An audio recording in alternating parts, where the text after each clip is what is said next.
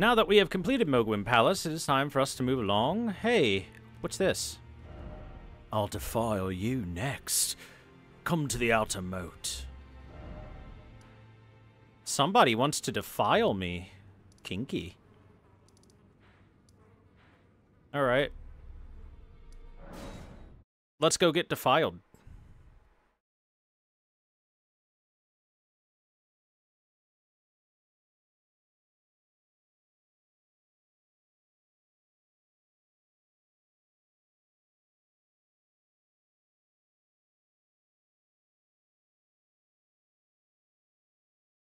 Boop boop boop ba ba ba ba ba boop boop boop boop boop boop boop boop boop.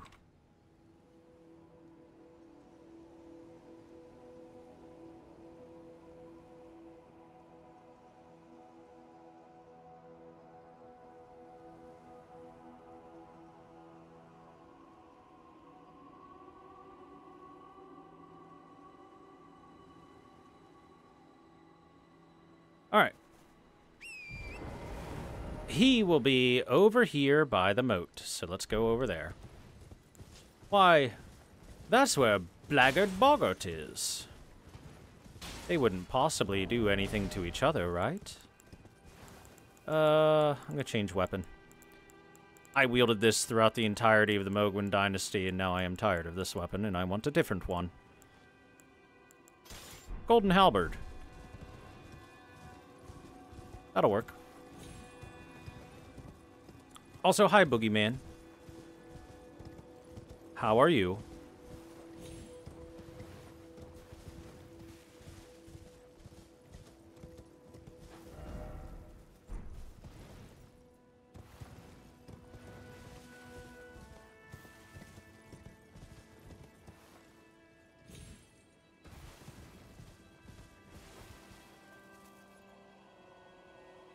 I don't think I missed anything with Boggart, did I?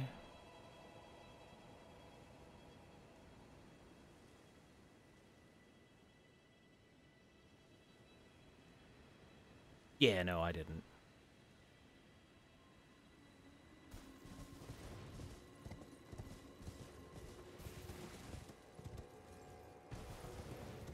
Alright, this point, it's too late.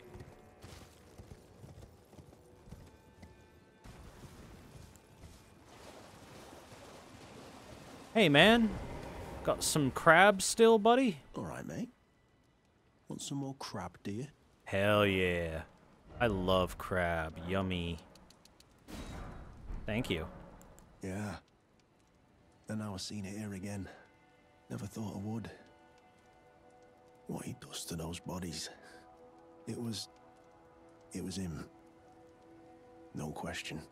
That monster. He's lurking round here. Lurking.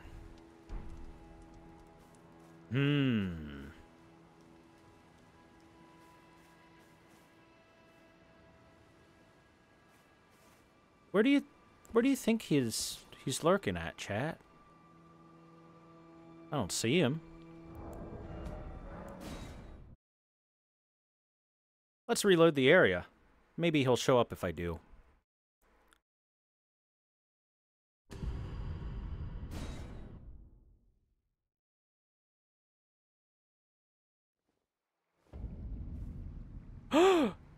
Boggart! No! My crab friend! Serves me right. Fitting bloody end. For a jumped up little shit with big ideas. Boggart! Boggart, no! You could have given me so much more crab. It was so delicious. He's still not dead. We can save him. Help me out. Would you, mate? I don't want to get cursed. Just let me die. I don't want to live like this. Not anymore. So, please. God damn, what the hell did the Dung Eater do to him? He just wanted to die. He didn't even want to live anymore.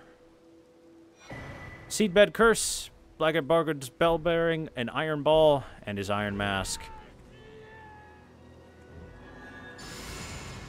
I will kill you and defile your corpse. Then the pox will truly be your own. Boy, you're not doing too well in this fight there. Alright, gave him a pity hit.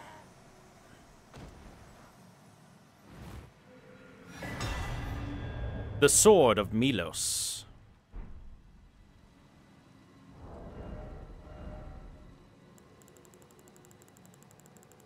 Which I do believe is a straight sword.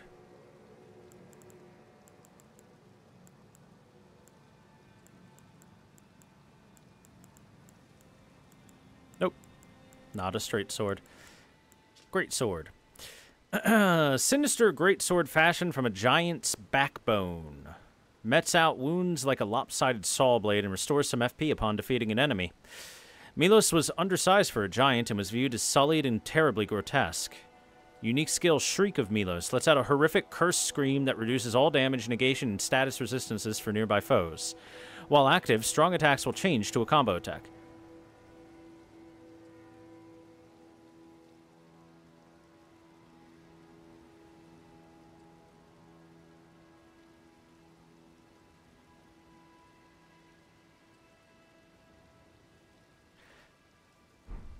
Well, he killed our friend. At least we can put his helmet on.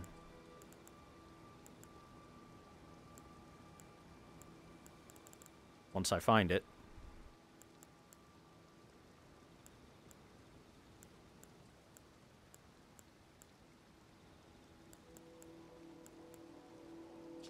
Blackguard's Iron Mask. Iron Mask forced on convicted prisoners, worn by the blackguard Big Boggart. To Boggart, the mask made him all the more threatening and helped him get what he wanted. But it was also a mirror of his emptiness.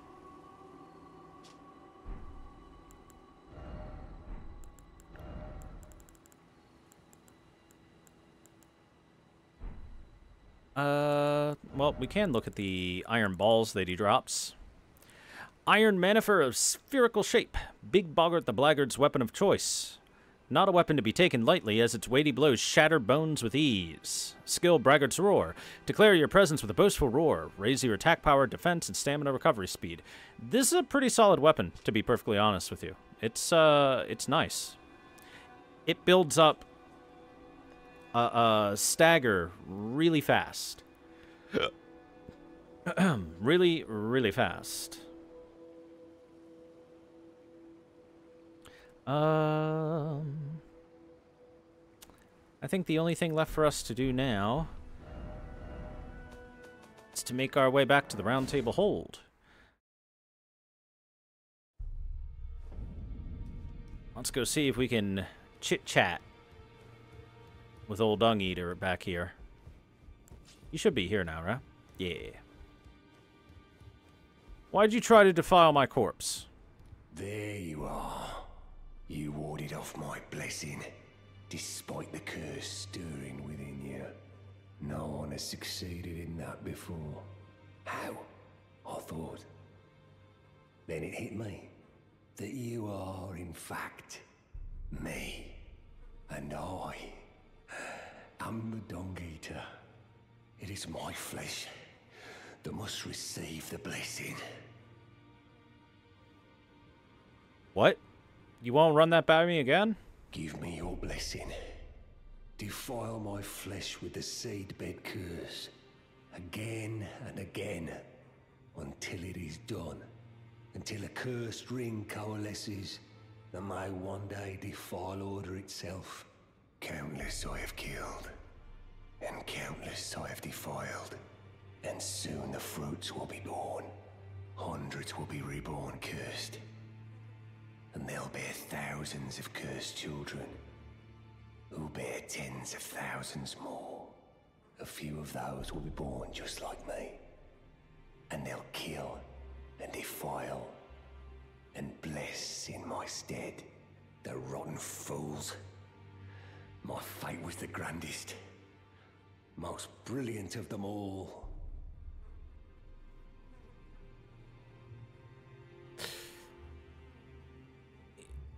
This man is insane. My corporeal flesh lies in the sewer jail beneath the capital. Give it your blessing. Defile my flesh with the seedbed curse, until a curse ring coalesces that may one day defile order itself. My corporeal flesh not. So now he wants us to defile his flesh. You see, he's crazy. And because I see the curse within you, he's decided that we are a proper inheritor of the curse, and that the only way for the curse to truly coalesce and grow to its proper strength is for one who is capable, one who is born with the curse within them, to become defiled, to create a pure curse ring, and then that can defile the world. Yeah, okay, yeah, he's crazy. Really, really, really crazy. Very crazy.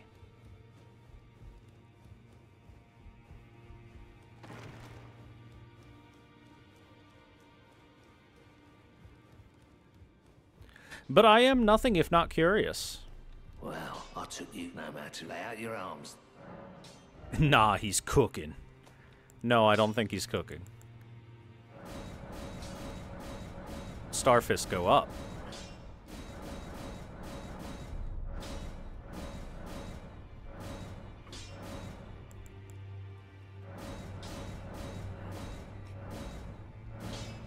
Cypherpata go up. There, I got a couple of fist weapons for us to use now. After all, who doesn't like a good fisting, am I right?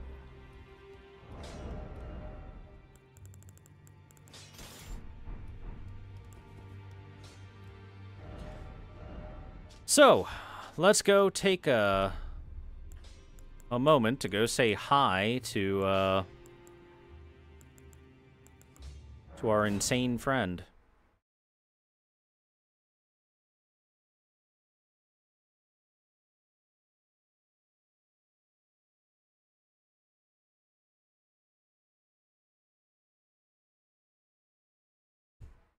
Have you ever felt the curse with your whole being, the pox upon life itself? No? Am I supposed to?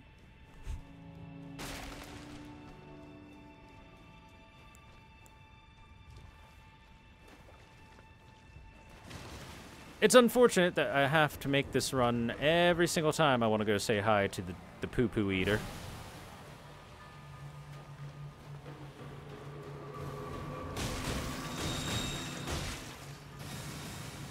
Gotta wonder, why is he called the Dung Eater anyway?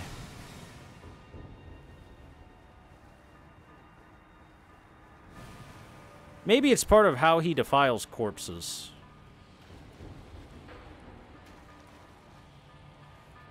Maybe he eat the poo-poo.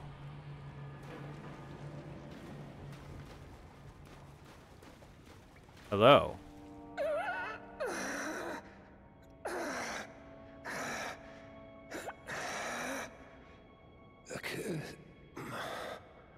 A curse upon them all. They'll be born cursed, all of them, along with their children, and their children's children, for all time to come.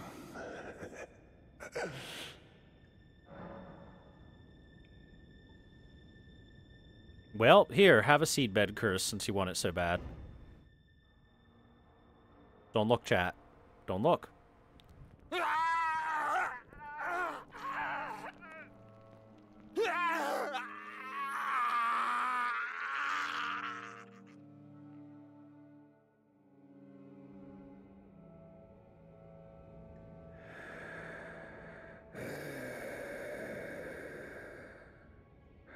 You close your eyes, right? Make sure you didn't see what we just did to him, the defilement. By the way, if you notice, he is wearing an armor with what looks like cut off omen horns all over it to make him look as though he himself is an omen. Interesting.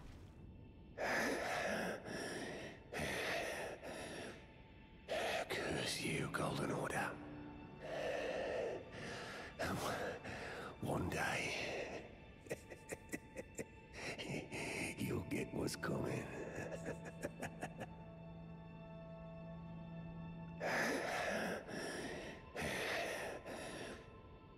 Curse you, Golden Order.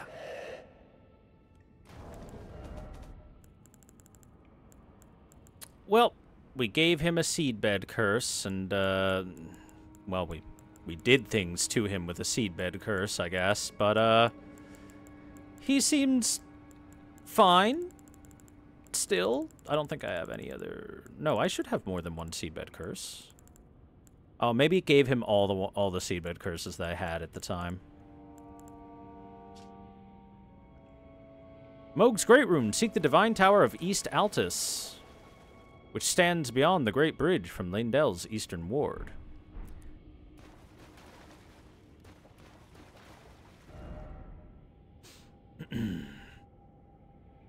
You'll wind up cursed.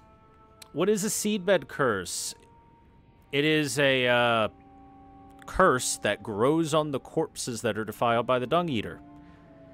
It literally shows itself as, like, a bunch of omen horns growing in something. I guess I gave all of mine away, otherwise I would have shown it to you.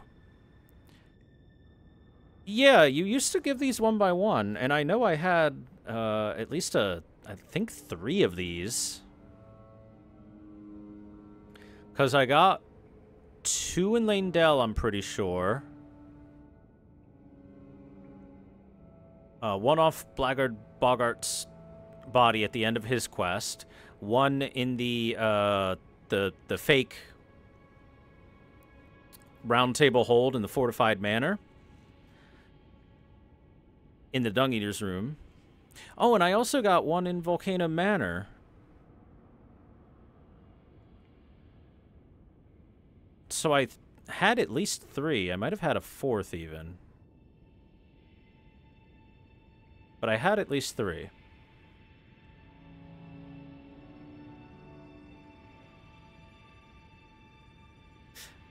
I was surprised I didn't have any left there. I was gonna, like, show the curse again, you know?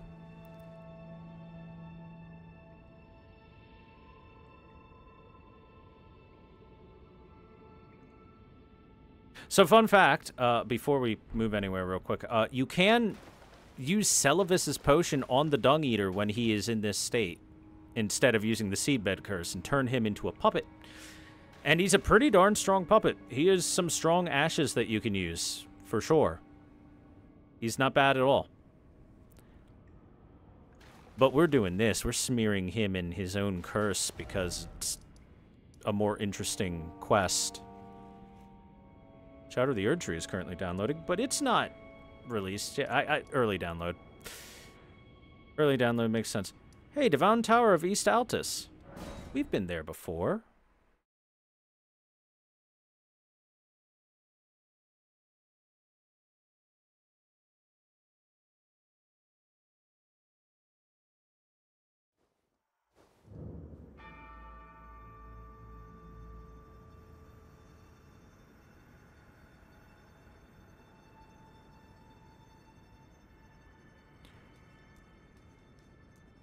Behold, it shines with a crimson color.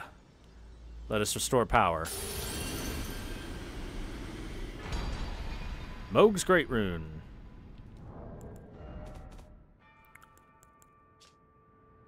Great Rune of the Shardbearer Mohg. Its blessing grants a blessing of blood to summon phantoms, and imparts a phantom Great Rune upon successful invasion. Mohg and Morgott are twin brothers, and their Great Runes are naturally similar.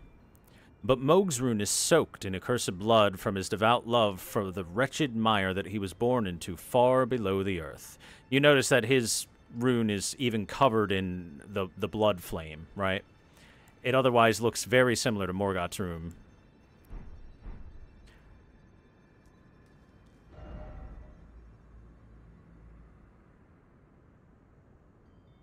Give it a couple hours until PC players cracked it and played early. People have already cracked it and playing stuff early with it. Anyway, it's more like a co-op rune, so Mohg's rune is only really big co-op rune.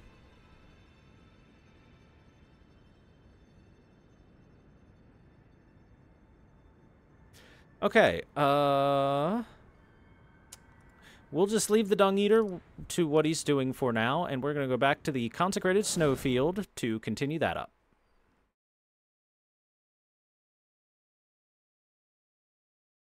Boop boop bop bop bop bop bop. Beep beep boop boop boop boop. Bop bop bop bop bop bop bop. Boop boop boop boop boop boop boop.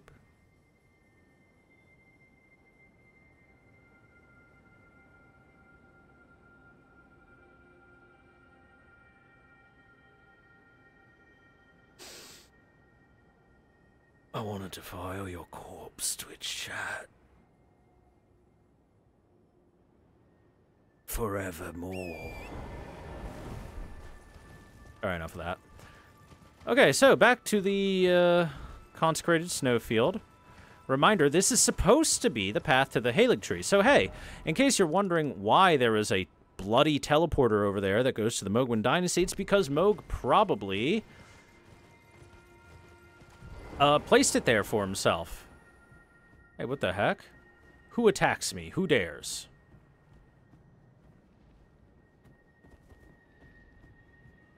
Anastasia, the Tarnished Eater. What is she doing here? I could have sworn she invaded somewhere different.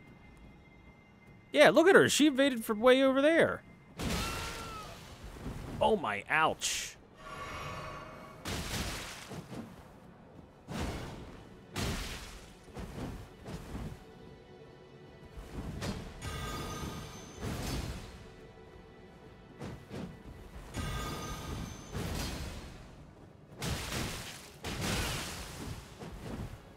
Fisting is 300 runes.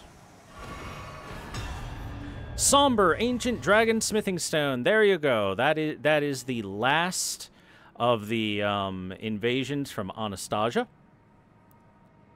And if you've done all the invasions and you get to this one, you get the Somber Ancient Dragon Smithing Stone, which is a max upgrade smithing stone for you. Very nice. Very good indeed.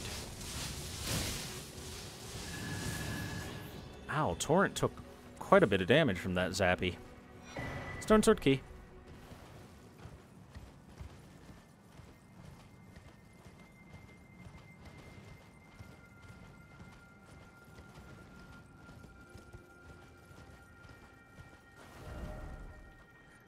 Let's see. I don't think there's anything for us to grab until, like, the top area in this little chunk. Let me double check. There is just a couple of... Yeah, just a couple of upgrade mats. I can ignore that. So we're just going to go right up here. We're heading north. Oh, excuse me. She got really hungry and just wanted a nibble.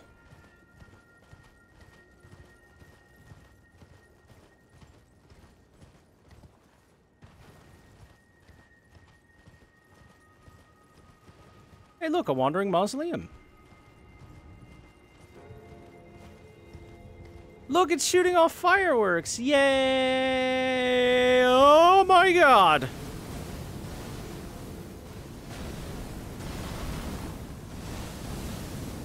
Those are some dangerous fireworks.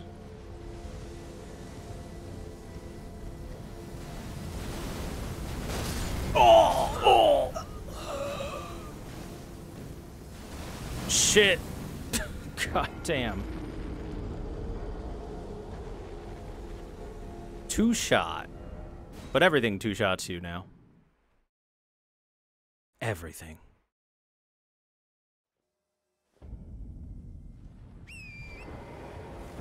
Oh god, it's beginning already. It's still June. The 4th of July has not started yet. Please stop. Also, holy crap, the FPS. The FPS is taking a dive in this area. Oh, thank you for the fireworks, chat, but I've got plenty already. Yep, up.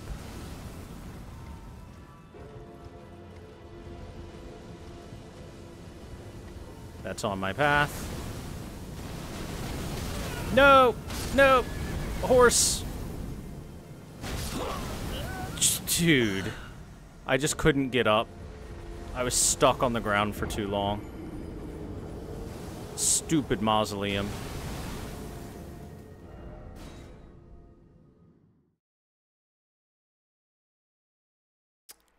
Hey, Nutty Case Lane. How are you?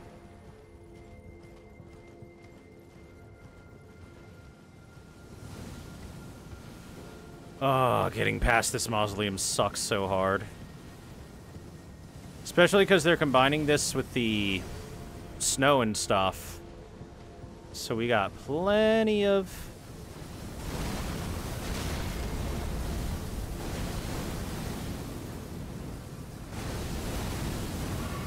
As I was saying, we got plenty of lag showing up.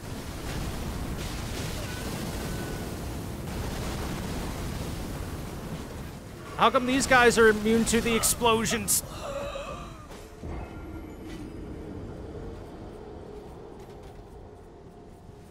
Did that guy do half my life with a dagger? Fuck late game Elden Ring. I hate it. Oh boy, 3 a.m. God.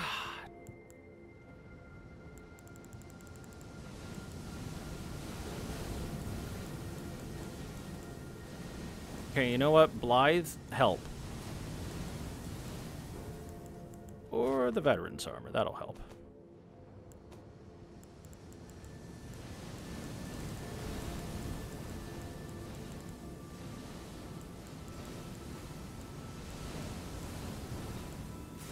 I'm a veteran.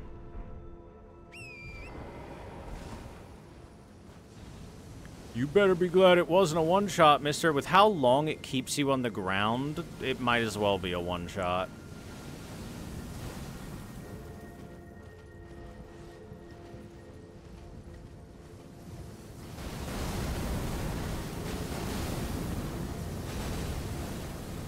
Da-da-da-da-da-da-da.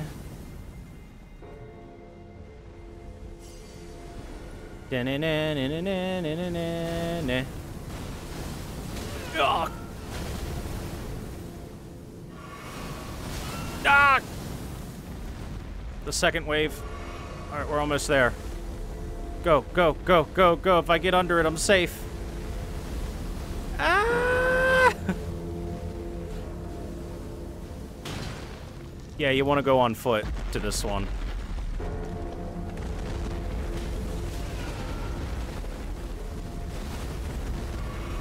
Please do not even attempt to step on me.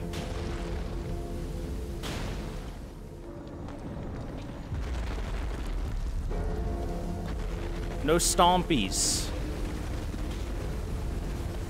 No stompies.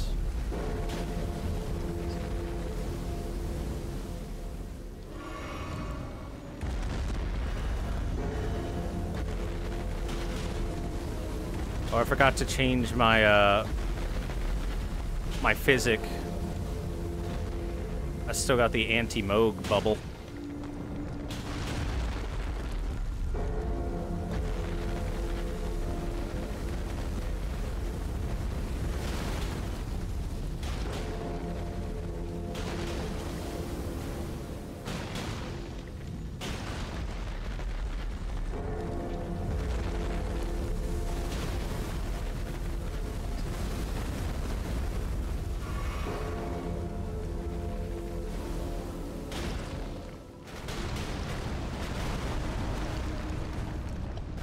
I did it! I defeated the mausoleum. Good. Sheesh, that hurts. We got him. Sheesh.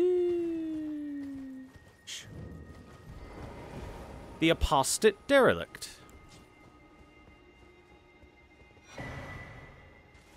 The silver mirror shield.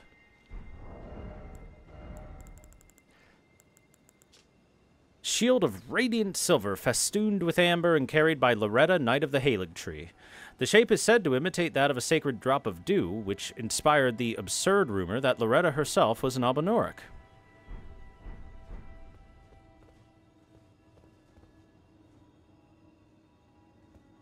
Hold on, let me grab this real quick.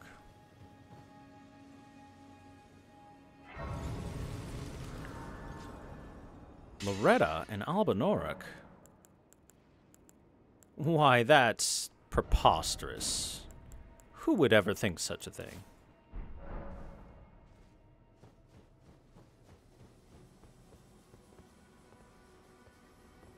Let's summon Latenna.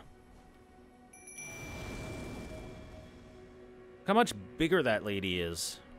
O young yet towering sister of ours, let the birthing droplet in and create life.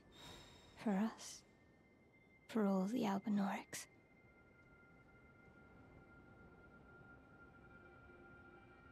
I again question why male Albinaurics turn into horrifying frog creatures and or old men, and female Albinaurics get to be pretty. But okay. Thank you. I finally fulfilled my purpose. Somber ancient dragon smithing stone for getting her all the way here. Our young yet towering sister will give us hope. Now that nothing is left unfinished, I will join you in battle to the bitter end. And when the fighting is done, then you may lay me to rest. Beside Lobo, my dear wolf.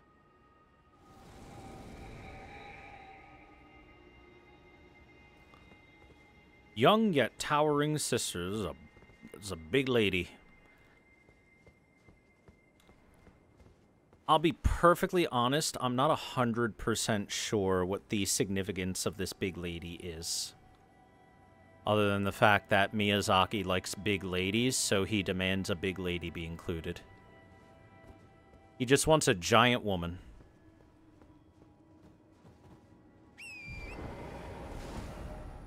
She big. Yes, she is. Very big.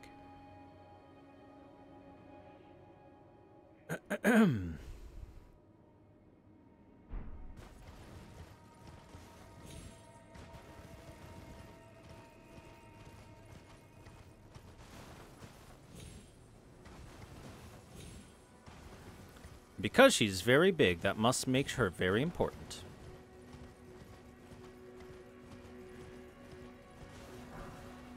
Somber 9 over here. That is definitely worth picking up. I don't think that item is something that's worth picking up, but I'll grab it. Yeah, Golden Rune 13. Not worth much, but hey. Every rune counts. A rune saved is a rune earned, as they say.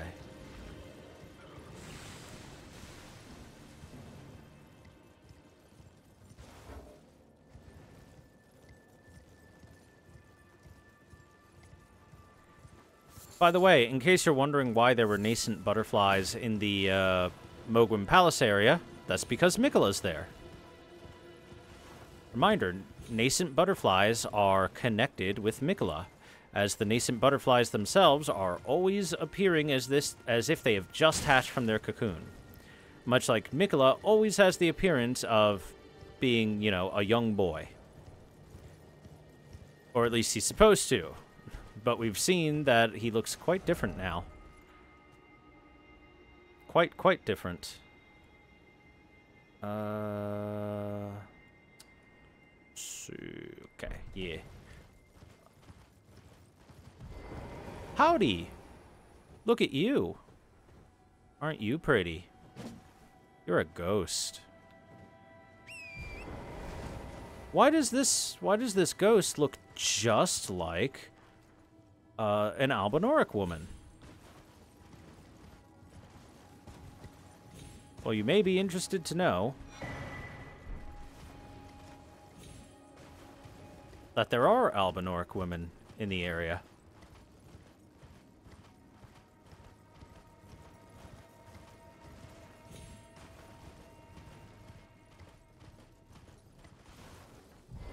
Hey, look. A rotten duelist.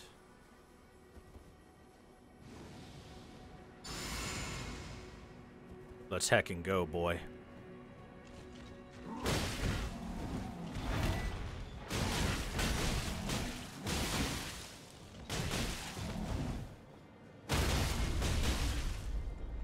Get fisted! I told you guys, this weapon's rather good. This is a very good fist weapon. Rotten Duelist Greaves and Great Axe. Let's see, where's his Great Axe? There we go. Great Axe designed for gladiatorial combat, now festering with Scarlet Rot. Much lore, such wow.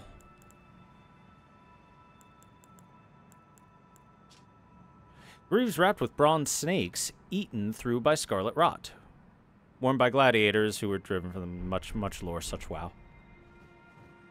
Might be the best weapon in the game? These fisties?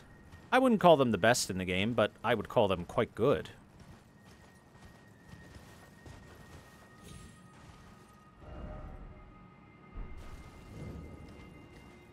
Ordina, Liturgical Town.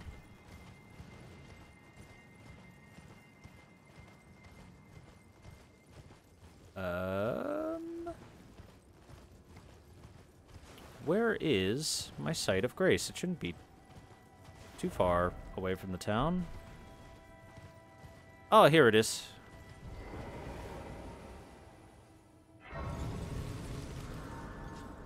Well, they were using a level 1 run because you can wield these at level 1. And they have a lot of stagger and stuff. But even if you're not level 1 and you have, like, much better scaling, these are still a good weapon. That's the important part. Even not at level 1, they're still very good.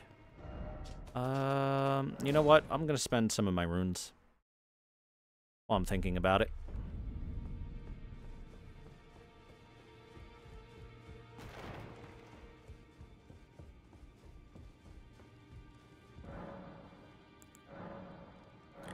Here's the Blackguard's bell bearing. We can now buy boiled prawn and crab. He'll never boil crab for us again, chat. And yet somehow we're still able to buy some, but you know.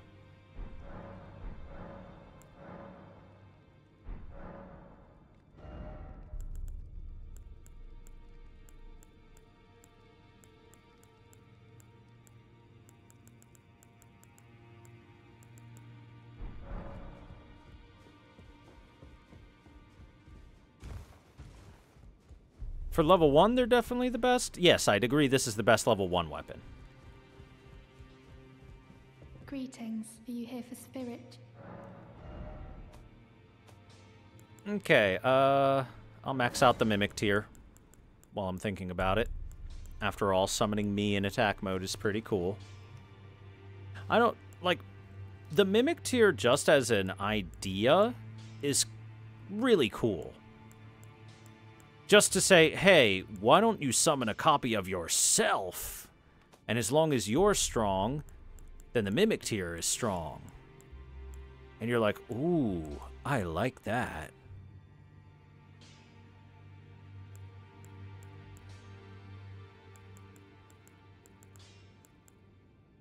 I like the Great Shield boys. I do like the Great Shield boys, if I'm being perfectly honest with you. I think they're a pretty darn good summon. Well, I took you no matter. Lay out your arm.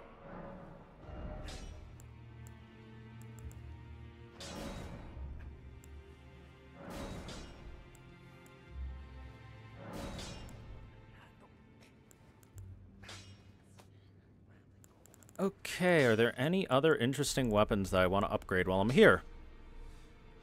Seeing as I have many, many runes. Moog gave me many, many runes. Grafted Greatsword I can get to +6 for pretty much free.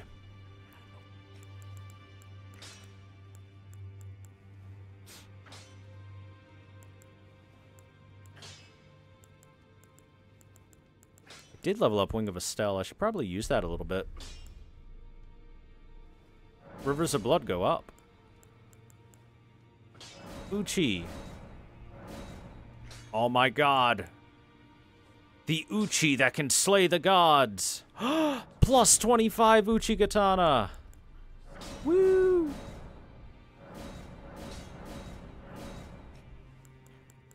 Our first max rank weapon. And of course it's the Uchi Katana, because it was our starting weapon. Why wouldn't we, right?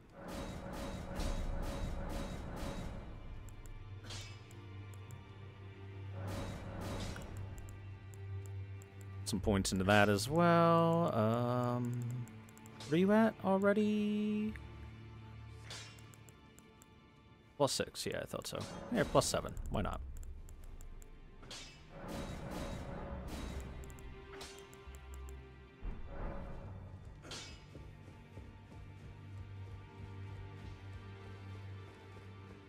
And then spend the rest of my runes on upgrade materials so that I can keep upgrading things.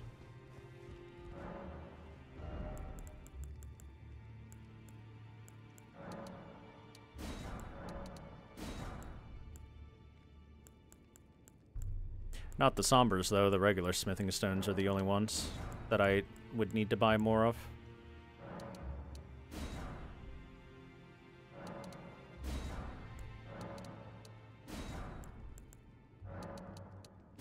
There we go. Sorry, I just wanted to spend my stuff. I know you guys want us to just get going. I know how impatient chat is, but you gotta hold your cocks a little bit. I'm sure everyone's very excited for us to do Ordina. But first, it's nighttime. There is a nighttime enemy for us to go talk to. With our fists. It'll be right over here in the top of the river. Where's my other marker? Oh.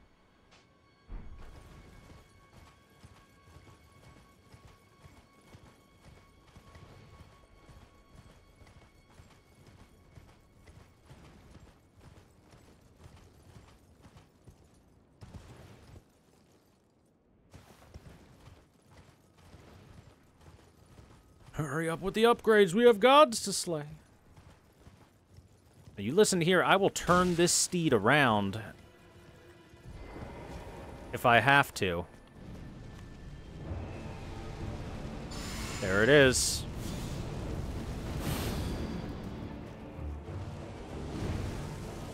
Another Deathrite bird. Thank you! Thank you. For bringing the lore. I am bringing the lore. Thor lore, get it?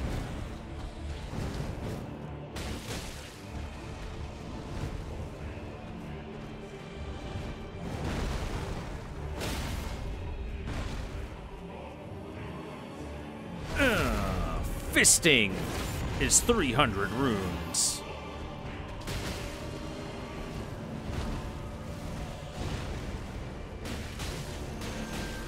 Uh-oh. Uh-oh.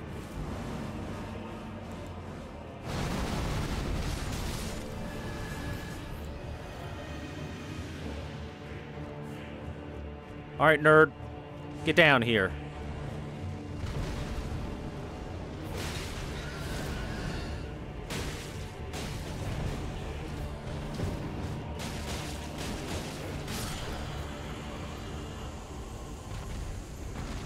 Flawless victory. Give me my prize. Explosive Ghost Flame.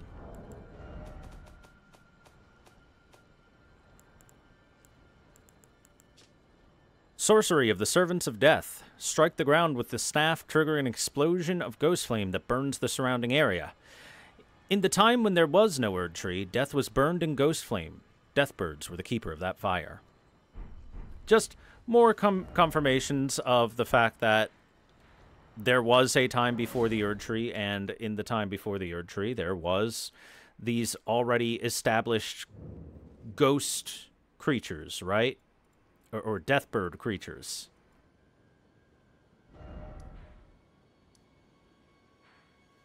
Now, Before we do the liturgical town, we're going this way, to the east. We're clearing all the stuff around it, which should be a pretty big indicator that the liturgical town is going to have some important stuff for us to do. In case it wasn't obvious. East? I thought you said west. West? I thought you said kiss the chat.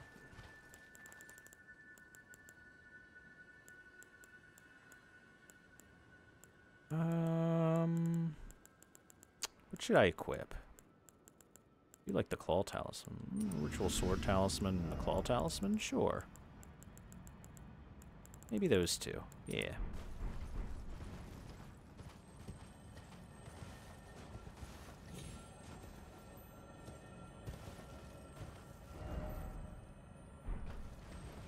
A lot of crimson scarabs around here.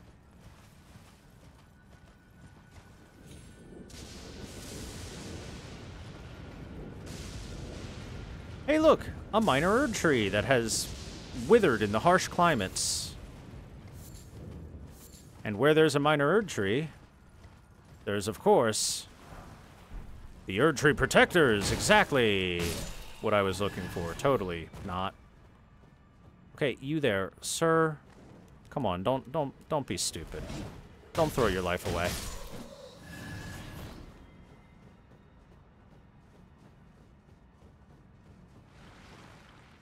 Don't do it, sir. Don't stand there and let this happen to yourself.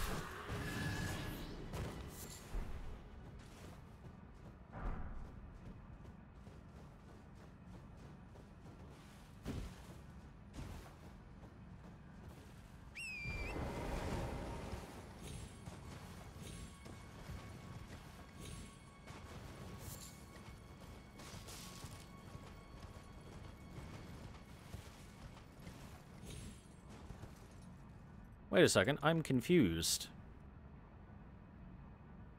Did I already fight the Avatar here? Let me see. Thorny Crack Tear and Ruptured Crystal Teardrop at this. I don't think I did.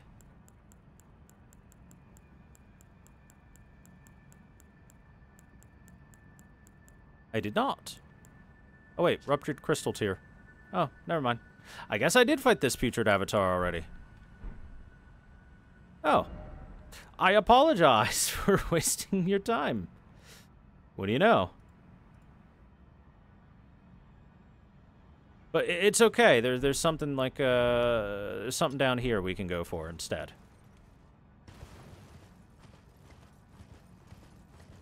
It's fine.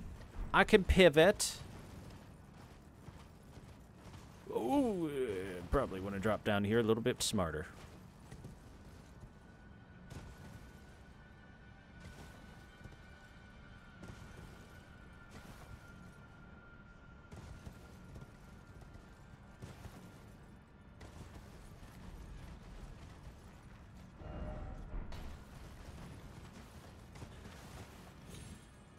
Uh-oh.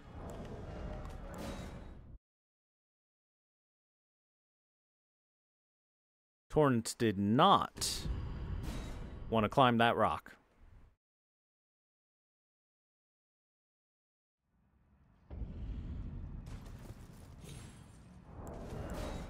Torrent. Bud. Can we be a little bit smarter about how we turn around and not turn around terribly and throw yourself off the cliff like an idiot? There you go. Shh. Like I said before, I like Torrent. I just wish Torrent controlled a tiny bit better. It is incredibly easy and common for Torrent to turn way too wide and hurt himself, or you, or both. Crabs. Like, look at how hard it was for me to turn around and grab that. That's not because I'm stupid, I think. You use a giant crab to open this, by the way. Smithing stone 8. Eh. I just wanted to double check what they drop. Hello there, tentacle beasts. I'm busy putting 2 stone sword keys in here, if you don't mind.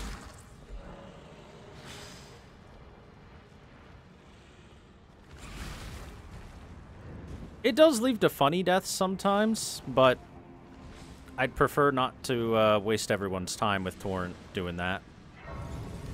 Cave of the Forlorn, and we are instantly met with a dead dragon.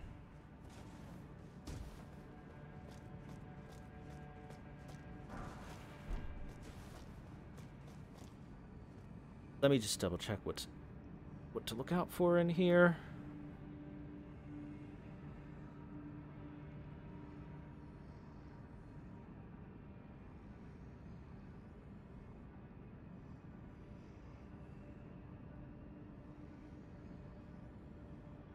Okay. Not too much that we have to look for.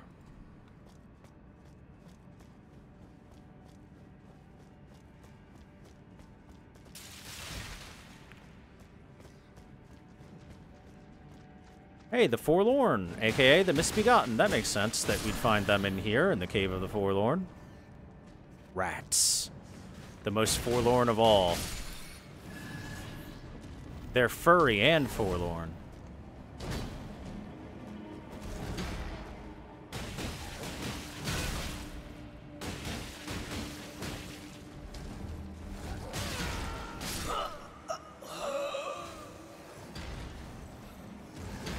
Boy, he took way longer to swing that than I thought he would. He also didn't get staggered at all.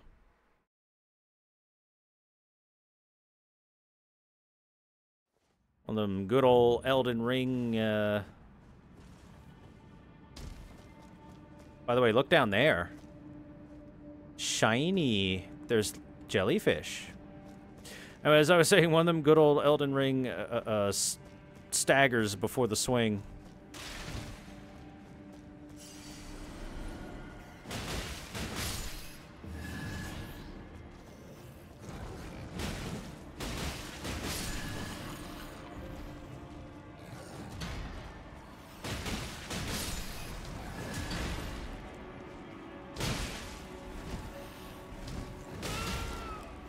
Okay.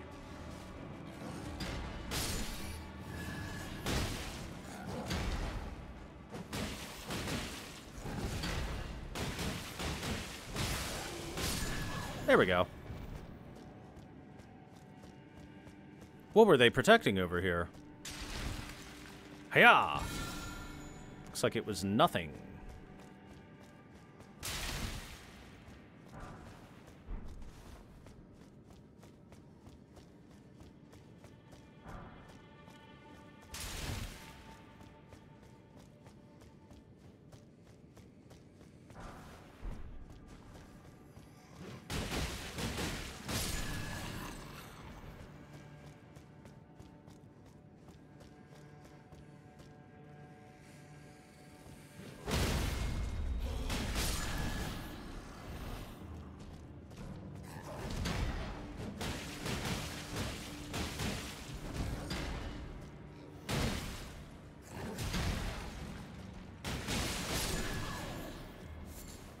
A nascent butterfly.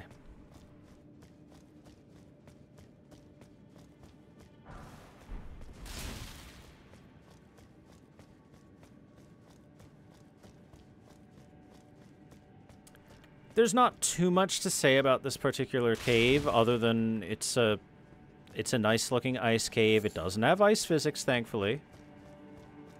And there's a bunch of Misbegotten here. And as for why the Misbegotten are here, more than likely they got lost on the way to trying to find the Haligtree. We also find all these Miquella's lilies. Miquella connected to the Haligtree, the nascent butterfly connected to Miquella, the Miquella's lilies connected to Miquella. It all makes sense. We're near the Haligtree, but not quite there yet.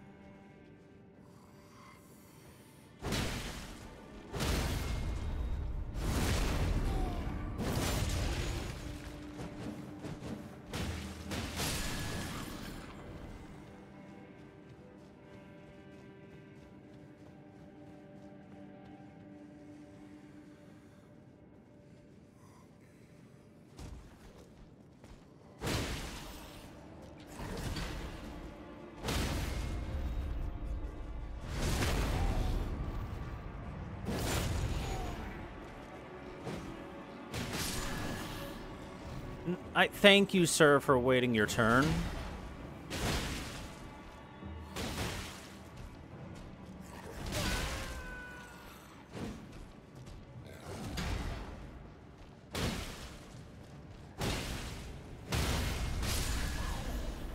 I repeat, thank you, sir, for waiting your turn. Uh-oh. Arrow fight.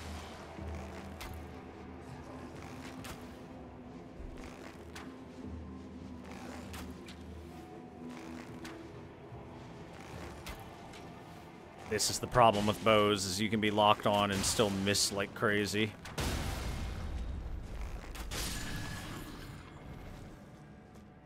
I didn't want to jump and try to reach him with my fists. Rune Arc. Always nice to see some of those. Spirit Flame Arrow. You know, one of these days I should probably pop a Rune Arc and actually use them. How many do I even have? 56. Alright, Rune Arc. Behold! Anytime you use a Rune Arc, your stats increase, and now I have activated the Great Rune that I currently have equipped, which is Radahn's Great Rune, which raises our max HP, FP, and stamina even further. No, they're too good to use. They are too good to use. Again, Rune Arcs, you find a fair bit of them in the game. They're most easily farmed with online play. You can farm them off of rats, but the drop rate isn't particularly great.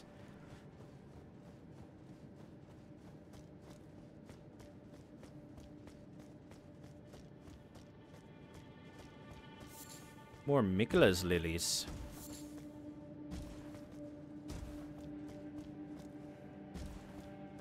And the Miquella's lilies lead the way.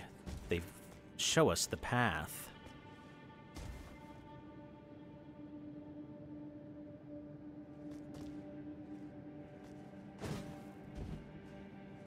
The path to the jellyfish.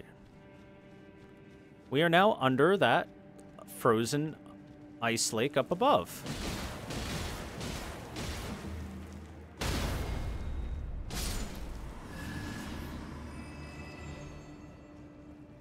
You know, jellyfish, if you didn't ever attack me or anything, we could be friends. Miquella's Lily. Crystal Darts. Thaw Frost Boluses.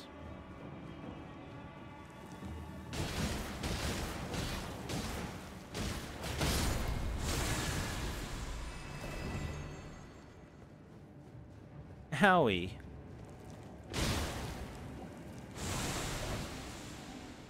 You know what? Heck you. You jellyfish are mean. Ah! I don't need a bath. I'm clean.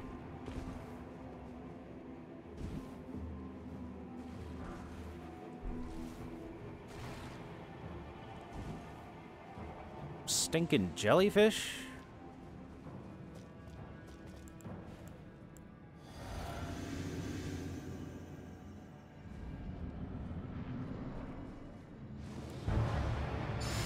A misbegotten crusader, one of the lions.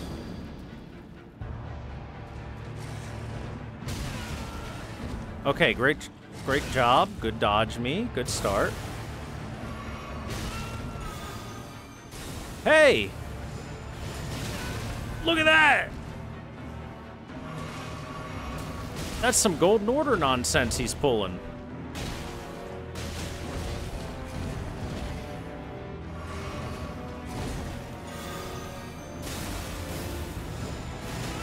Oh, it's the double swing.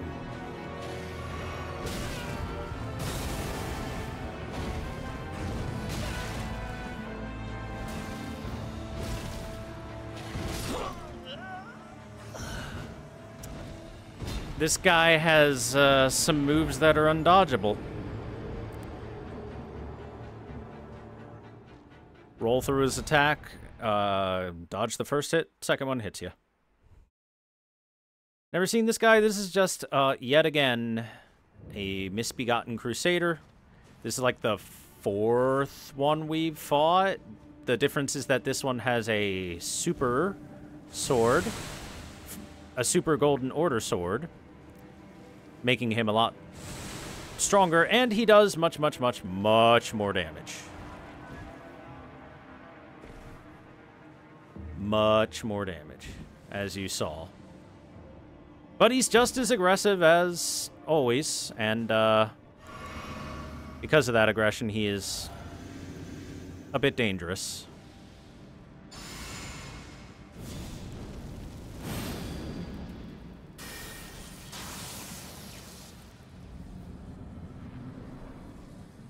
All right, you.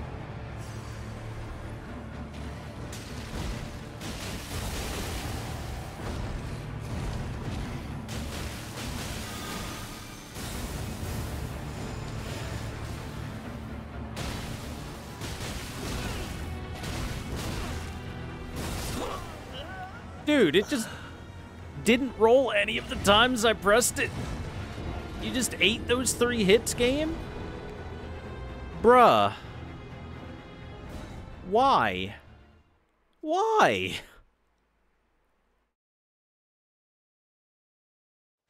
That's annoying.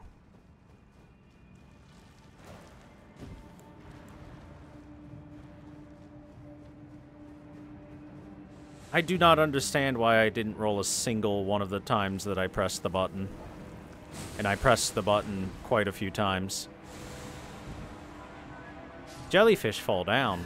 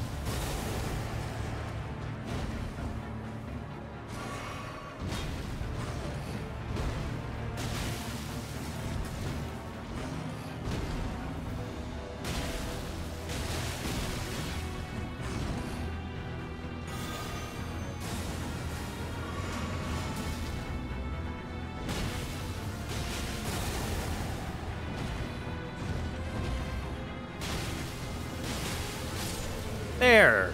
That went better. Golden Order Greatsword. That is the weapon he was wielding, obviously.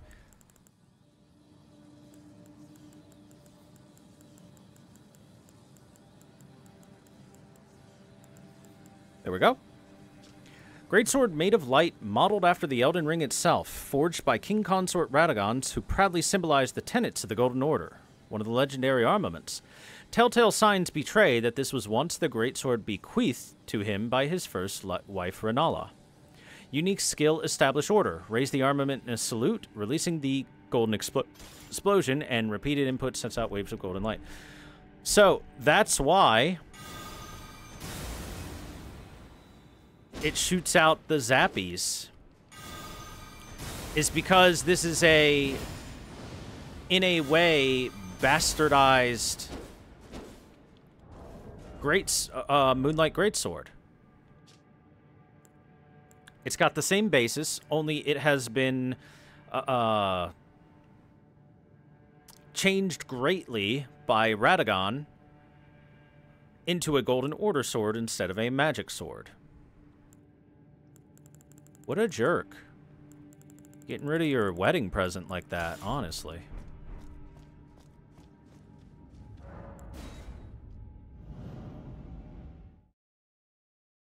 As for how that misbegotten got a hold of that, your guess is as good as mine, to be perfectly honest. Oh god, jeez.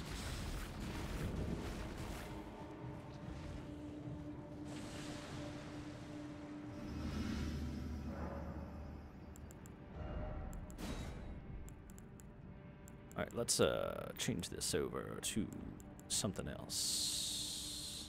Where's my red lightning? There's my red lightning. Red lightning is better than yellow lightning.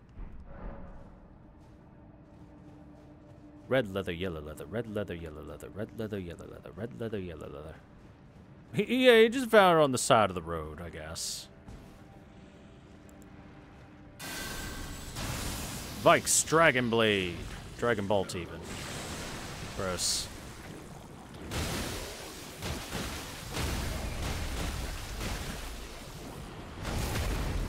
Damn, look at that damage.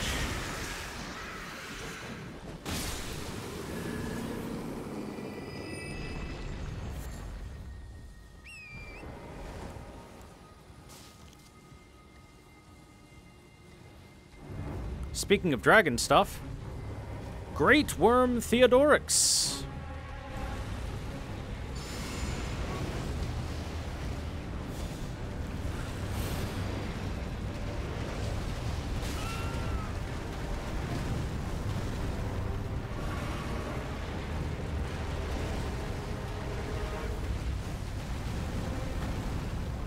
It is a dangerous idea to use a fist weapon on one of these guys.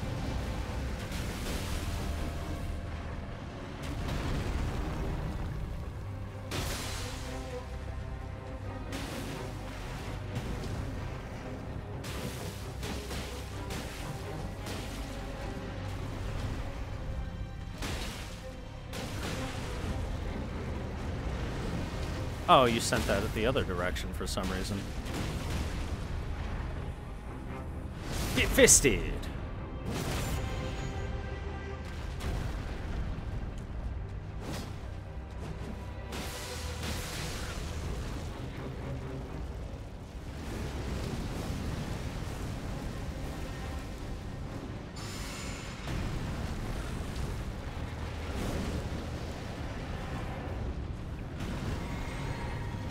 Whoa!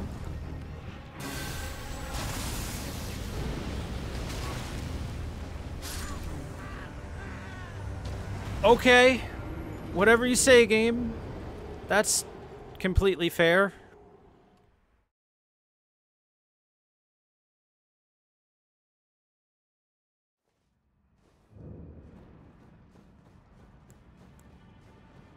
Sure.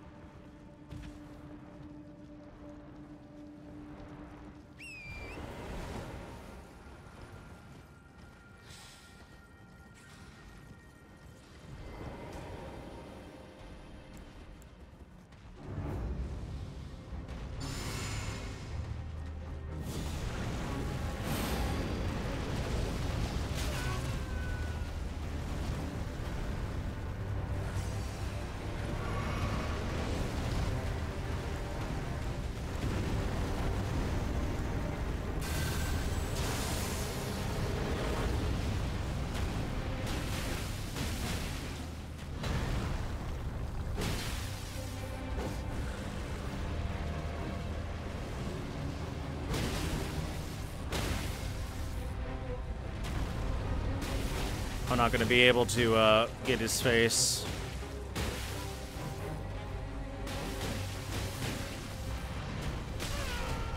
I did still beat him down pretty good there.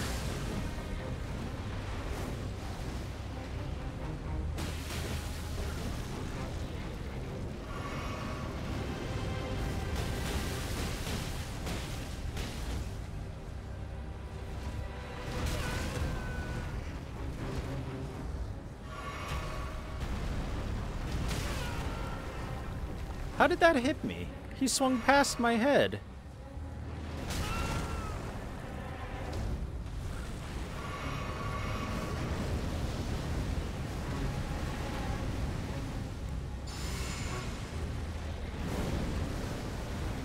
Gotta be real careful of this magma. It does stupid amounts of damage.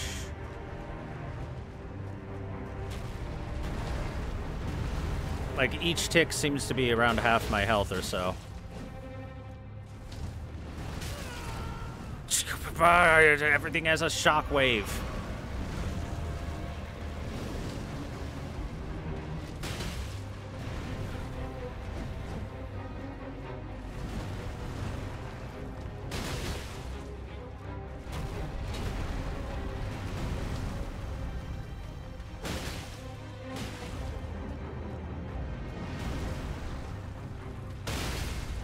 There we go. I think he's done now. Fist him. Oh my god, he's alive. I don't like that. There we go. Fist him. It's worth 3 dragon hearts.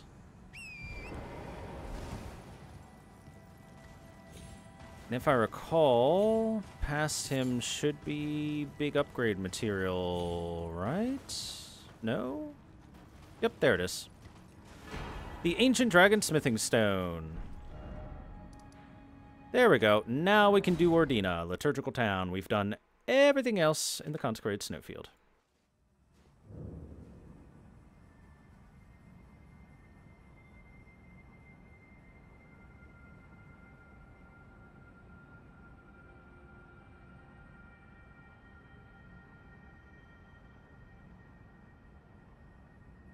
Okay, so the first thing to do here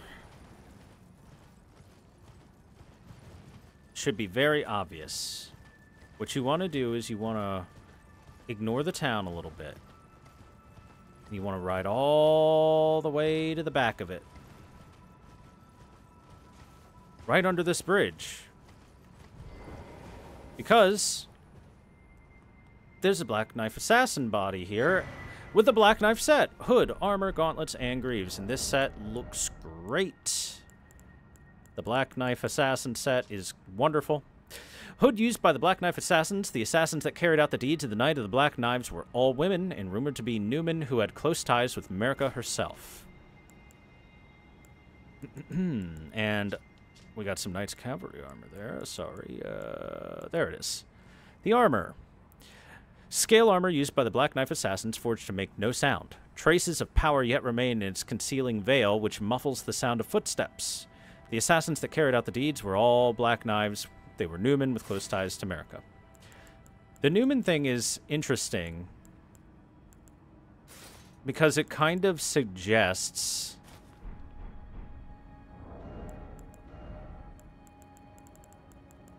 I mean, it straight up does suggest that America's own lineage, in a way, was not necessarily loyal to her.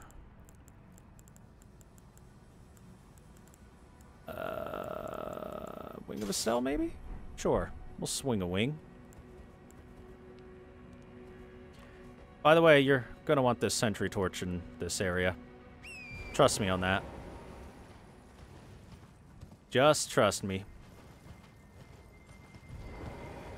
Hey, what gives here? Let me in.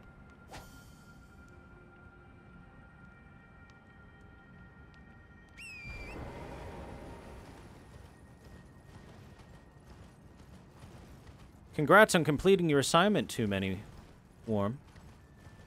Well done. A lot of spirits here. And these are all Albinoric women. You can tell by the fact that they are side-sitting.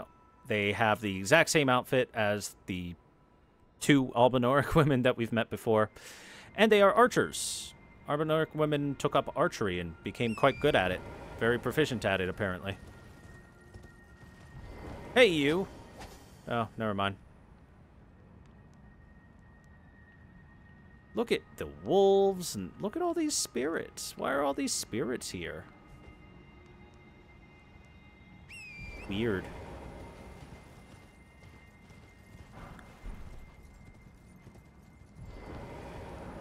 Held shut by a seal. Well, we're gonna have to take care of that seal, won't we?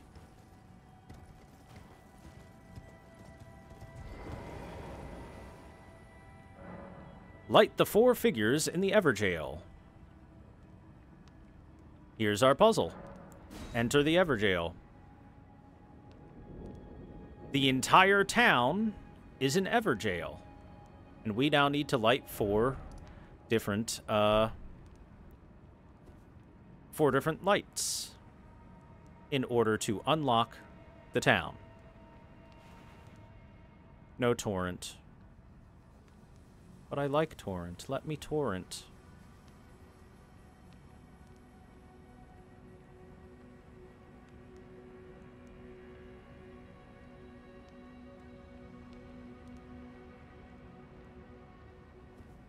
As for why I have the sentry torch out, you saw that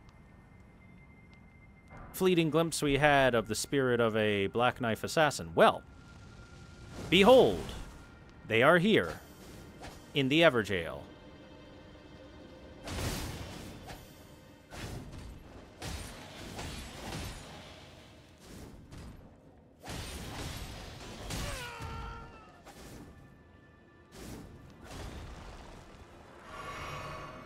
Okay, Wing of Estelle not doing a whole lot for us here.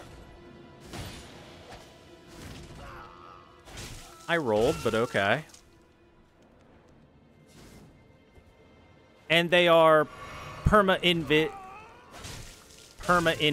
without the sentry torch.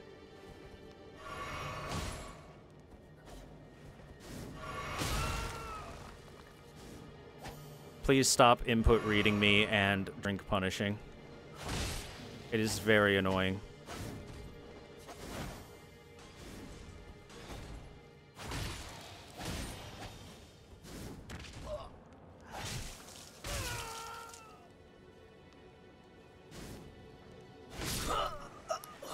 Even seeing it, I still die. I need to use a different weapon than the Wing of Estelle for one-handing. Without being able to use its weapon art, it is not particularly great.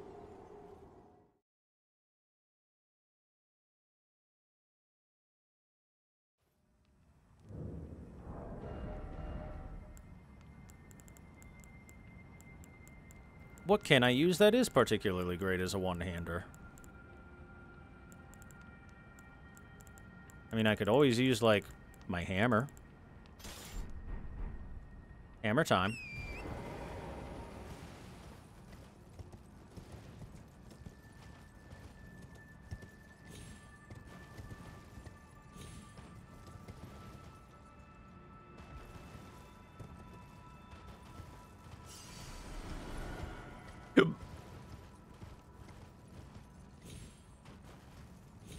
My apologies for dying like a goober there. But Black Knife Assassins do many damage now, as we enter the late game. Well, everything do many damage now. Oh, come on.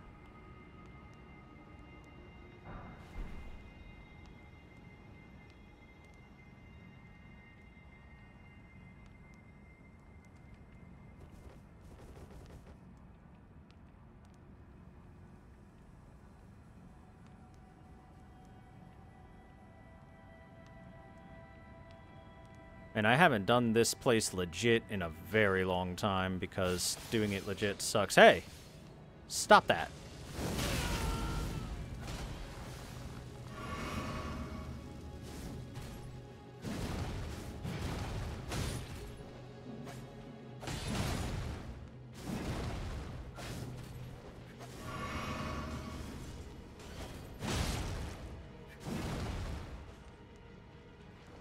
Hammer time.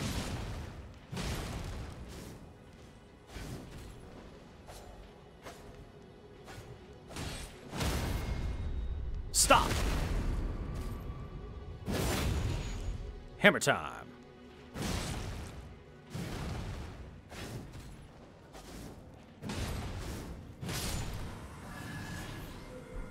Killing them does give you nice upgrade materials, so it's sort of worth it. Alright, light one flame. That's one. Now, where do I find those ladders again to get up there and go deal with them? The archers, the Albanoric women that have decided they wanted to shoot arrows at me for some odd reason. What am I doing? That's so evil. Just running around with a torch, taking care of assassins.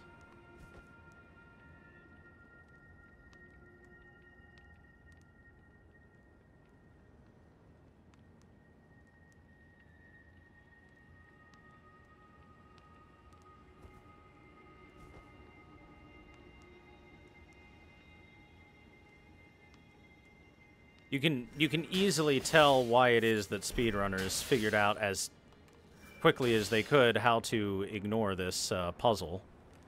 Because no torrent allowed. There's lots of enemies shooting at you from afar, which is annoying. Okay, sure.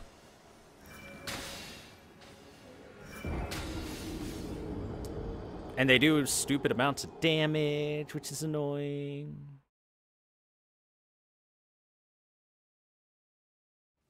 And if one arrow hits you, it staggers you enough for the other arrows to hit you, which is annoying. This shit is just plain annoying.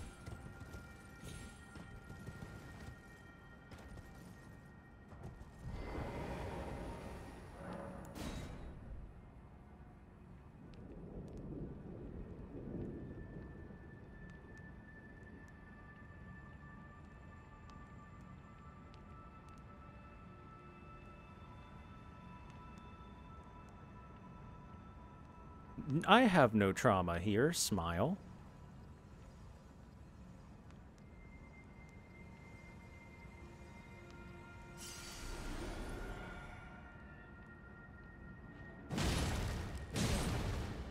Look how tanky they are, too. And their arrows are homing. Slightly, at least.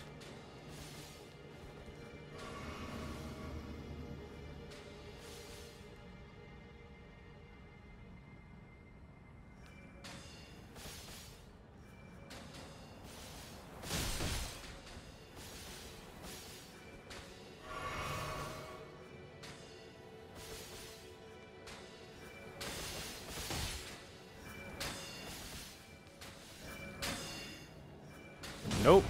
You die now.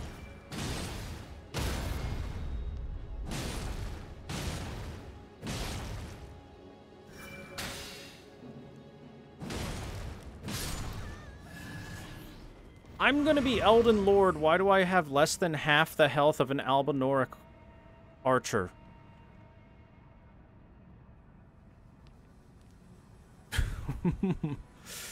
What is even the fuck? Light the flame. That's 2. I think the flames stay lit at the very least with each time you light them. They don't unlight. Hey, you. Geronimo! Uh-oh.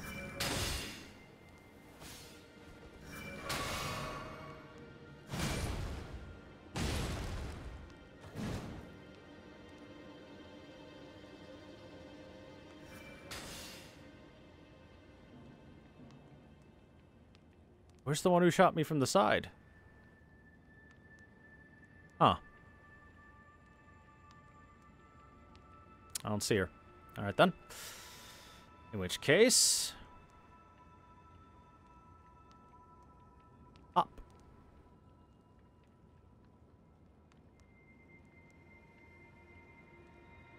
Shh.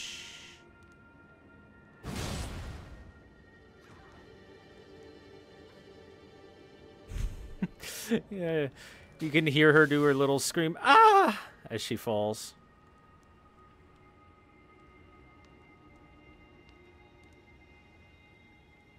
Let's see, there's one up on that rooftop, yeah. Let's grab this item while I'm here. Rune Arc, that's nice.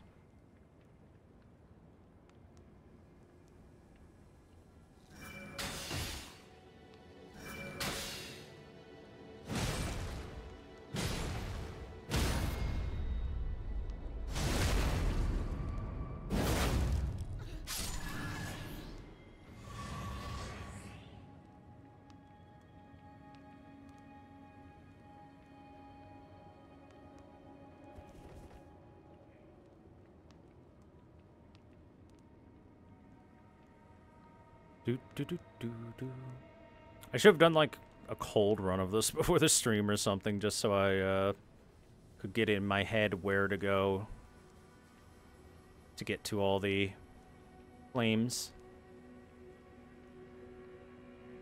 and not take forever.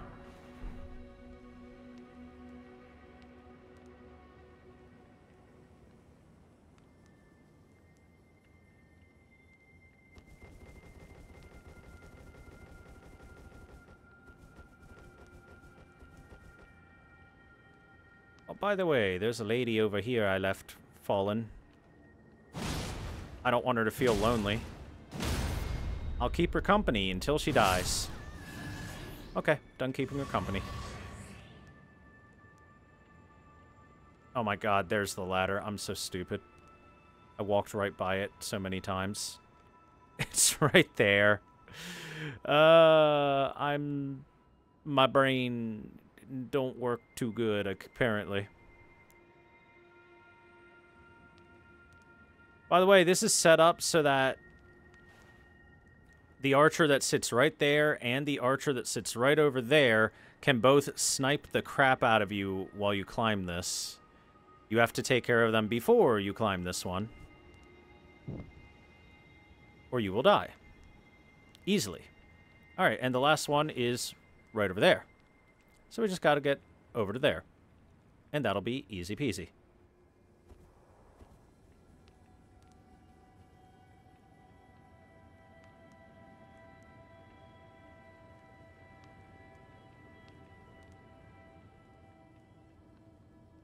Again, you can just jump up that ruined wall over there easily enough to get up to here, and then go across this flying buttress. Don't get shot at by the Black Knife Assassin down there. At least try not to.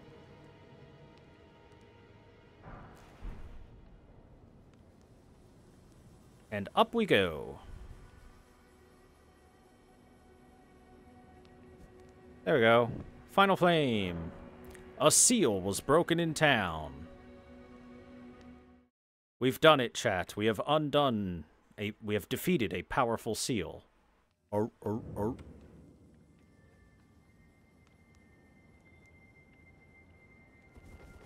So for those wondering about how the speedrun route did this for the longest time, I'm not sure how they do it anymore. But you would take Torrent, and then you would ride him up this side path, which was very difficult and took a lot of precise input and stuff. And then they smoothed out the rocks here. They literally, like, shaved off the mountain. And then a different way was found on the other side, and then they messed with that mountain, too. Just... And it was difficult. Let me just say that. It was not easy to do. It took some practice to figure out and get even slightly consistent at. And I guarantee not a single person was doing that stuff unless they were speedrunning. Because no normal person is going to have the patience to figure out how to do that. You gotta be broken in your brain like speedrunners are. And that gets you to Miquella's Haligtree. We've done it. We found it. The place that has been talked of in legends. Miquella's Haligtree exists. And boy, is it a very impressive tree. As for where we are on the map, so we teleported from here all the way over here. You notice that Miquella set up his Haligtree way north past the forbidden lands of the Giant's Mountain, and even off the continent, or yeah, off the continent itself. That's why it is so well hidden away and why people have so much trouble finding it without directions given to them.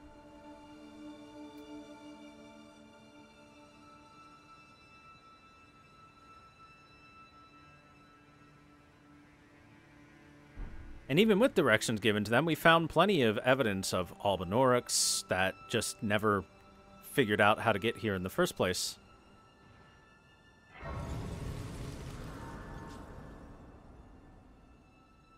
But we've done it. We have found our way to the canopy of the Haligtree. Which does mean that, in case you've noticed the area and how much is there, there's quite a bit to look at through here, so gird your loins.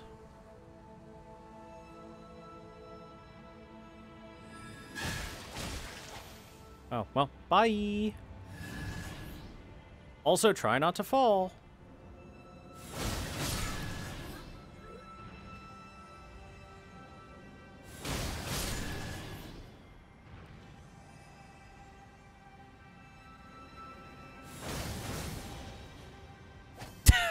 He just rolled himself right off. What a genius. Big boy.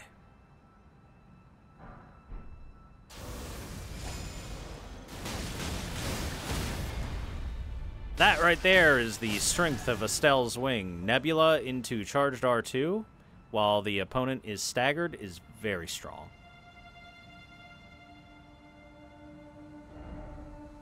Okay, let me do a quick double check on if there are any big items for me to grab. We've got a helmet, and that, and then looks like nothing until the next Site of Grace. Okay, 2 things to grab. One is back here, and one is like right below me. Hey look, giant ants. It kind of makes sense. Ants live in trees pretty commonly.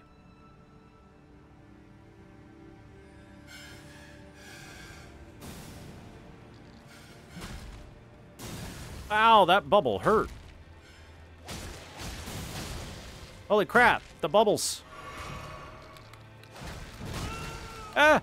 Ah! My butt.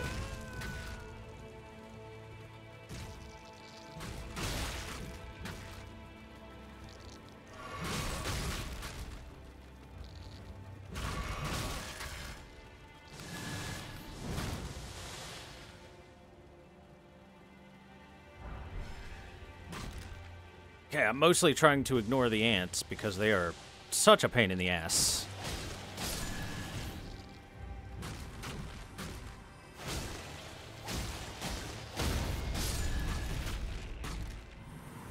There we go. There we go, that works. Big trumpeter.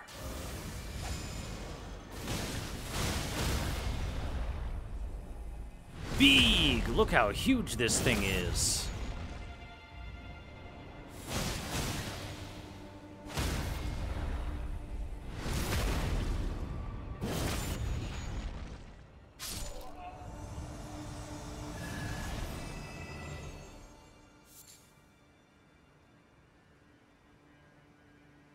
Here we go.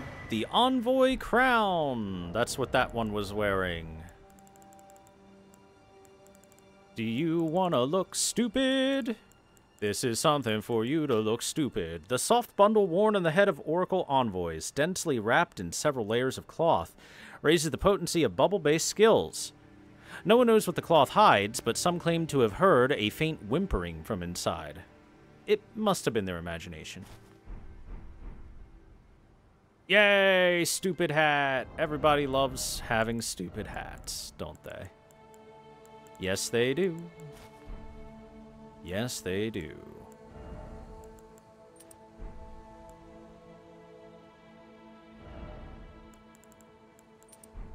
There we go. Back to our walking around talismans instead of our big fight talismans. You got that. Dumpy.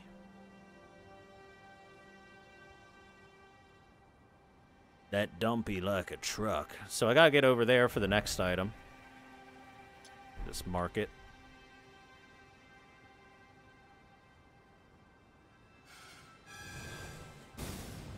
Ooh. Oh, it's from above. Those bastards above me.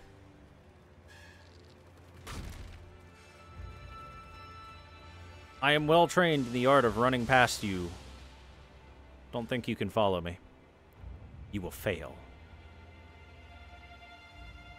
Now these ones I think I'll kill.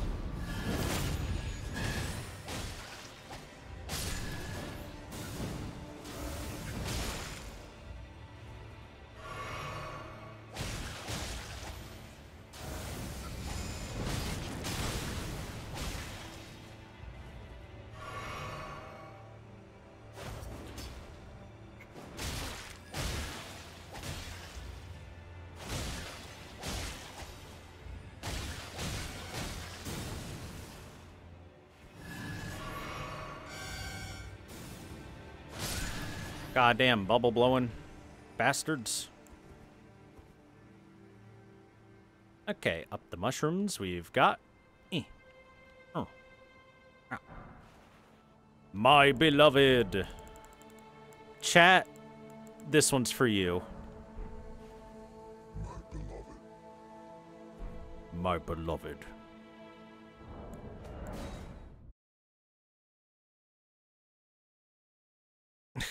Then I fell to my death. I proclaimed my love for chat and then fell to my death, as is written in the stars.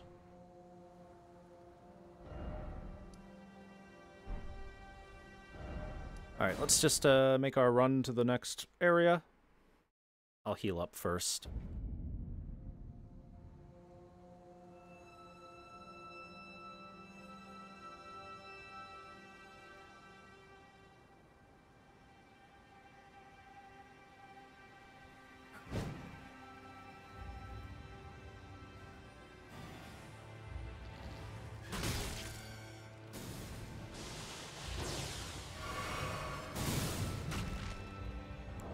You son of a bitch, ant. You're not supposed to have done that. Thank you very much.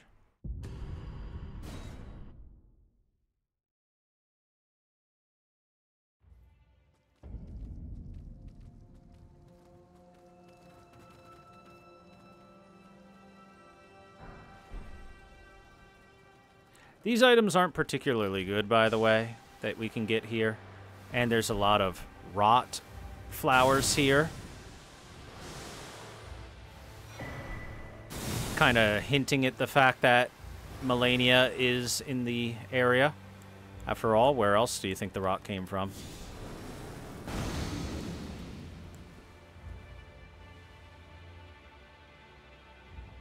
Okay, let's just hop on down here.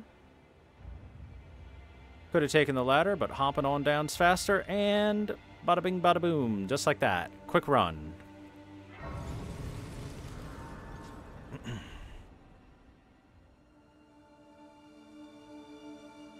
What's this site of grace called? Haligtree Town. Our favorite town. By the way, one of the reasons why Estelle's Wing is so good is because it staggers just about everyone.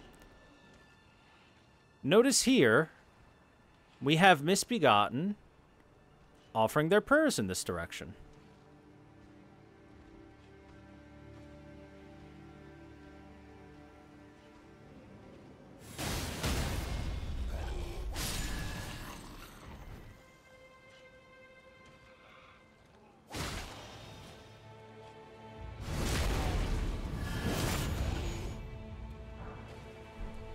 Reminder, as I've said before,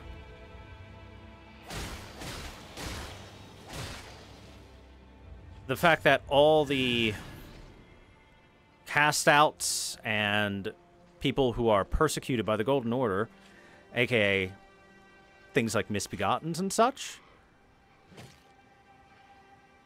tend to come here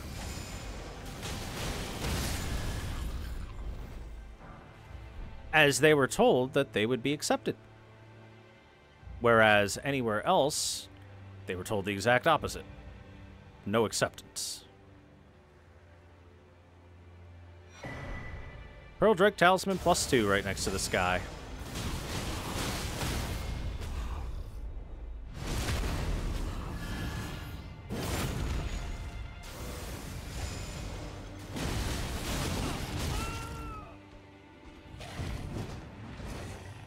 He did infinite poise move.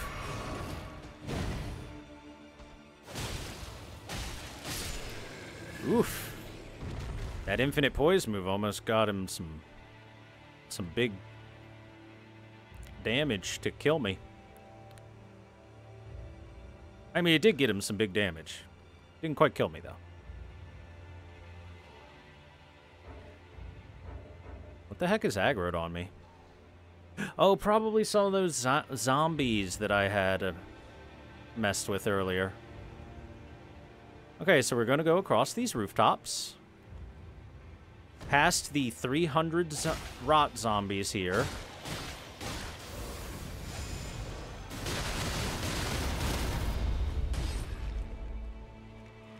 whose only real attack is to grab you, give you kisses.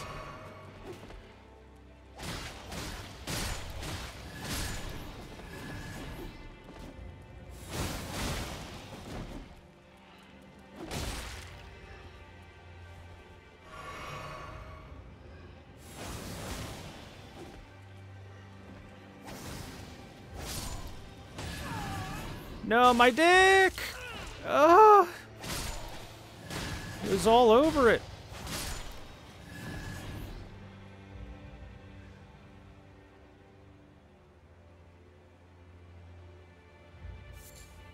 Wait a sec. I could have sworn there was something to grab up here. Is there not? Huh. I guess I'm dumb. Let me backstab you, sir. Thank you.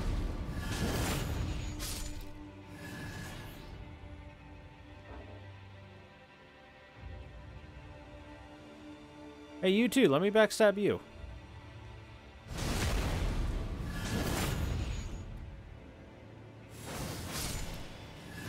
Thank you.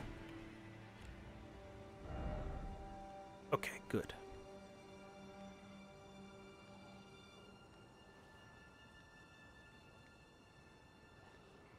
Okay, so I've got that to grab. I just grabbed that. I've got the Viridian Amber Medallion 2 to grab. There's an Ancient Dragon Smithing Stone, of course, as well. It's this one. There it is, yep. And I got some ashes to grab.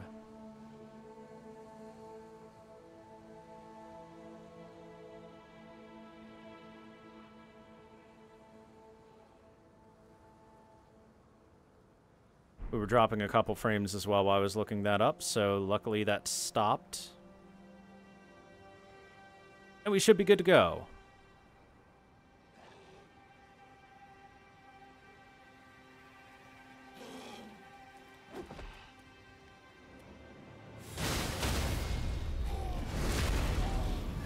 Stop trying to push me. You rot zombies are so mean.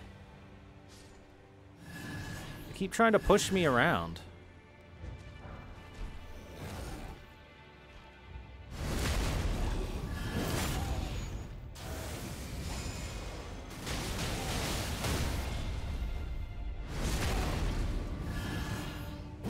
What a combo.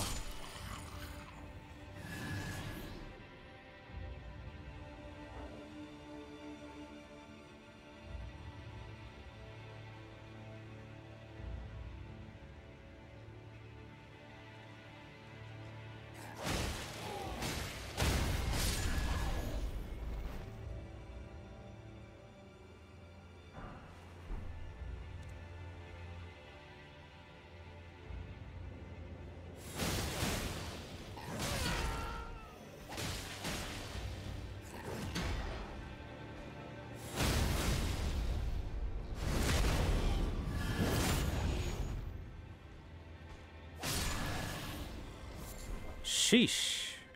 Tanky boy.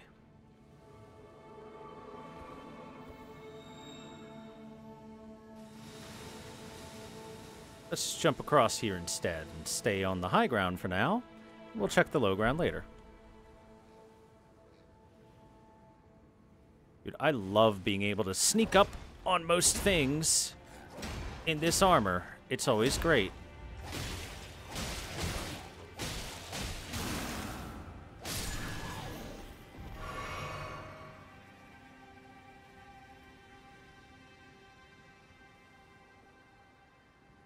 How are you going to turn to me when you're not supposed to be able to hear me? What the hell? Come on, cheater. Come on over here. Get away from Daddy. Let's have a 1v1 over here. Come on.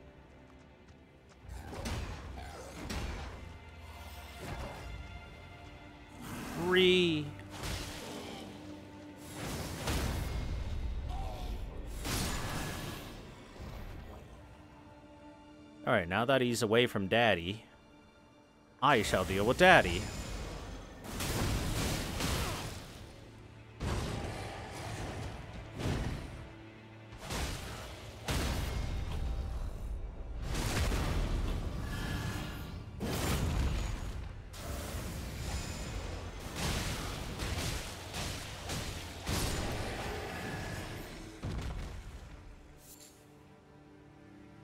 And we get an ancient dragon smithing stone, and we get it. Hey, remember that statue we saw before that I said must be a depiction of Miquella and Melania because one of them is missing an arm, one of them is an adult-looking woman, and one of them is a child-looking male. Well, I guess kind of androgynous, but still. This is a statue of Melania and Miquella. And the Misbegotten were here, kind of worshipping at it. Again, they seem to be quite thankful for their saviors in a way, offering them a place of solitude and safety. The flower, on the other hand, does not seem to be very thankful for anything. What a piece of shit.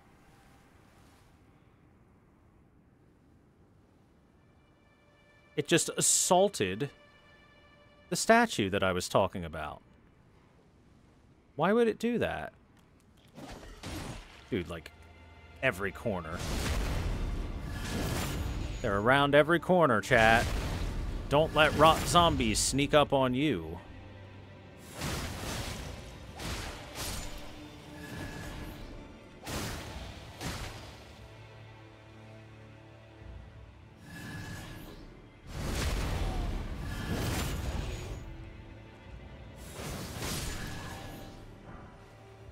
Somber 8.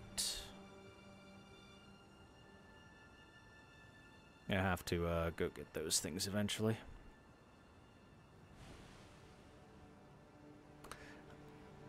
Oh, wait. I just remembered. Another depiction of Miquella and Melania holding each other. That statue apparently was pretty popular. Flower could be non-sentient and people just grow them places they want to defend? Yeah, that's probably true. Doesn't stop the flower from being an asshole.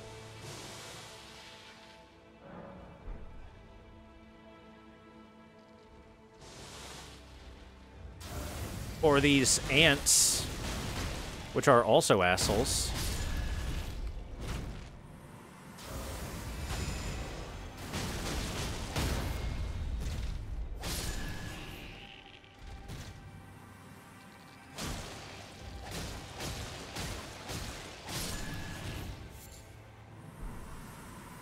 Just an Aeonian butterfly, that's all that was? Damn. That's kind of pathetic that that's what that was. Okay, I gotta go grab an item. That is a bit of a pain in the butt to get. It is back this way at the earlier routes. By the way, look. A lever. So we'll be having a shortcut there eventually.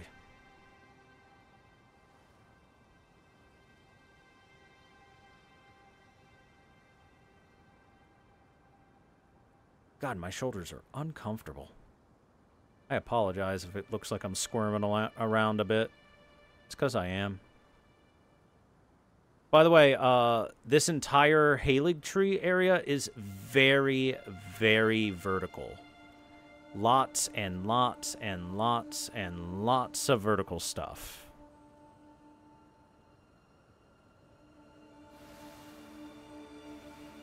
Let's see. It should be down there.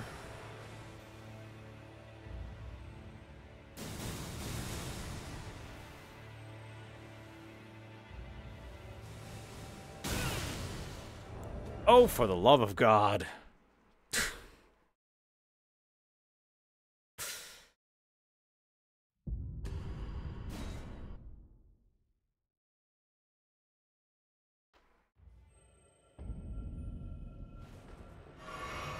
Once again, casual enemy hit. One hit for half my health. One hit for half my health from a distance of 7 billion screens of distance. Big flower. Here we go. Like I said, this is kind of a pain in the ass to get. It's because of this guy. Hold that for me.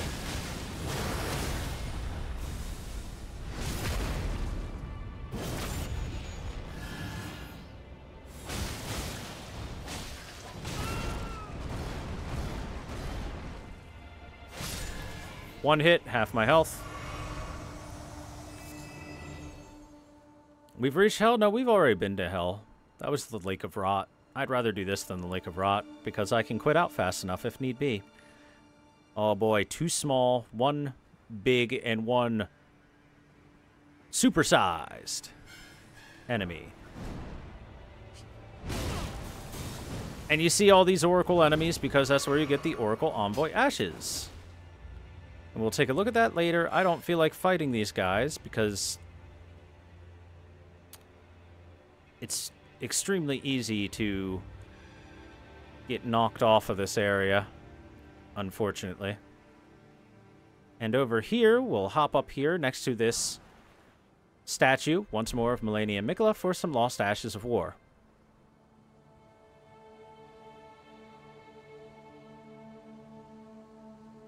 And look, you can go right from there over to here, but I wanted to do the safe thing first and grab this before I did that.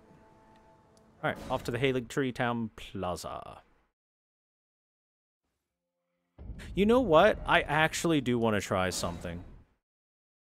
Does the parry fall still work? Or did they fix that?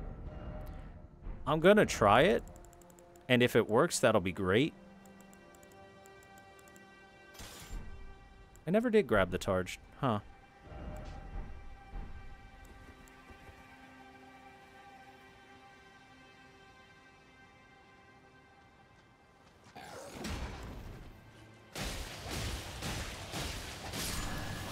Okay.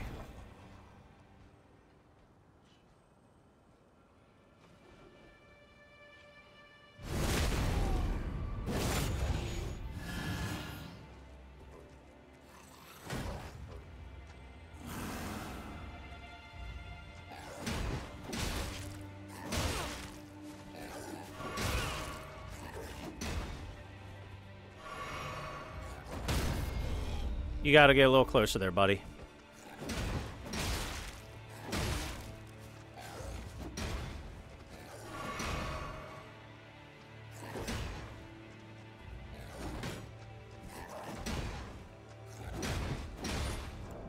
Damn it.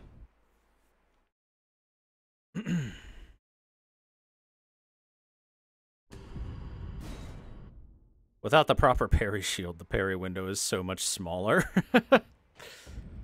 Use parry shield or parry window is tiny. Sorry I'm doing a game break, a sequence break right now, but it's a very fun sequence break. It's much easier to do it by just making yourself explode.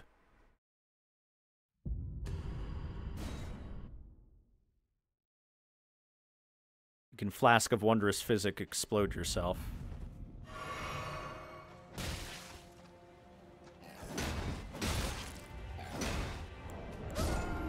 Oh, well, didn't quit out fast enough that time.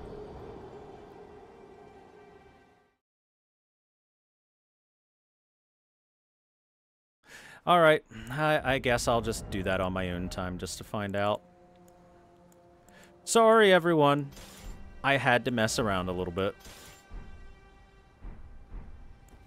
Alright, let me just go grab my souls real quick. Runes, I mean, real quick, and we'll get going.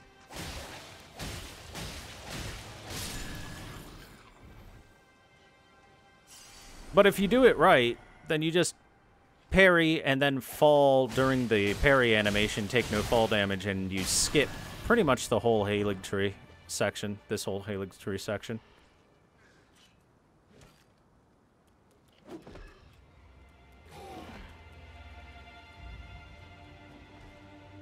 Now, I will show right now how fast you can just run from one place to the next. It's pretty quick if you know where you're going, and you're not looking for any items or anything.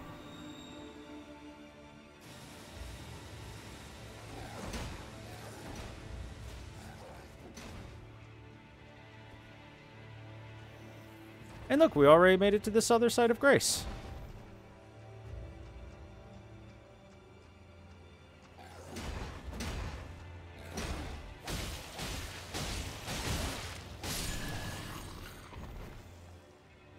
Easy peasy. Nice and fast. Something is somehow still aggroed on me. Oh, it must be one of the many Zambos. Alright, now that we're here, let's take a moment to look at the new ashes we got. The Oracle Envoy Ashes. Used to summon the spirits of 4 Oracle Envoys, spirits of a monstrous band of musicians who employ sacred arts. It is said that when Oracle Envoys appear, playing their pipes, they do so to herald the arrival of a new god or a new age.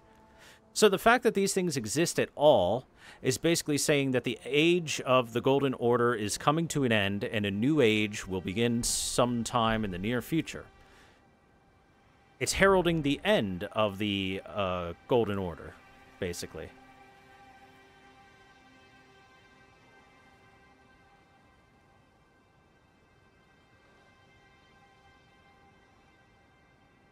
Alright, we are at the Haligtree Town Plaza, by the way. Hey, look! There's a snail. Not just any snail, a summoning snail, and it summons a Crystallion. And another Crystallion, and another Crystallion. There we go, we don't want to...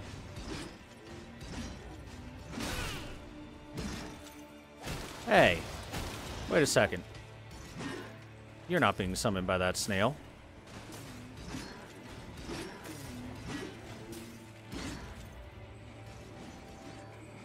How about this snail?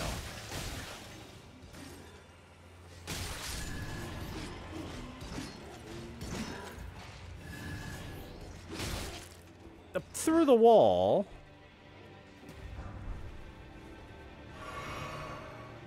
Other way over here is right by the ants, by the way. Of course, you'd probably prefer going across the rooftop so you can get rid of at least one of those Crystallion summoning snails. There you are, the last one. Bye-bye. And that'll get rid of those Crystallions. Yay! Crystal aliens.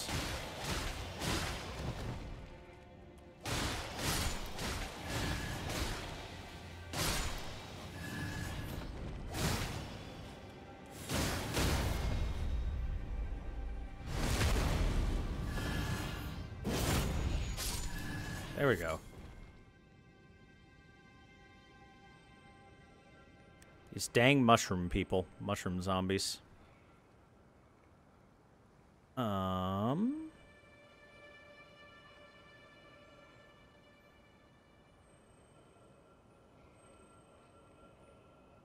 There is a thing I'm looking for.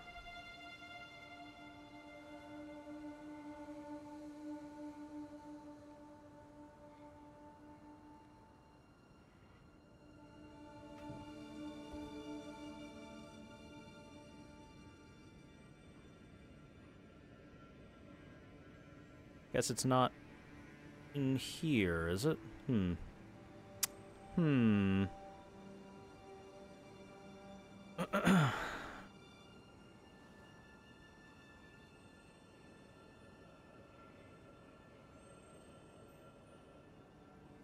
Oh, there it is. Right. I was one building not far enough. Golden Rune 12. There we go. Treasure chest. Viridian Amber Medallion +2.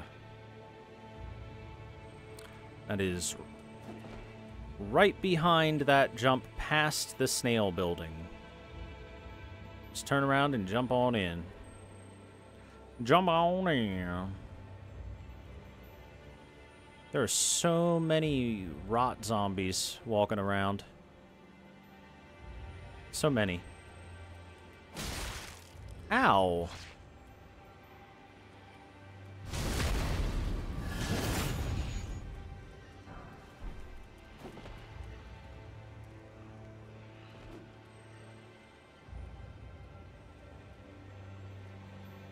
Look, depictions of Miquella.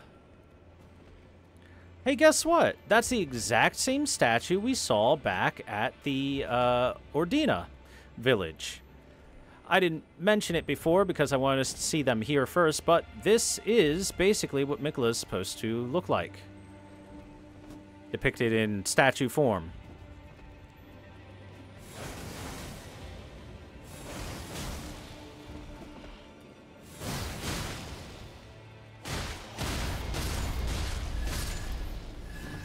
And there is one more thing that I want to mention about it. There we go, just wanted to get rid of them. Oh, come on, you. I'm trying to talk. Why's there gotta be so many of you assholes?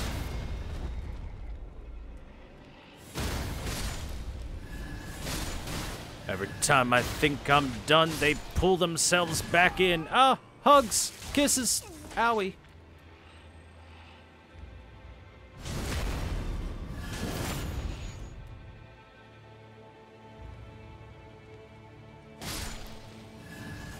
Okay, fine. Okay.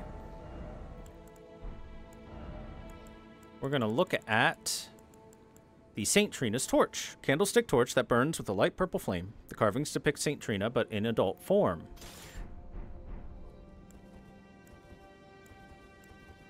The fact that it says in adult form... Whoops. Is kind of important. And notice, very long hair, a single eyeball, and everything like that. And almost sort of feminine and or androgynous face, right? There we go. That's a good look right there. That's a real good look right there.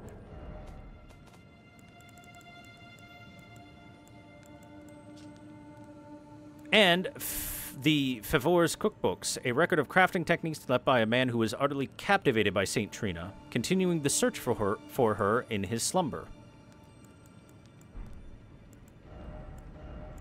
And, where's my Trina sword? Sword of Saint Trina. Saint Trina is an enigmatic figure. Some say she is a comely young lady. Others are sure he is a boy. The only certainty is that their appearance was as sudden as their disappearance. Basically, what I am getting at here is I do believe that Saint Trina and Miquella are one and the same. I happen to think that Miquella uses some sort of ability to approach people in their dreams. And that's one of the ways that Miquella is able to so easily help get his point across to masses far, far across the lands between. On top of that, it's another way that Miquella is able to easily get people on his side, because in your dreams, perhaps he can even implant things into your subconscious, which makes you more amenable to things, to suggestions and whatnot. As for why people would think that it was a comely young lady or anything like that, there are two possible reasons. One, Miquella is still in a young body and has a very young appearance, therefore can look very androgynous, especially with long hair. Or two, Miquella is changing his own appearance inside of dreams to better suit what people would more prefer to see, in his opinion.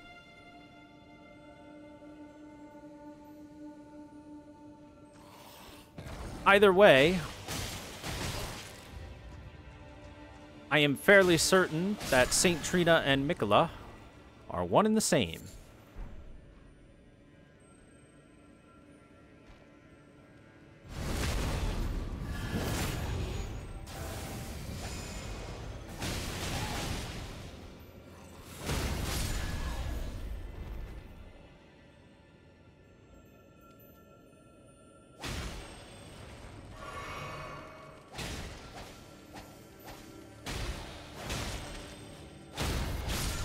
Take that.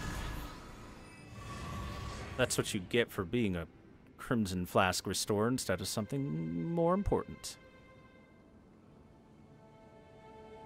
Also, reminder, Miquella is dreaming constantly. He is in a deep, deep slumber that nothing has roused him from, even being stolen away by Moog.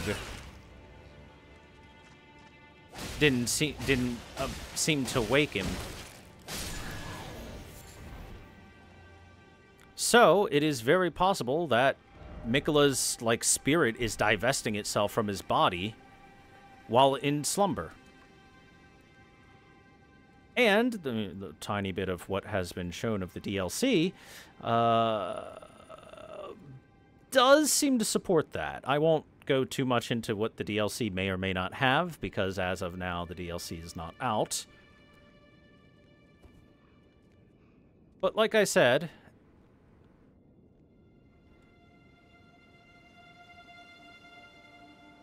there is just a little bit of support for that.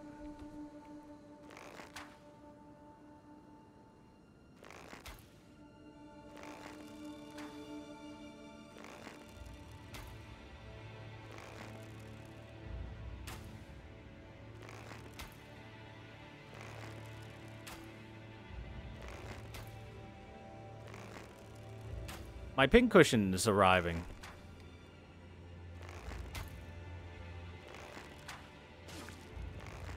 He took less damage in the head because he's got that big stone mask on.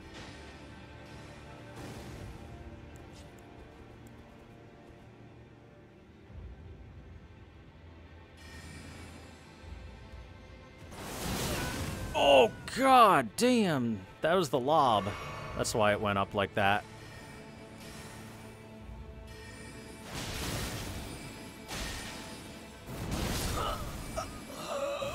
Bad roll by Thor. Also, this guy did not stagger to a damn thing. No stagger at all.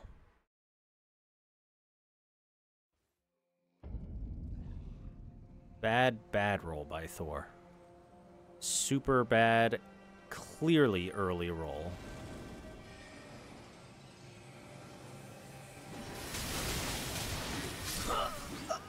Are you fucking kidding me? Why did I take 5 hits before I was allowed to roll?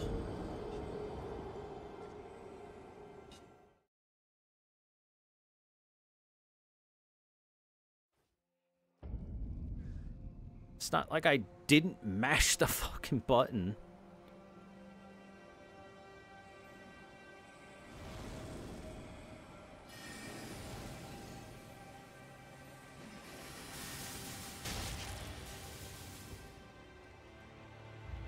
That spell is clearly OP. Please nerf.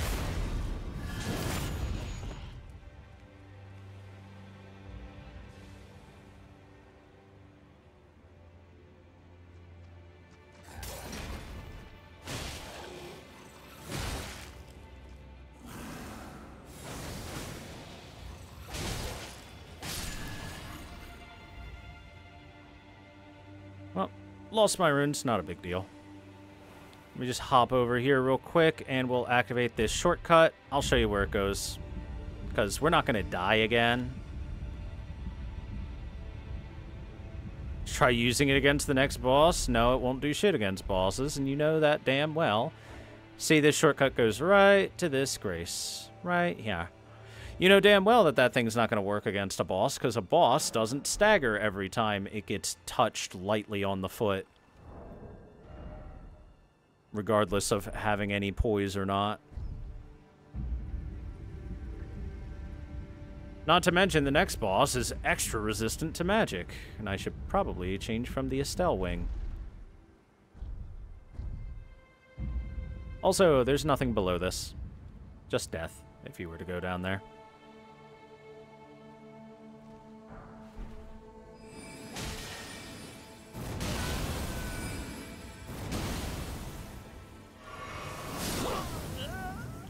Wow, that did that much? Damn. Fair enough.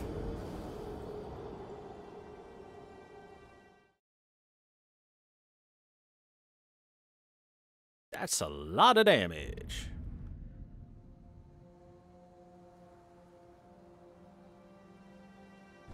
Alright, it's time to not use the Estelle wing, because all the enemies in the area are now highly resistant to magic. In the immediate area, I should say. Plus 25 Uchigatana time. The maximum Uchi.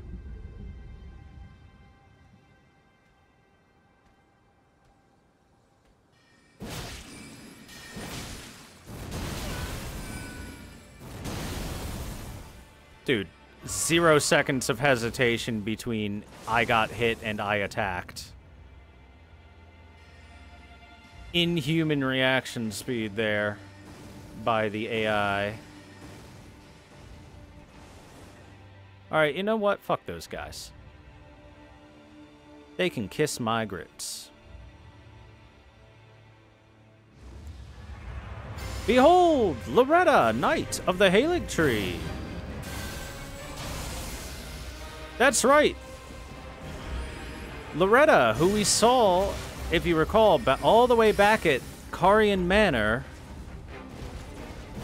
the spirit of whom was protecting Ronnie.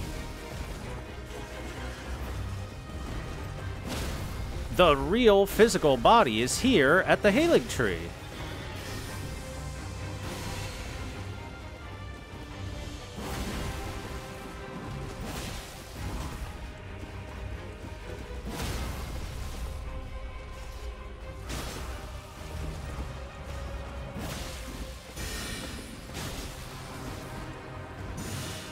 Alright. She fights just like Loretta did way back then, but stronger.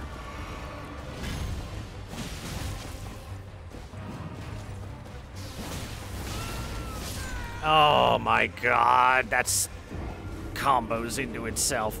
Bleh, she would have died if not for that. It's also like one of her fastest moves, too.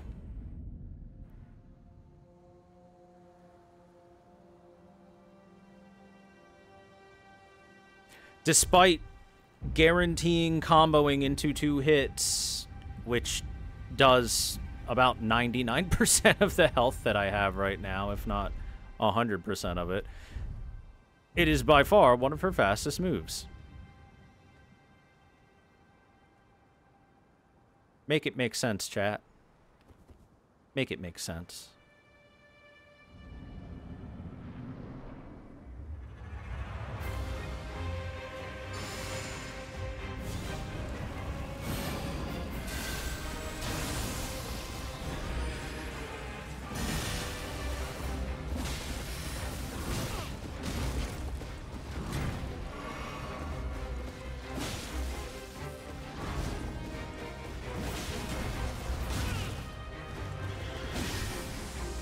Nope. Jump away.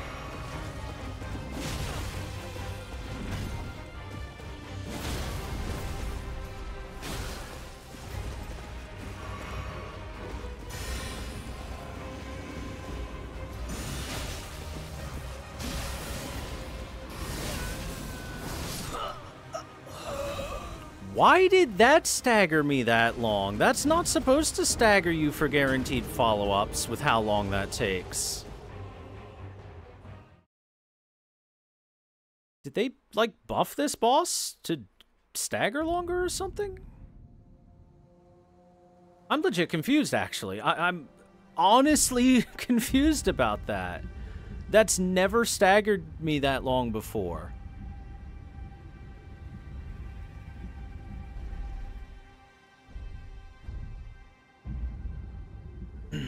Late game Elden Ring. I'll just say the words late game Elden Ring.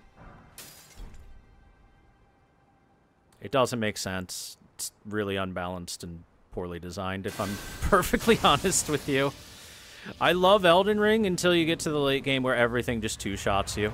Especially if the two-shot has, for some reason, the ability to stagger you long enough with the first hit that the second hit is guaranteed.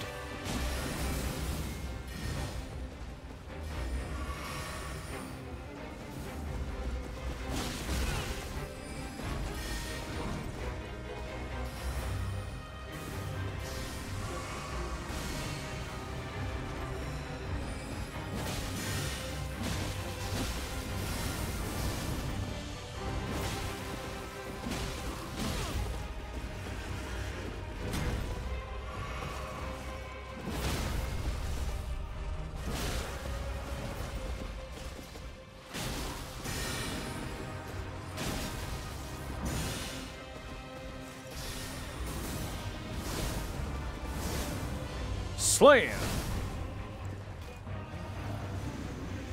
That was the move she used to kill one-shot me last time.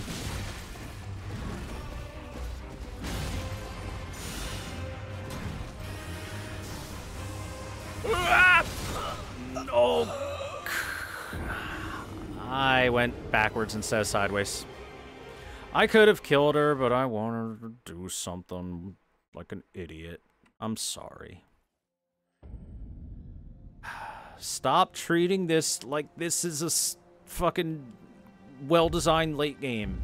Treat it like what it is and just murder everything as hard as possible.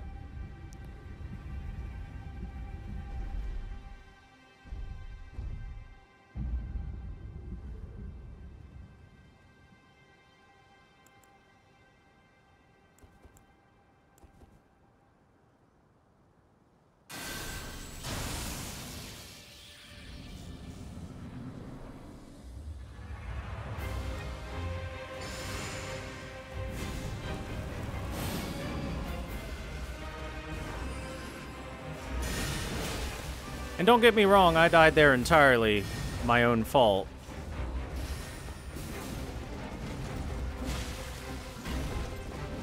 Like I said, I had her killed if I wanted to, but I decided to dick around like an idiot. No.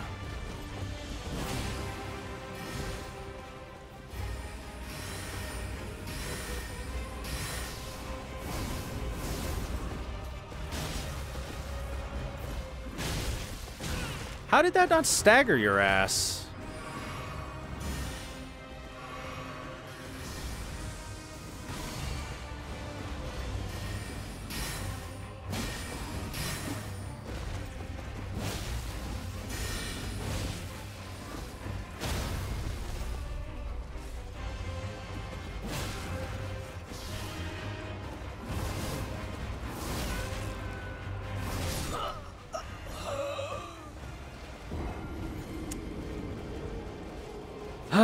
I hate myself. I really do.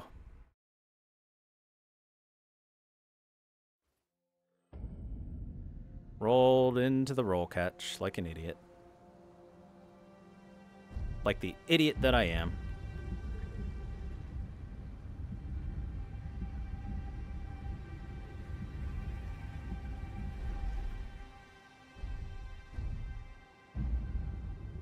If you spam roll there, she guarantees the third hit hits you because it is a roll catch. The second hit staggers you just long enough for you to think you need to roll right away. And there are plenty of moves that enemies have that you need to spam roll to dodge the last hit, but hers is designed to catch you if you are trying to treat that. Like the game has taught you to treat most attacks.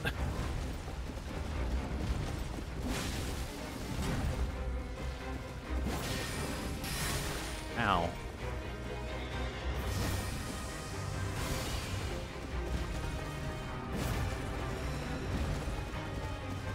The game taught us wrong as a joke.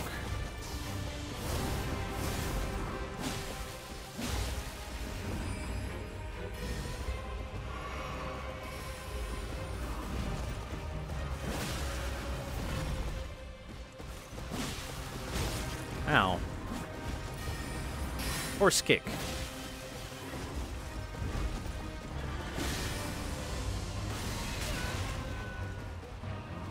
Oh, that's lucky.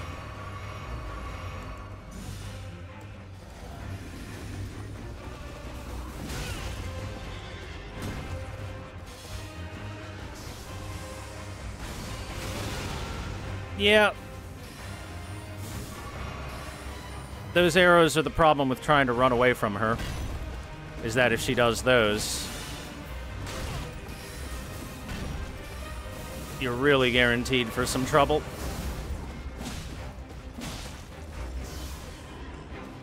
One, two, slam.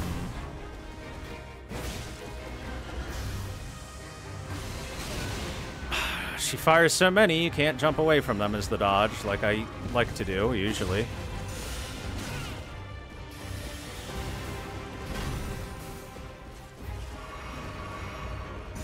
Will you fucking stop with the swords? So I am allowed to fucking approach you.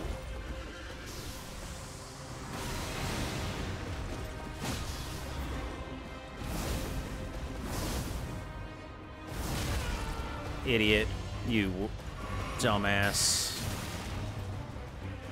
I'm just upset with myself now. I should have just killed her when I had the chance before, and now I'm extremely frustrated because her stuff is extremely frustrating when she gets started, and she never stops.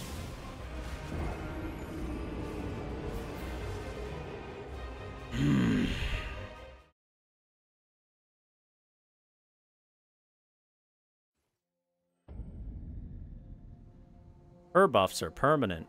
Her mana is infinite. Her stamina is infinite. Her attacks can go on forever. She can have Carian blades up for as long as she wants, because she is super special.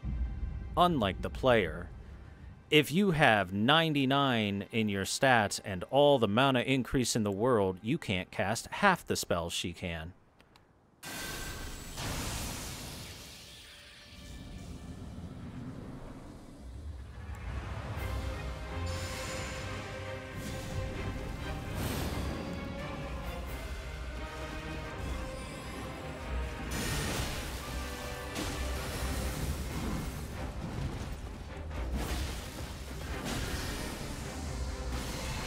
Renala and Ronnie are jealous of Loretta's ability to cast spells infinitely. The damage she can do and shit.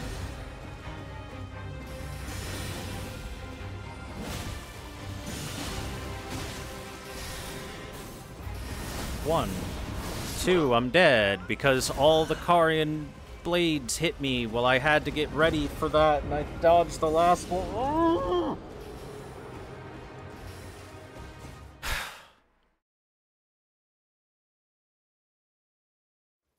It's either you get hit by all the Carian blades and those kill you, or you dodge them and then get hit by her big sweep, and that kills you.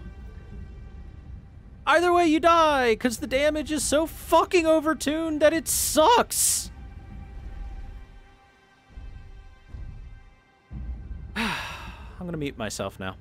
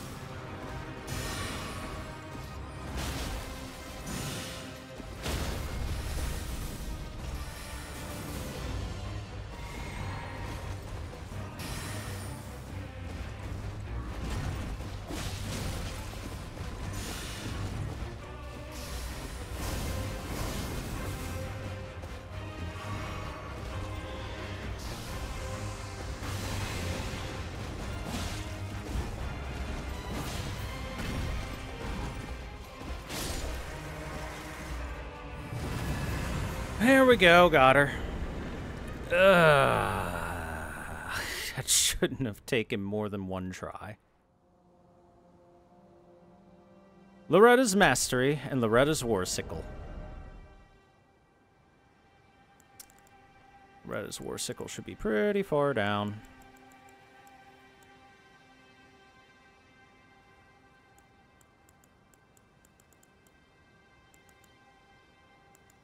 There it is.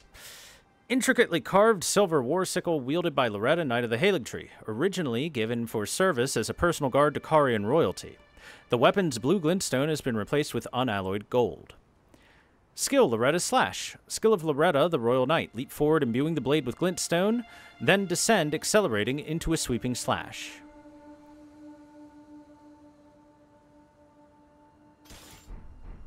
So this ability, pretty good.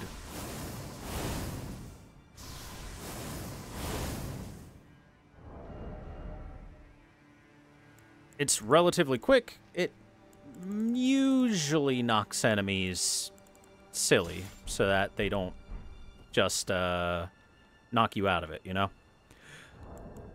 And we also got Loretta's Mastery right here.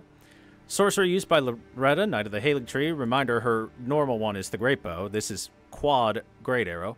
Creates a magic great bow and fires 4 great arrows simultaneously. Charging enhances potency. Hold to keep the great arrows knocked. Developed by Loretta after her long, bloody journey to seek out a place where the Albanorex could live in peace. So yes, there is a lot of evidence to suggest that Loretta is an Albanoric. For one, she always is riding a steed, more than likely because her legs don't work. She is one with her steed. For two, she carries her shield, which is a silver shield that is said to imitate that of a sacred drop of dew, which inspired the absurd rumor that Loretta was an Albanoric. On top of that, she always is clad in full armor, so you can't see her, which is, again, supposed to be a little bit of the mystery of who she is. And she is extremely accomplished in sorceries, especially Carian sorceries. And what have we seen? That the sorcerers and whatnot do not care whether you're an Albanoric or a troll or a person or a misbegotten. It doesn't matter. If you could have a thing for sorceries, they will teach you. And Albanorics tend to be pretty solidly attuned to learning sorceries. After all, they have their own class of staves, even, that they tend to keep on them pretty much at all times. They have an innate arcaneness to them. So Loretta, likely, was an Albanoric, and the reason that she left the land of Liurnia is to find a place where Albanorics could live in peace. She found the Haligtree. That's why the Albanoric village way back in Liurnia had a part of a medallion that could get them to the Haligtree, is likely because Loretta found a way to send it to them.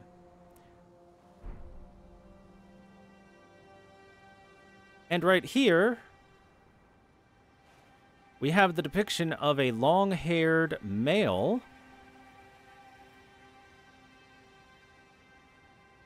holding on to two young children.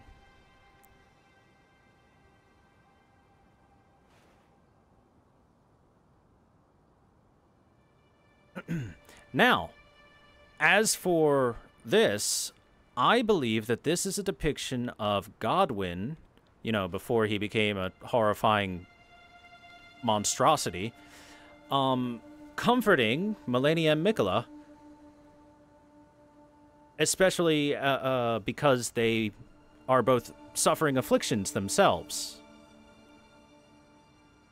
On top of that, we have evidence that Miquella had a pretty good relationship with his brother Godwyn. Let's see. I don't think it's any of those. Wait, no. It's the weapon. It's the weapon I'm thinking of. The great sword.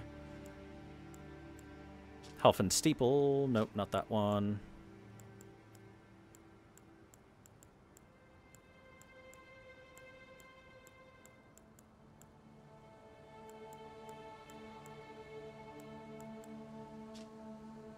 There we go. The golden epitaph. Not a great sword. Straight sword. Sword made to commemorate the death of Godwyn the Golden, first of the demigods to die, infused with the humble prayer of a young boy, "O brother, Lord brother, please die a true death." And the unique skill, Last Rites, raises the epitaph and grants the effect of sacred order to the sword and any allies in the vicinity, particularly effective at laying to rest those who live in death. Miquella was likely pretty darn distraught about his older brother Godwyn dying, but only half dying, to the point where his body lived on in this kind of shamed manner where it was producing death root and causing pain to others, because more than likely Godwyn was a pretty solid fella. Everyone seemed to love Godwyn. Melania and Miquella Miquella created specifically this artist rendition of Melania and Miquella being comforted by Godwyn. The entirety of the Golden lineage spent their time trying to figure out how they could bring a proper death there, with one exception being the one person that could have brought a proper death to him.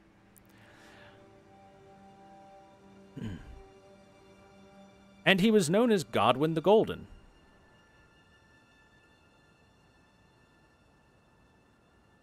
And specifically calling him the Golden, when it's the Golden lineage, bears a level of extra reverence.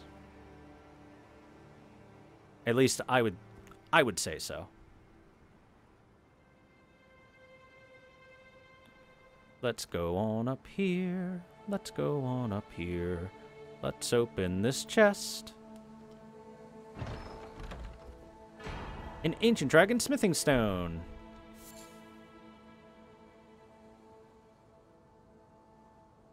Ronnie should have picked a better demigod to assassinate. There's... like... I feel like Ronnie probably just picked the first demigod she could find.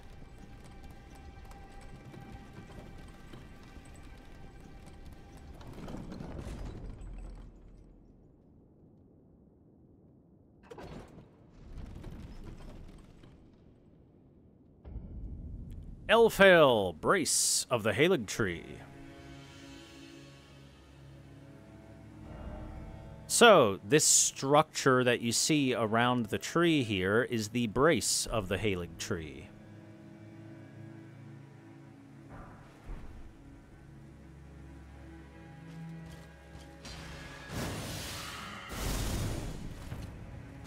No thank you, madam. I will talk with you in just a second. Let me just activate this. Okay, we can talk now. What do you want to say to me? Oh, that's a rude thing to say. It's a very rude thing to say. Why am I rolling everything early today like an absolute moron? Also, ma'am, I have a guest. I have a guest here, ma'am. Ma'am, I have a guest. Ma'am, please. You're making a scene.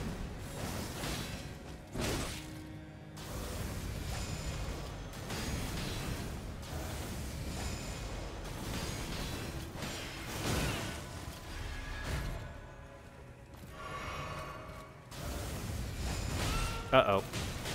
Ah, there we go. Oh, hey, I got a clean run helm. That's nice. Okay. Oh, boy. Owie. Okay. Look who it is. Millicent. How'd she get here? Again we meet. I can only surmise our purposes are aligned. Yes. In which case, allow me to explain myself. I am of Melania's blood, but in what capacity I know not. I could be sister, daughter, or an offshoot. Whatever the case, though, I am certain of a kinship between us. Well, hey, it looks like Millicent is finally figuring out the obvious. There is something I must return to Melania. The will that was once her own. The dignity. The sense of self that allowed her to resist the call of the Scarlet Rot, the pride she abandoned. to meet Radahn's measure. There is something I must, the will, the dignity. So, this kind of hints at what Millicent's true nature might be. Rather than a daughter of Malenia, she might literally be, as she said, an offshoot of Malenia. Something that Malenia discarded when she fought Radahn. It's why she was found at the Aeonian lake of Rot by Gowry. Basically, so this kind of goes hand in hand, very similar with why I think that Marika and Radagon have always been the same person, but also not the same person. That Radagon comes from Marika, is that much like that, Malenia was able to rip out a portion of herself, an aspect of herself, and cast it aside, and that aspect took on new life.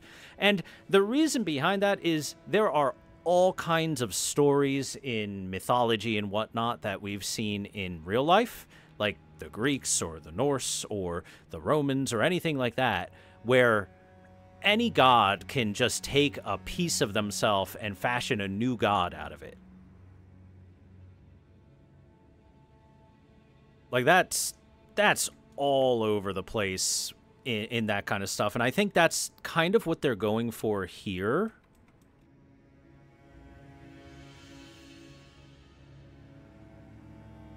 And so as far as I can tell, there's more than likely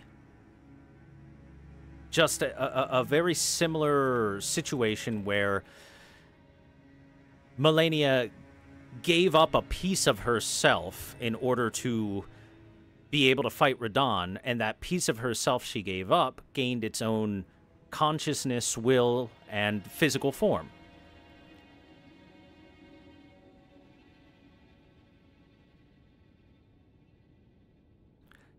And like I said, more than likely, this is very similar to, like, oh,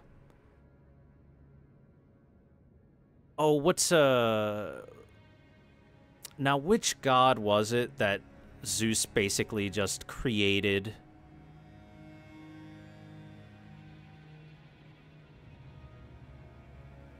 Out of a piece of himself? Ah, I can't remember off the top of my head. But I believe that's what they're going for. I'll probably remember which god it is soon enough. It'll come to me in a flash of inspiration.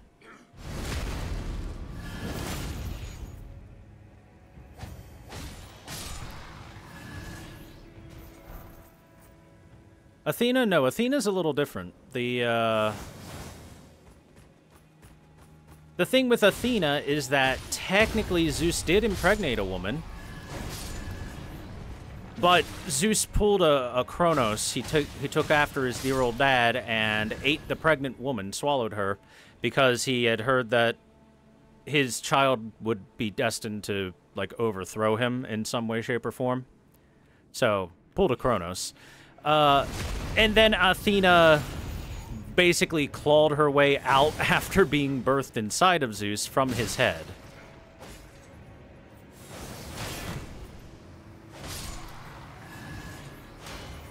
God myths are weird. That's why if you look at this and you're like, wait a second, that doesn't make sense that Malenia could just cast off an aspect of herself and it could gain a sentience and start walking around as a physical being. Look at the mythology in real life. The mythology in real life is way crazier than anything we're going to come up with here. So fucking weird and crazy.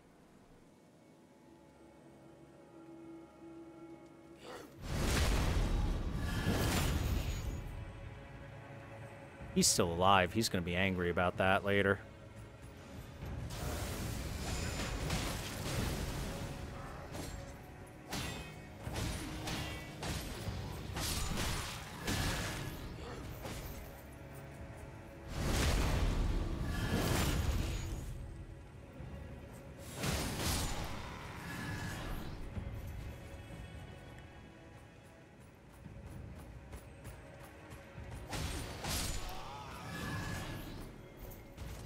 By the way, we did get a pair of Erdtree gauntlets. I don't think it's going to give us too much info.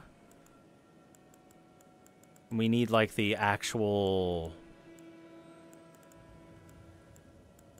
chess piece, more than likely. But we'll see if I can find some info about what we can find out about it. There we go. Haligtree gauntlets. Gauntlets worn by soldiers sworn to the Haligtree. Rust-worn and stained through unending Yeah, thanks. Yeah, we need the chest piece. Speaking of chest pieces, let's change our outfit a little bit. Knight's cavalry armor. Yes. Beautiful.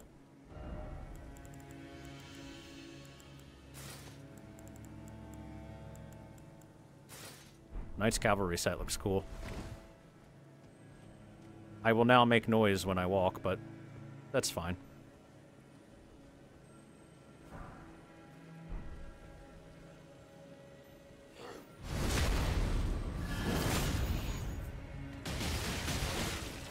Holy damage!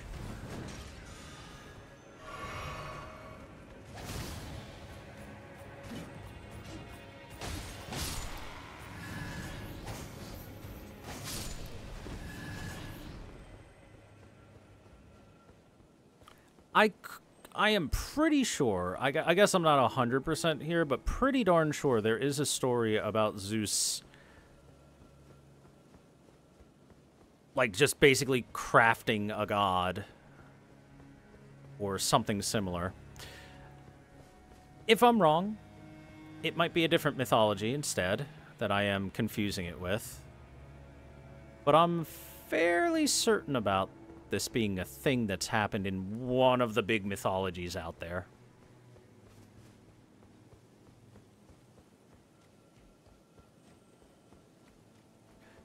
But if I'm wrong, sorry. Sorry for being wrong. This guy's sleeping on the job. We need to give him a wake-up call. This guy is not sleeping on the job. But we need to punish him for raising his weapon against his new master.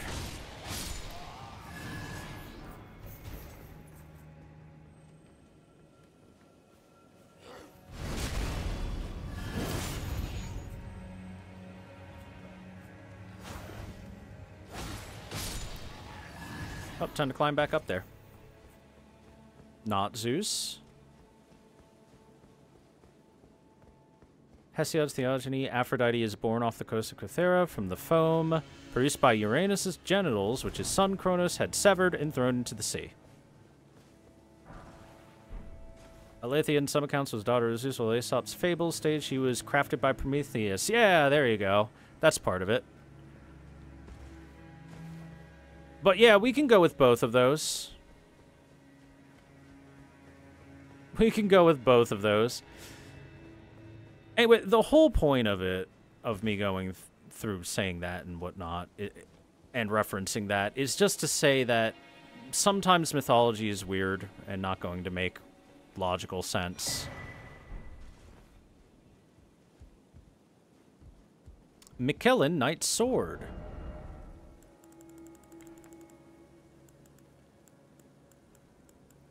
There we go. Sword forged by servants of Miquella, of the Haligtree, with a design modeled after those carried by the Carian knights. Instead of glintstone, however, amber from the Haligtree is embedded in the blade. A sumptuous piece, yet it has never been offered to any knight. An ill-starred sword with no master. Sacred Blade skill. Grants your armaments attacks holy essence and fire off a golden blade projectile. The armament retains its holy essence for a while. So, Miquella's Haligtree is definitely a holy tree. It's clearly a holy tree. It has holy capacity. It is very much similar to the Erdtree. By all accounts, this is quite the successful endeavor that Miquella has gone about trying to manifest. He created a tree that is holy enough that the amber within it allows you to imbue weapons with holy essence. That's damned impressive, Miquella.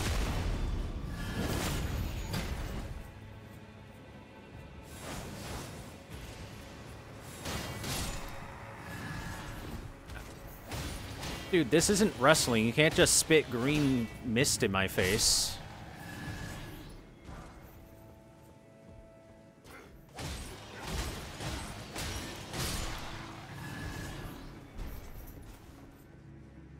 By the way, all these enemies in the Haligtree are quite resistant to holy damage.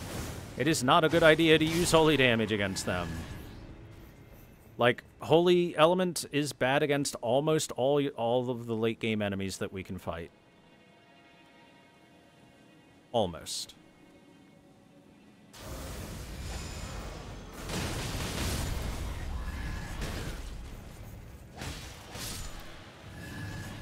That guy's just sleeping on the job. Okay, stone sword key.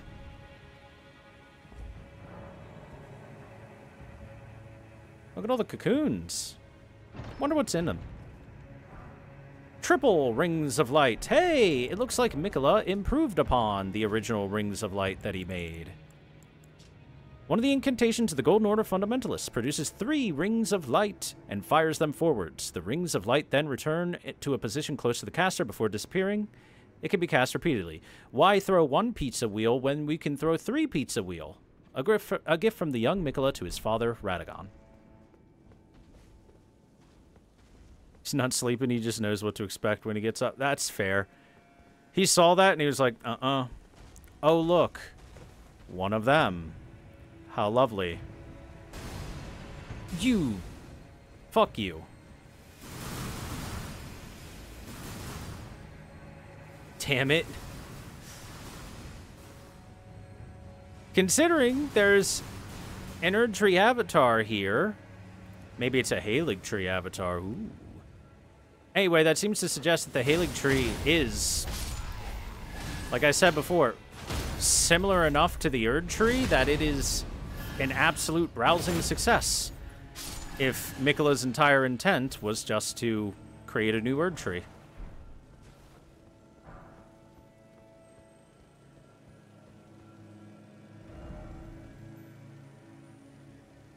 They're the same default zombies from the beginning of the game. Why do they need to have Holy Resist? Because they're wearing the Miquella Haligtree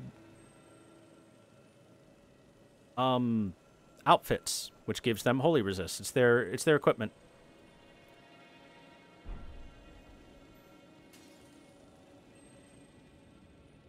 Two clean rot knights, one on either side. Oh, well, they saw me.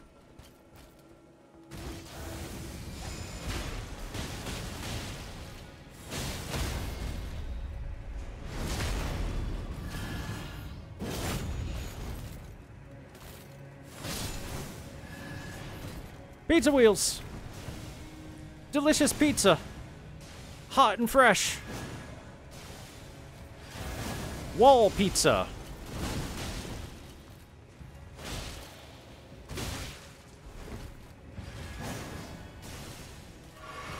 Delivered to your door in 30 minutes or less.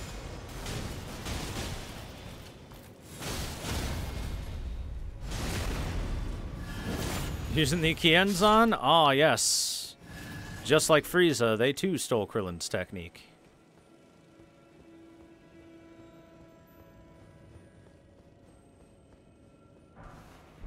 What are they going to do next? The solar flare? Or maybe the Makan Tapapapa? Or the Tri-Beam?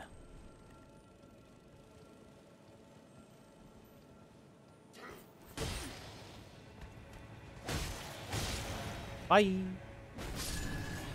By the way, those guys that are glowing in energy like that, they will explode if they feel like it. They can just kaboom. Explosion in holy energy. That's why it's always good when they fall off the edge to their death. That way they cannot explode all over my face.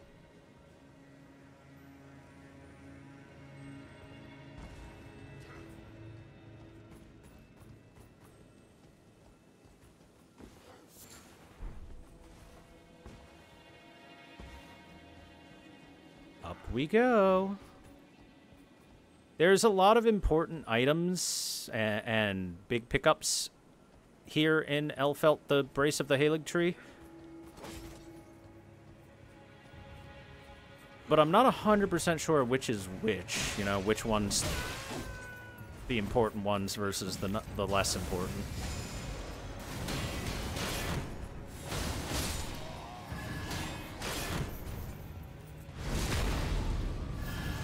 So do excuse me while we go picking up most things.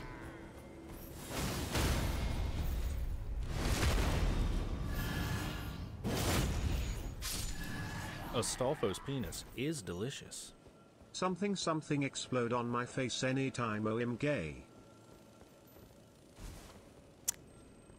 Thank you. Thank you for that. Okay, no ladder here or anything.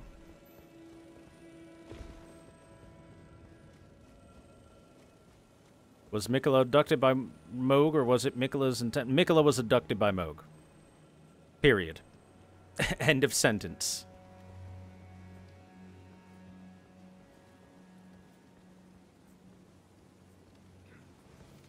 Now, Miquella might not have cared all that much, because the stuff that he's dealing with is in the World of Dreams. You gonna stand up, or... No, okay, you're good. He's doing a lot of World of Dream travel and getting himself... searching for something in the Shadowlands. We know, at least from the trailers, that much without spoiling anything, without possibly spoiling anything, I should say, is that Miquella has been journeying through these Shadowlands, essentially, and the Shadowlands are essentially like the empty spaces in the map, right? Like right here, for example. Outside of the normal area of the lands between. And it seems he's able to get there via dreams.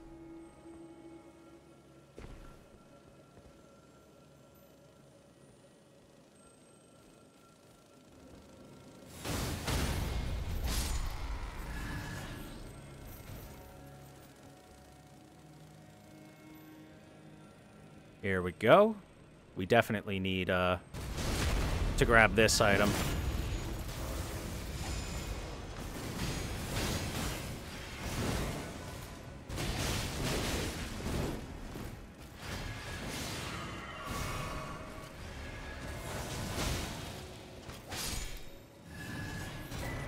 Yeah, clean rock gauntlets.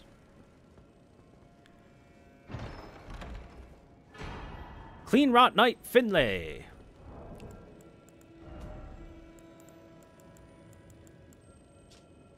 Legendary Ashen Remains used to summon the spirit of Clean Rot Knight Finlay. Finlay was one of the few survivors of the Battle of Aeonia, who in an unimaginable act of heroism carried the slumbering demigod Malenia all the way back to the Haligtree. She managed the feat alone, fending off all manner of foes along the way. What a badass, guys. Malenia, knocked out after her battle with Radahn and after first blooming to the rot and unleashing hell upon Caelid, was carried alone by Finlay all the way from Caelid. That is across the entirety of the lands between to the Haligtree. What a badass. That's sick.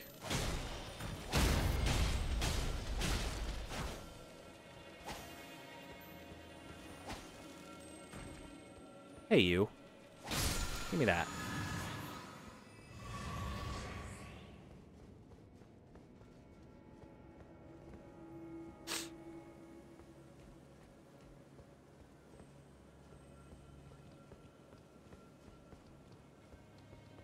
Oh no, look at that thing.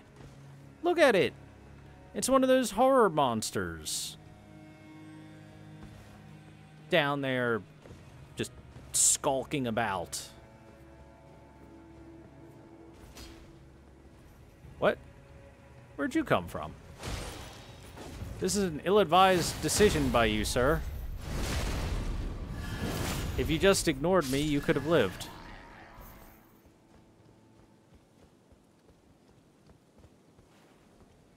By the way, look at this. We've got some ballistas, some big archers, a fucking Erdtree avatar there, more ballista, a bunch of patrolling knights. This is quite the protected entryway. My goodness, there must be something real important in there. If I try to walk right through there, I don't think it'll go too well. After all, look at the corpses. Let's look for an alternate route. Let's look for some other direction we can go. Hey, this looks like an alternate route. Let's just see what we can find down here.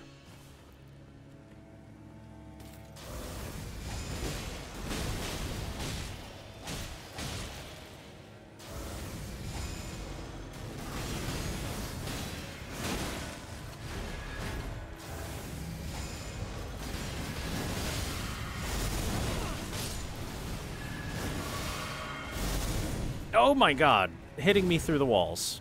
Yeah, you go down there.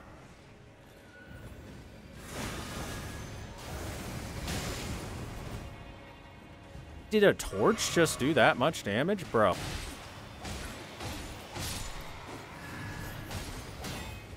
Fire is indeed hot, it would seem.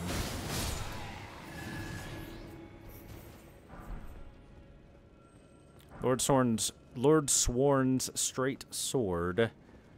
Try saying that 5 times fast. Warming stone. You know what? Let's use a warming stone. Let's see. How good are these for healing? Let's get nice and warm. Not bad. It's pretty good.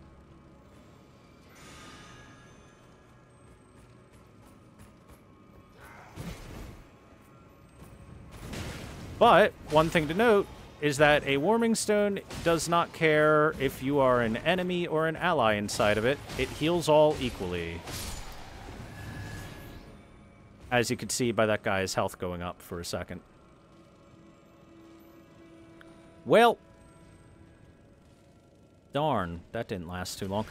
Oh, hey! You found your way back up. Here you go. Hold this. I repeat, hold that. I repeat one more time. Hold. Oh, wow, that just got stuck on the wall. I didn't even know it could get stuck on the wall.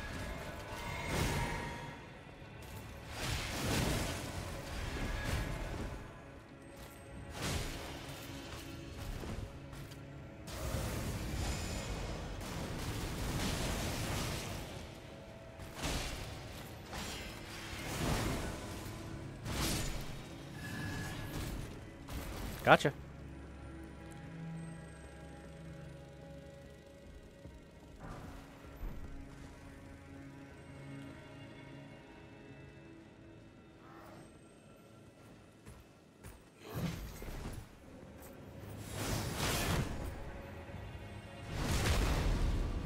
Should have just kept your mouth shut, sir. I am coated in blood, the blood of your allies. Did you really think that that would go better for you than it went for them? Some people, I swear. Okay, I hear footsteps like crazy. Oh, it's you. Never mind.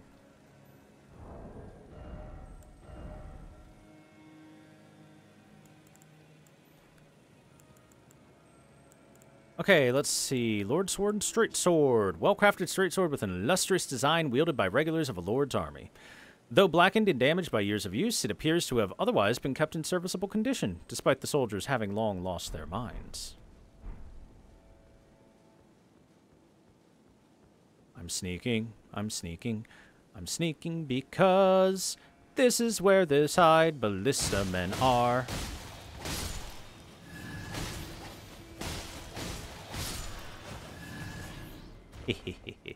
That takes care of 2 of the ballista. Good. Good. Let's take care of this guy.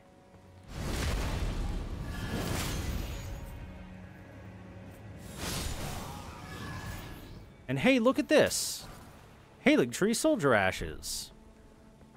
I too can summon Haligtree soldiers. I have so many gauntlets from them now. Should be here, yeah. Used to summon the spirits of 4 Haligtree soldiers. You'll notice that they are the lower ranked soldiers. Spirits of common soldiers who carry the sacred light. When weakened, they explode to deliver a last-ditch attack.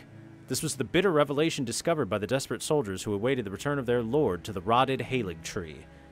May the flash of Ardath's guide Miquella's return.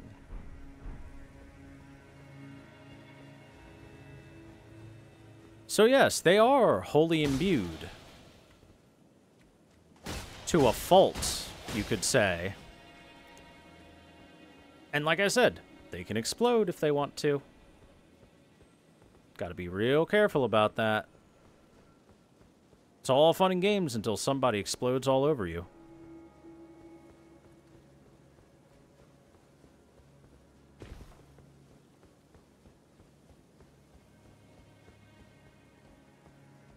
Alright, let's hop up here.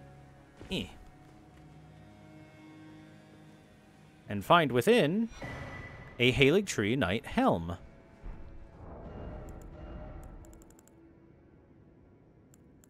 I like the Haligtree Knight helm personally. Helm worn by knights sworn to the Haligtree, graced by a crown of unalloyed gold. Increases faith. +2 faith. It's also got good stats. I also kind of like this style of helm. But maybe that's just me. Astolfo's penis is delicious. Thor once again baiting me. You wish I was baiting you. In every meaning of the term. Got him. So, there is some lost grace here. The Elfell inner wall. But we've still got plenty of stuff to grab back this way.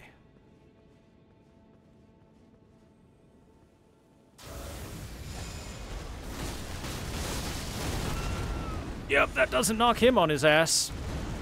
He's a little too tough.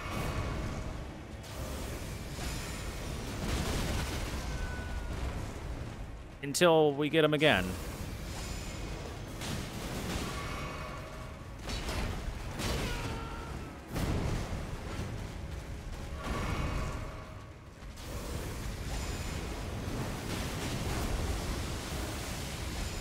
Oh no.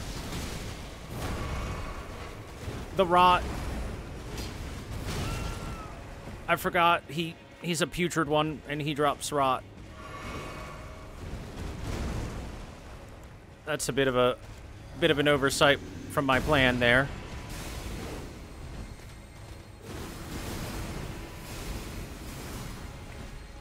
Please stop.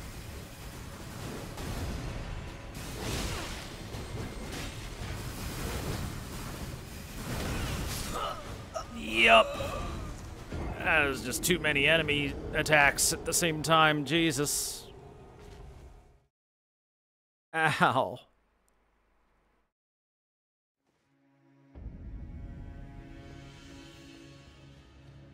That's real unfortunate. Now I have to take care of some of those enemies I took care of earlier.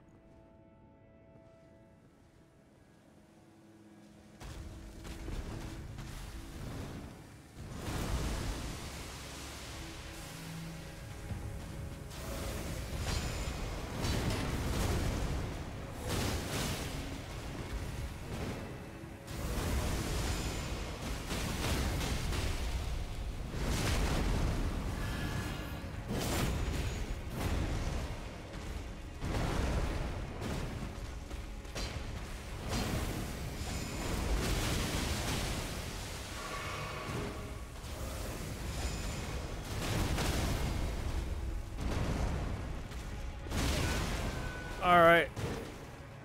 That didn't finish you? I was hoping that I had finished you. Okay. We're in our safe hole. Our safety oh. He respawned. He went away. As you do, as you do.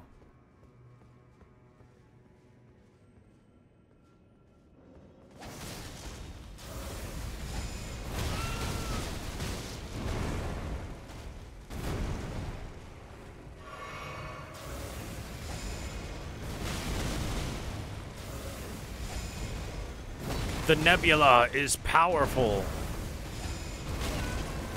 Not quite as powerful as that, but okay.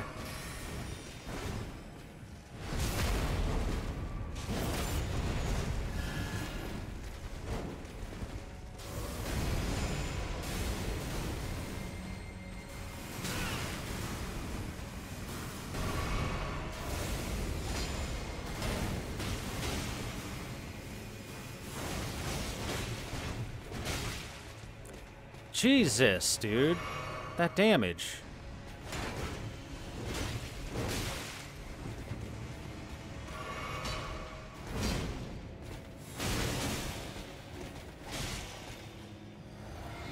If you're gonna let the enemy have infinite poise against most attacks and whatnot, can you maybe not allow them to also hide behind that shield with and deal 1,000,000 damage a swing?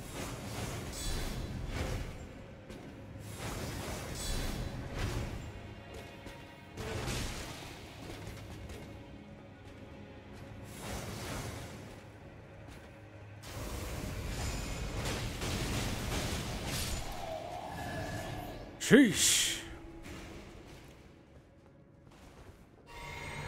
See if I can go kill the rotten or the putrid tree avatar now. It'd be nice if I could. Oh, cool, he hasn't healed. Wonderful.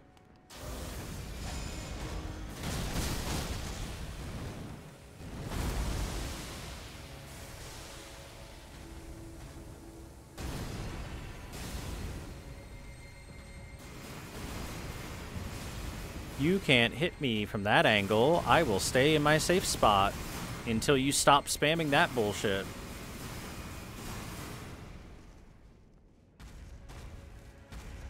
There we go.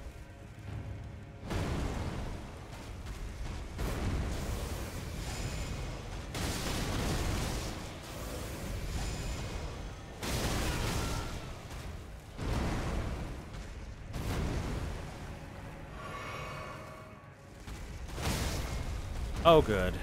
Knocked it out of its butt stomp.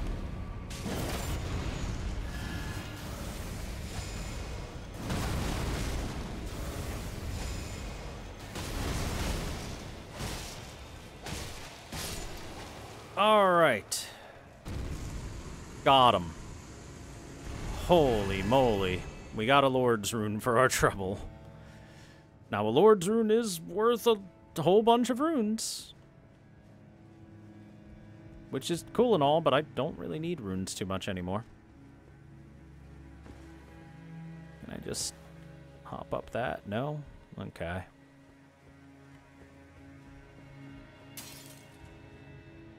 If I can get a decision, remind me of Dark Souls 2 and not in a good way. Well, the only thing that I hate about this is just how much damage everything does.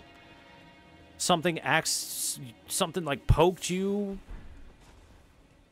with a dagger, you're basically dead.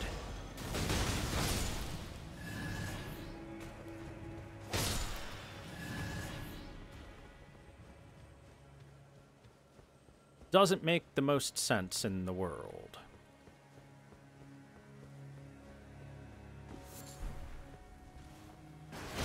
Oh, yep, yeah, yep. I knew better than to go too far that direction. Those ballistamen are thirsty. I wonder, can I just do this? Sure can. That'll work. Take that, you fool.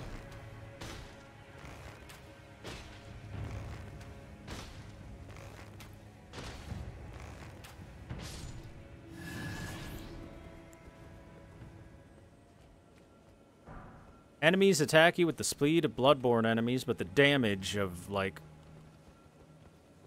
I can't even say the damage of another game's enemies, just because it's more damage than any other game enemies do.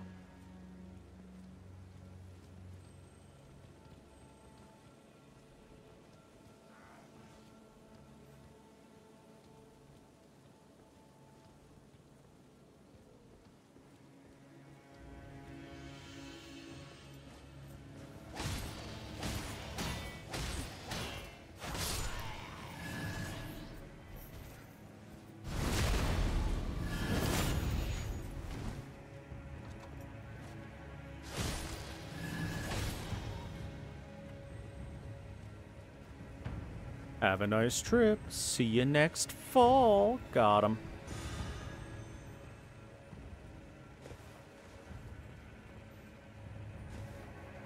Get on the railing, sir. Thank you.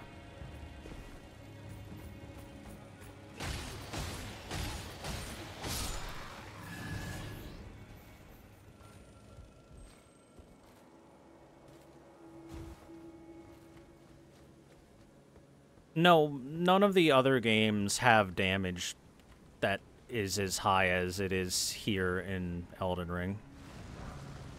And when I say here, I don't mean in this area specifically. I mean in the late game areas in general.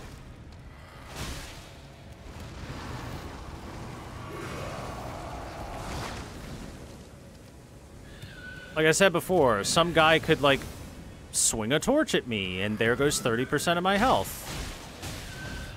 In a single hit. Oh my god, the other one showed up. Oh no, oh no, oh no. That is... This is the scariest thing that's ever happened. I'm dead. 100%. Yep, there it is.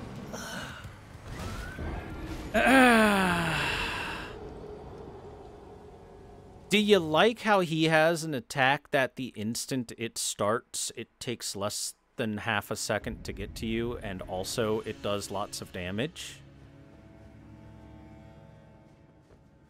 Don't you love that about that enemy?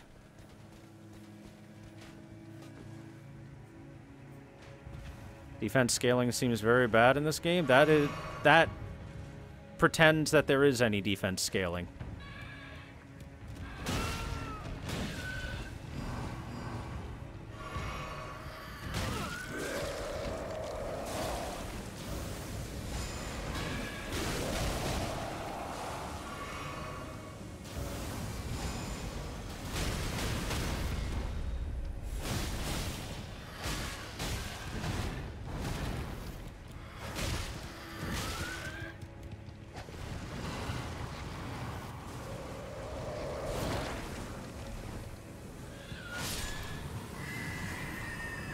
It looks unreactable regardless of distance. You have to react before it starts moving towards you.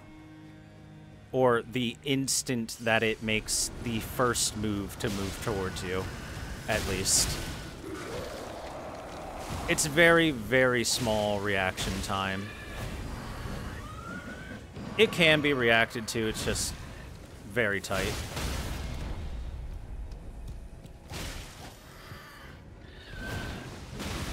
Do you also like how this enemy is only staggered for like half a second?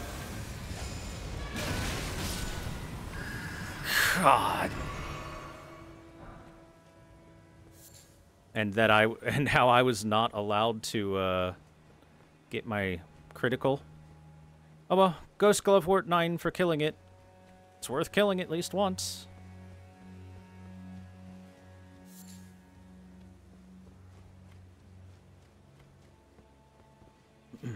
And I don't even mind the enemies being hard. I just mind it when it's like... Dude, can I make more than 2 mistakes, please? Pretty please?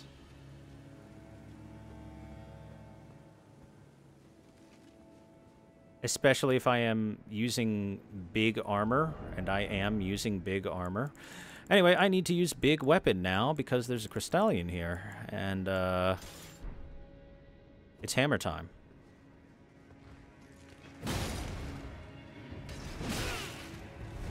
Owie. That went through the wall. I knew it fucking would.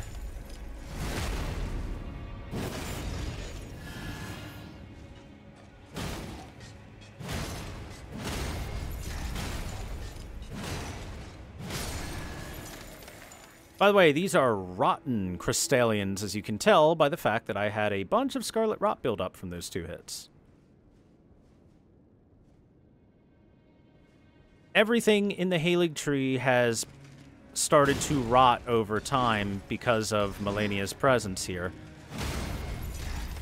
An unfortunate side effect from having the Goddess of Rot hanging out in your treehouse. But, as she is also Miquella's sister, it's not like he's just going to kick her out or anything. He made the Haligtree specifically as a place for those that have difficulty finding places to accept them to live. And I'm sure Malenia won't have the easiest time finding people to let her crash on their couch when she's bringing the rot and everything.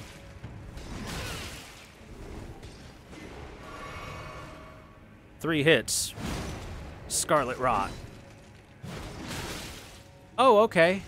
Yeah, sure. I'm sure that that chair is too tough for my, hammer. Thank you, game.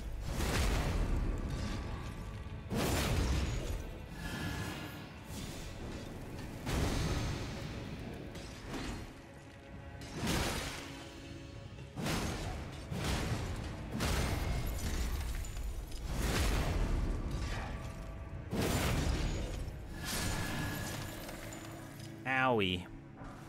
Pickled turtleneck.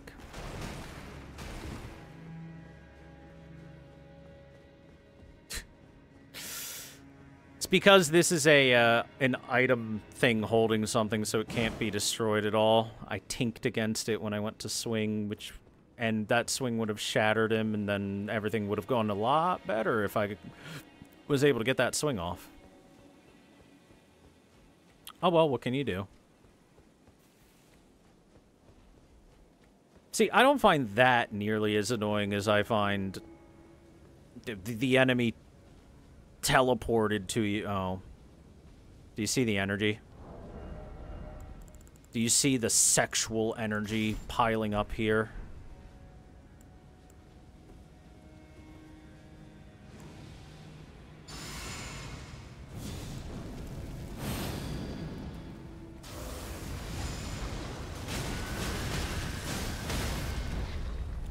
Let me riposte! Yay! I got to riposte for the first time ever against these bastards.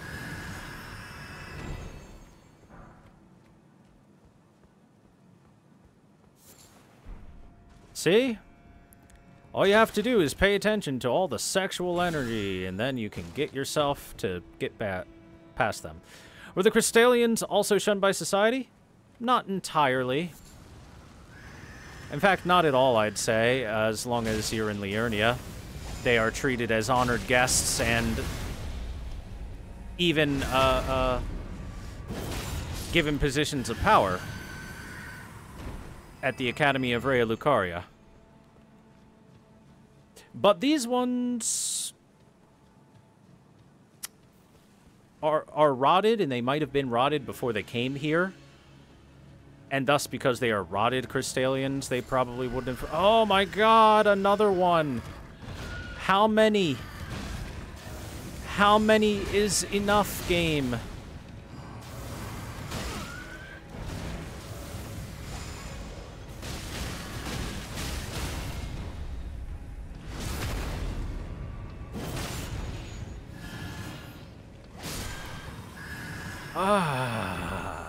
What was that? Number 5? Number 6 on this walk? On this pathway? So many of those Royal Revenants, man. Disgusting. So disgusting, it gave me an accent for that word. And right here we have Marika's Sore Seal. Hidden deep here and behind a lot of security. 5 Royal Revenants to start with. But, much like America's Scar Seal, it will raise your mind, intelligence, faith, and arcane, but it will also do it by a lot more. This legendary talisman is an eye engraved with an Elden rune, said to be the seal of Queen Marika. Solemn duty weighs upon the one beholden, not unlike a gnawing curse from which there is no deliverance.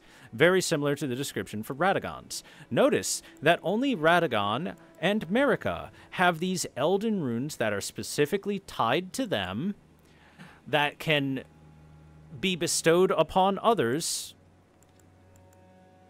and be a source of great power at a cost. There's no Godfrey's Soar Seal and Scar Seal, only Marika and Radagon, further proving my theory that Marika and Radagon are the same person. God, I'm so good at lore. Oh, be proud of my lore, chat. I hope so.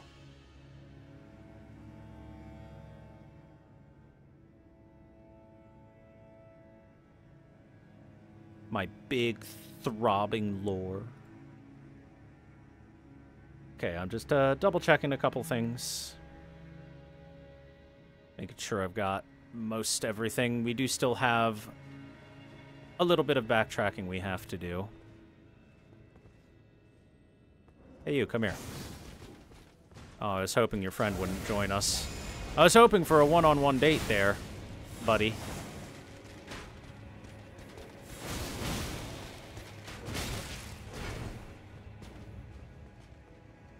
Did I reveal the second nature of the statue in Lendel? Yep, we did it when we got there.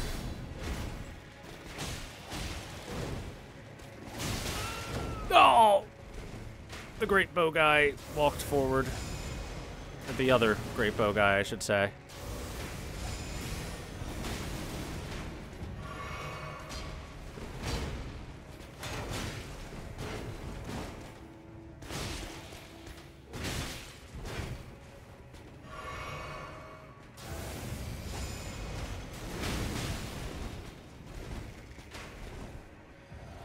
No! Alright. Alright, I'm done playing nice with these guys. I am absolutely done playing nice with these guys.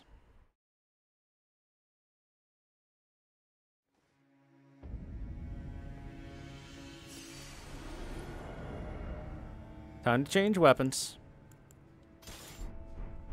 Nice time is over. Have fun with your weapon time is over. Death time is now.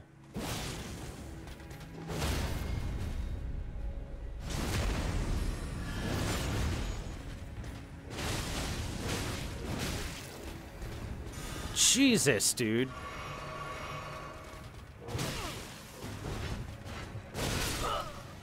They just ignore everything. Why do they have infinity poise?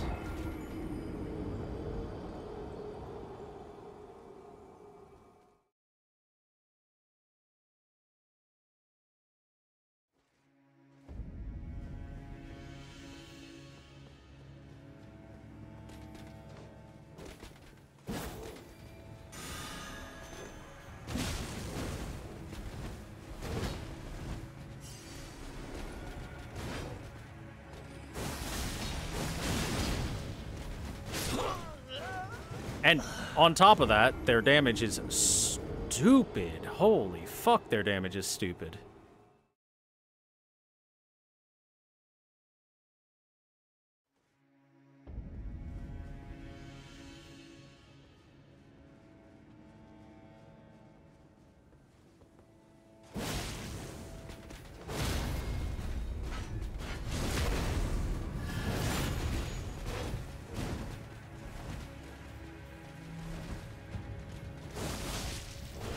Seriously, piss off. I'm dead. Oh, that shield didn't hit me. The second shield bash I thought would hit me during the roll.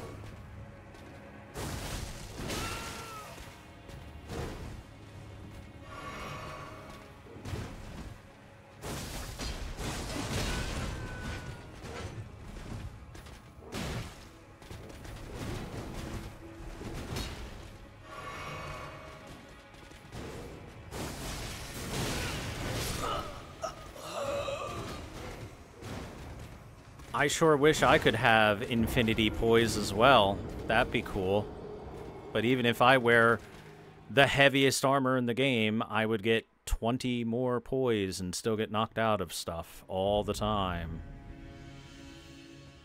Jesus, dude. Okay, fine. How about a big weapon then? See if the hammer works well. I forgot how fucking miserable late game Elden Ring is to play.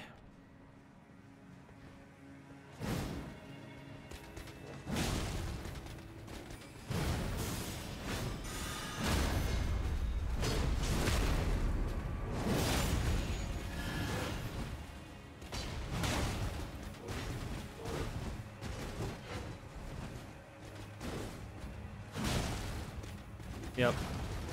The hammer is a good choice.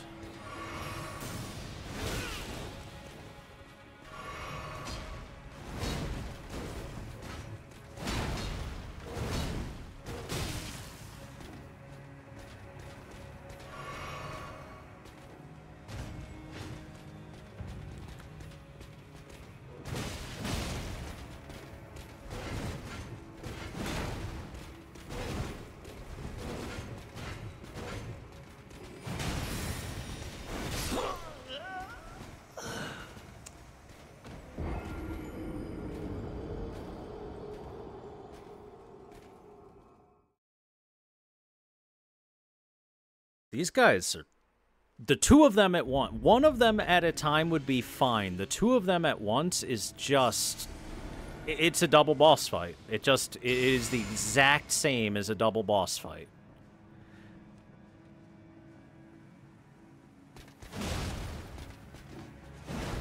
They don't really get stunned by much of anything. They're constantly able to cover each other with their attacks.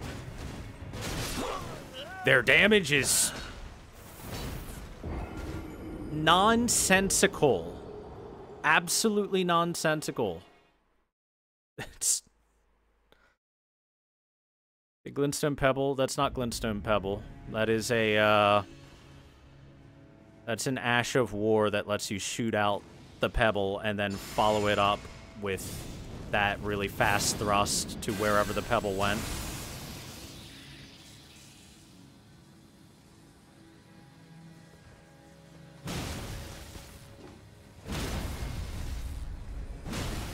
Oh, okay, yeah.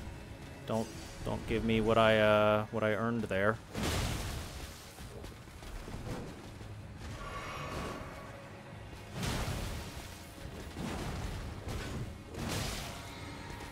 And protected by his ally.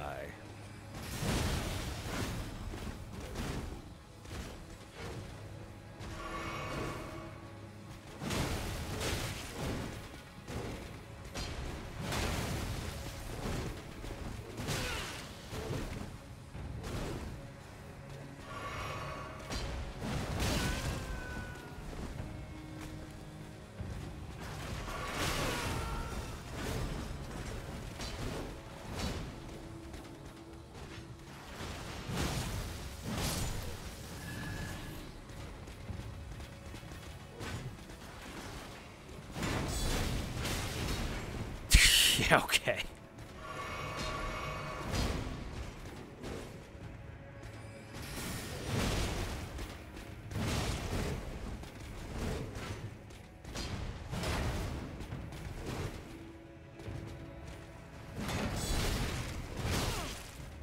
Yeah, okay.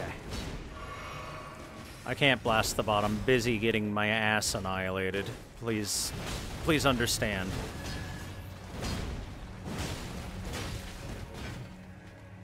Dude, this is like they gave realistic damage to weapons, but only for the enemies. Poked gently by a spear, and I'm almost dead. That isn't even an attack you put any oomph in.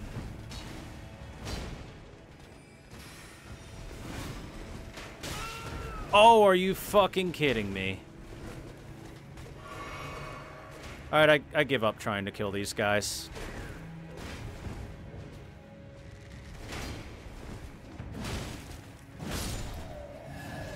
They need to just be ignored.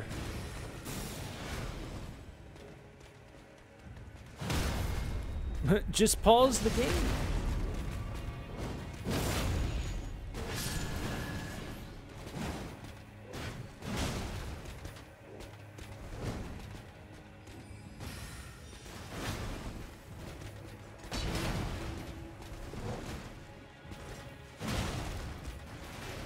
I wish my weapons also did realistic damage.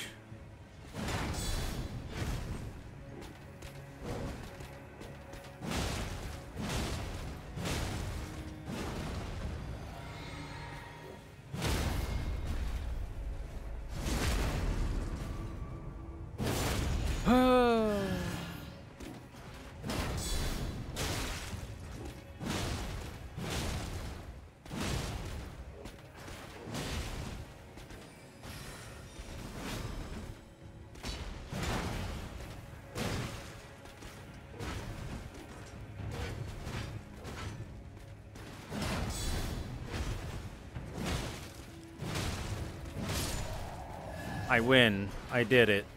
It only cost me everything. That is so not worth doing.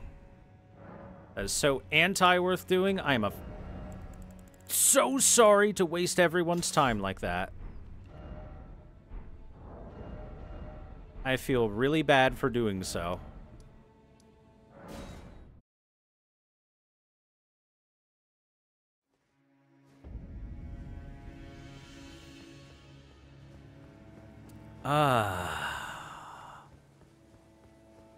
Please excuse me while I run past most of these small enemies to go do stuff.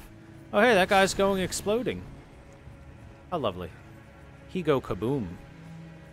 Or wait. Yeah. No. No. Next area. I didn't land where I wanted to.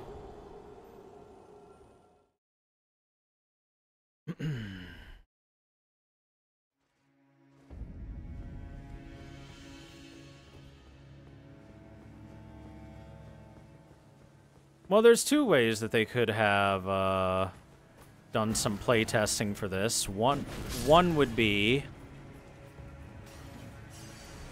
constantly having like an Ash of War out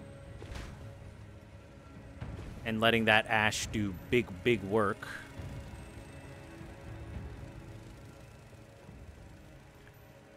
At least anywhere that an Ash of War is available.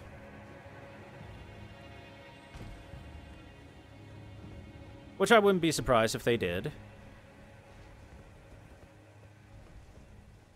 Another possibility is crawling through the game very slowly with, like, great shields and stuff. Which would help in a lot of these situations.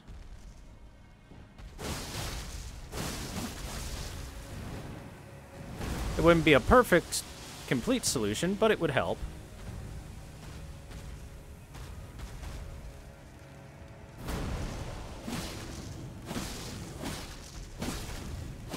Shields are actually quite good in this game, as long as you have the stats to make them work, the strength and endurance to just hold up a big fat super shield. Or maybe they tested it in co-op.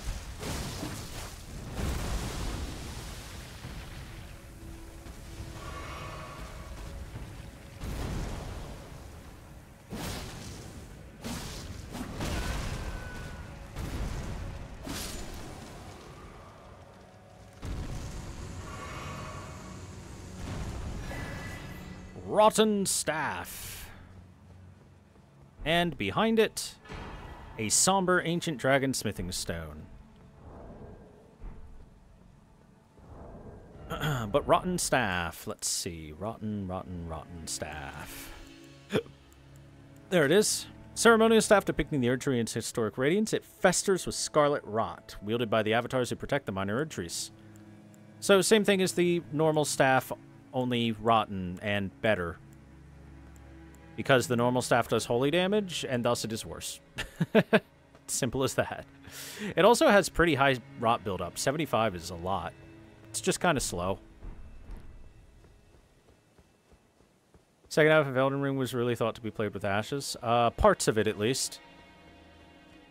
Parts of it, 100%.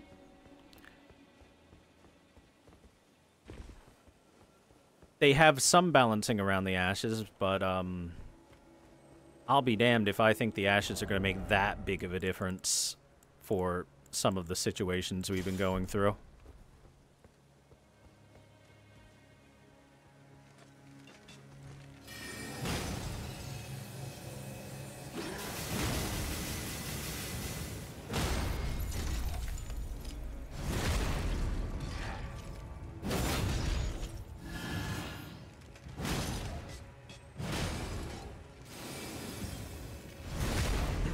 Parrying doesn't work on a lot of bosses, though, so there's also that.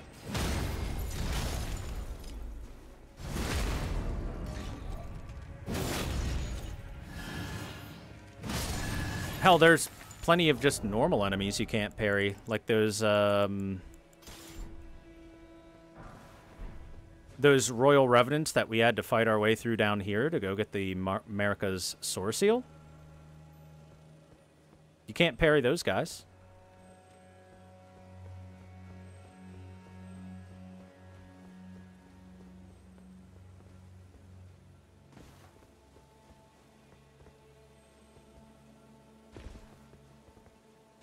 For some reason.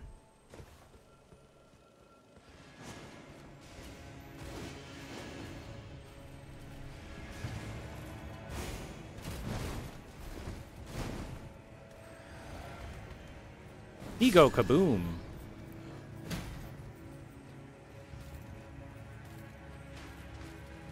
Right, that's where I gotta get over to next. Yeah, through here will take me there. Whoa!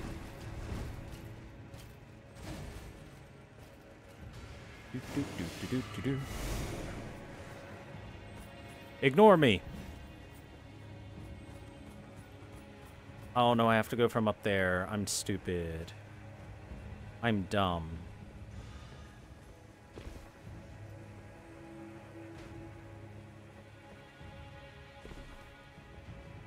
To make the run again.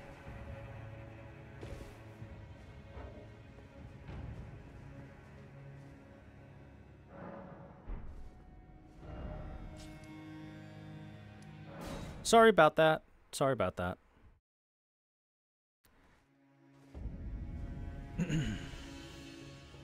I mean, there are some weapons that are very, very good for a lot of situations. Like this weapon right here, Rivers of Blood. It's very, very good for a lot of situations. And then there are situations like the one before where the two big shield knights, it is just completely worthless about.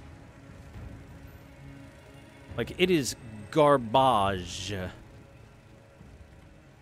You use Rivers of Blood, you use that weapon art, and just do nothing. They just tank it and block it and take no damage. And then, for these guys, you know, your normal guys, it's amazing.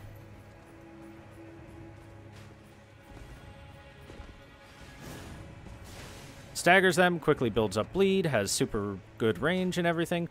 But those big knights that are, they are essentially boss tier enemies. Do so much damage so fast, and they have so much distance that they can cover with their moves. It winds up being useless.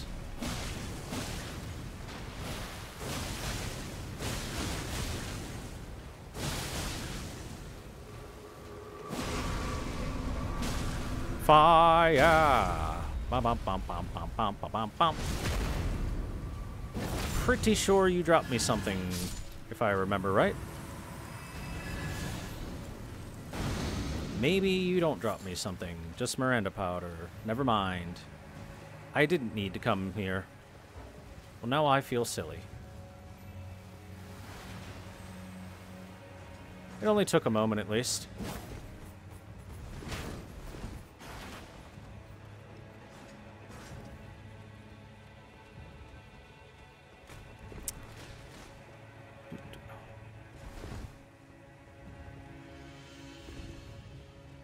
But yeah, I complain a lot. I do enjoy Elden Ring for the most part. I really love the lore in Elden Ring. I do think it has fantastic lore about it and really interesting stuff going on in the world. It's just once you start hitting the late game, it becomes... It feels more like a chore to play through as opposed to a joy to play through, you know? In some ways, it even feels painful to play through.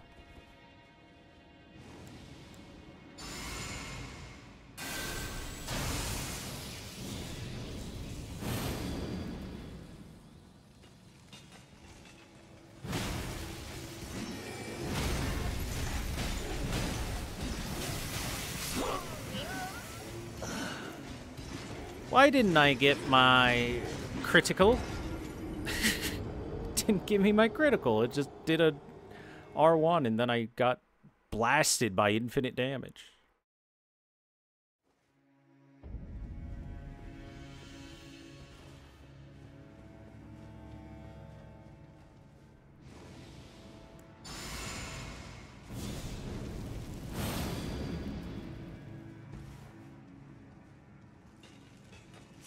Ah, yes, they know I'm here before I'm here, as they should. After all, I'm being so loud and not sneaky at all. Alright, you come up here.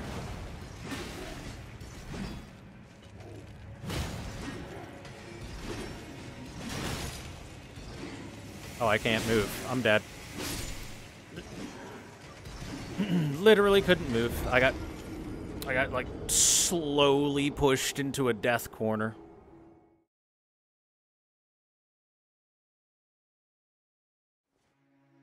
But you see the damage they do. 3 hits. Every single enemy in the game is killing me in 3 hits or less. All of them.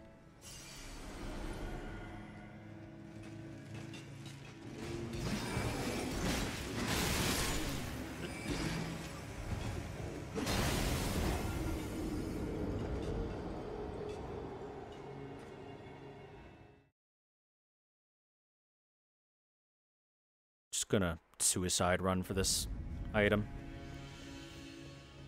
Because killing through these guys couldn't eat my ass.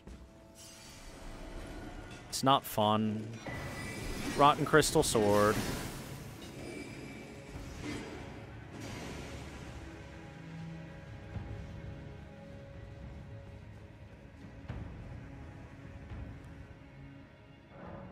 Oh yeah, there are certain enemies that are designed that basically make me think you're supposed to be swapping between different weapon types here and there, or at least 2 weapon types, you know, a strength and a dex.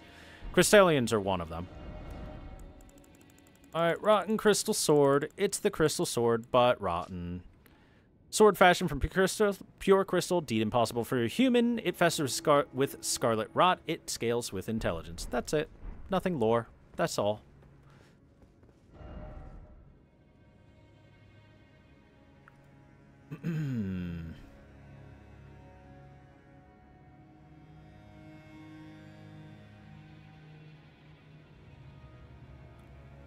Yeah.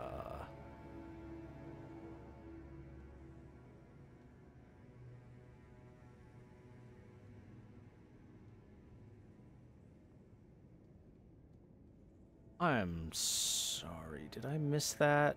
I must have.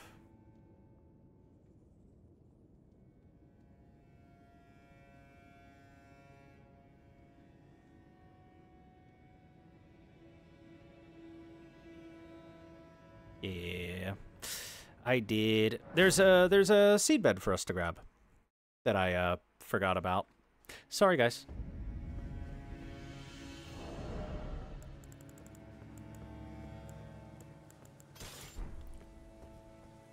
See, there's like a lot of merit to some of the ways that Elden Ring does stuff that I like. Like, I do enjoy swapping weapons around. And having enemies that aren't impossible for you to beat if you don't swap weapons around. Like the Crystallians, you can absolutely beat them with dex weapons. It's just easier with strength-heavy weapons.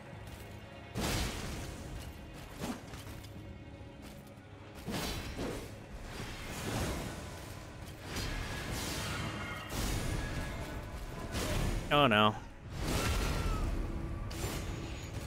Having all that... Having that as part of the design is cool, in my opinion.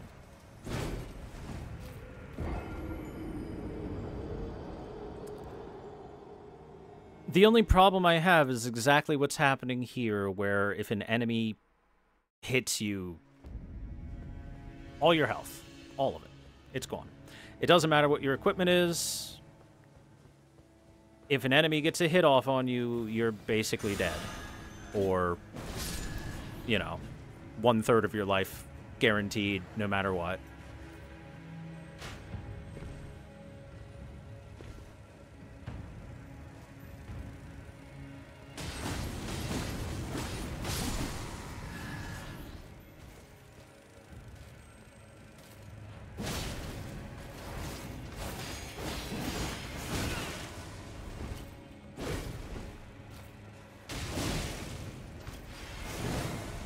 The enemies get to have super lots of poise, like much, much, much more than I can. They're faster than me, they hit harder than me, they have way more health than me, and that's all fine to a point. After all, I was fine with it in, you know, the other games, but it's at the point where the damage is, it's just too much. It's too much to be enjoyable.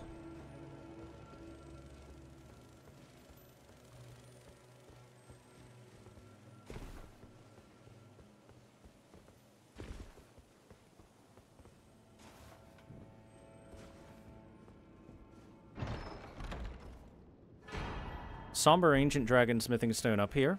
It's another thing I forgot to grab. And here is the Seedbed Curse. Right on that poor fella. I don't know how the Dung Eater made his way to Elfell Brace of the Haligtree and did his thing to that guy, but apparently he did. Huh.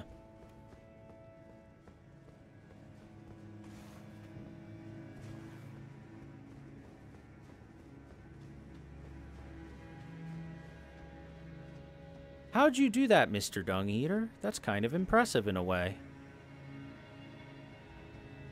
Oh boy. I remember this area. Heroes Rune 5. The Convergence of the Lands, yes, clearly. By the way, Heroes Rune 5? The second best rune in the game. Right below the Lord's runes.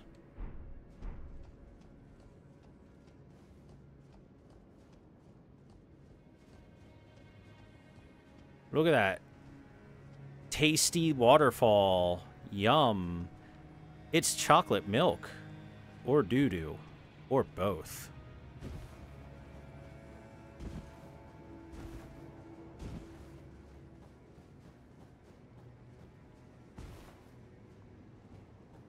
Look at the pretty, pretty butterflies, but we can't collect those because they're not special demigod butterflies. But these ones, on the other hand, the Aeonian butterflies, are. And look, we find pests in the rot swamp. That's right, it's another rot swamp. You thought Miyazaki was done? You thought the rot was gonna end? Oh no, brother, the rot is eternal.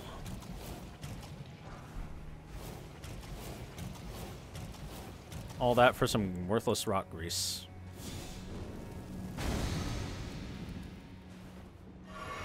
Was that a fat roll? It was inside of the rot.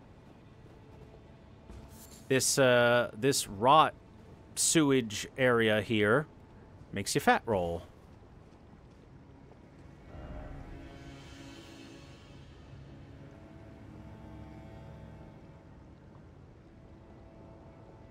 Let's see.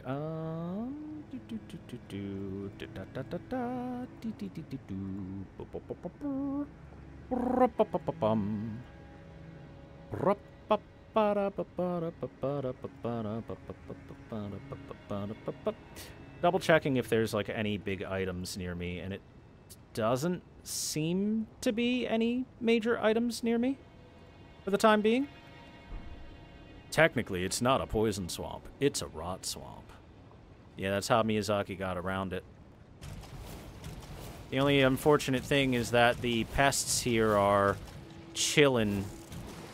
The larval pests here are chillin'. Ah!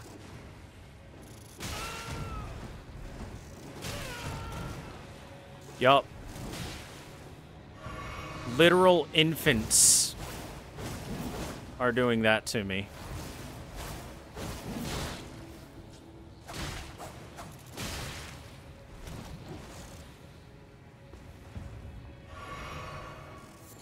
Literal infants are hurting me for that much damage.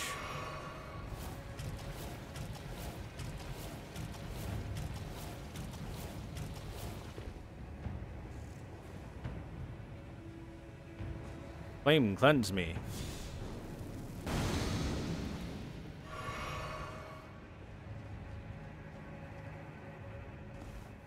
And that's the unfortunate part here. By the way, look down there. Fuck you. That's the unfortunate part, is that I don't feel like I'm getting stronger as the game goes on. I feel like I get weaker. Because everything deals so much more damage in the late game. It deals more comparable damage than when I was in the early game. And my equipment and my levels were worse.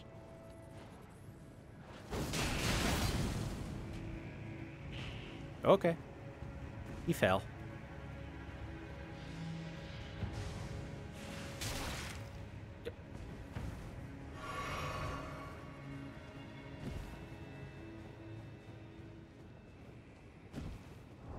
And here, I can even change Radagon's Soar Seal off to, anything else. And I will still be taking incredible amounts of damage. Since I'm sure someone's sitting there like, well, what about that talisman that increases the damage you take? We will still die in 3 hits.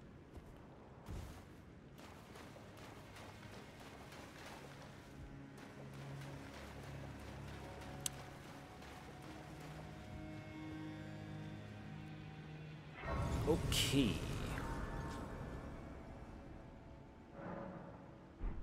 The drainage channel, which is right over there. Okay.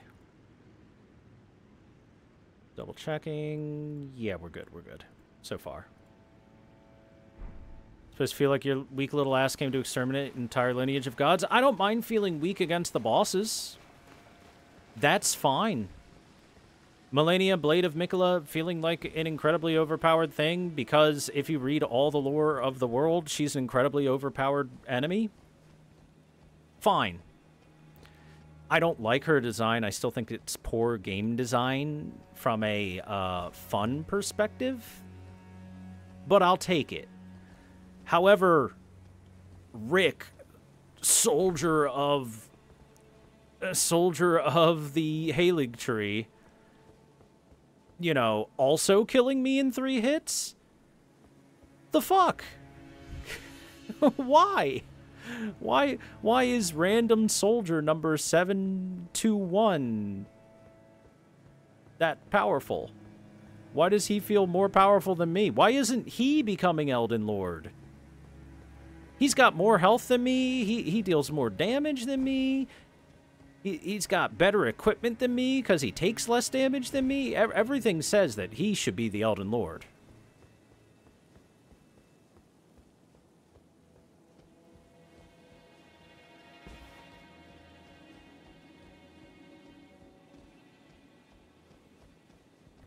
This entire stream has just been Thor bitches about late game Elden Ring. I apologize for that profusely. It is, unfortunately in my nature in this particular game's endgame to just really bitch. But I think the game kind of earns the bitching.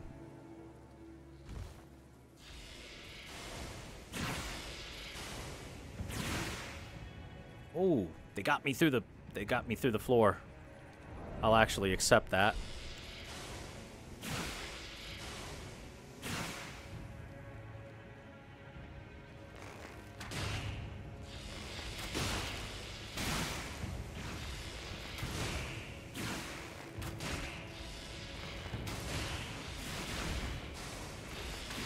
Ow.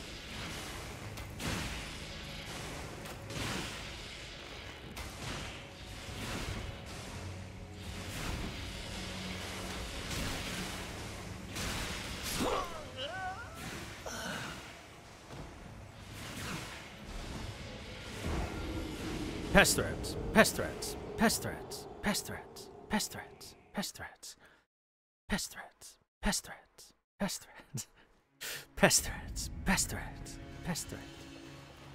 And then some more pest threats. I mean, that's fair enough. I was shooting at them with arrows, they shot at me with the equivalent of arrows for them. That's fair. I was kind of asking for that one.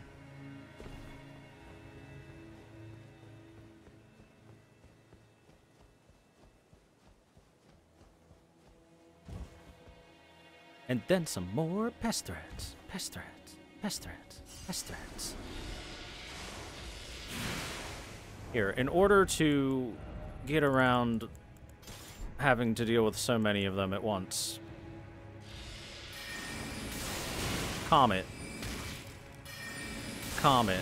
Comet. Comet. There we go. Now I will kill the babies. I love killing infants. Don't take that out of context.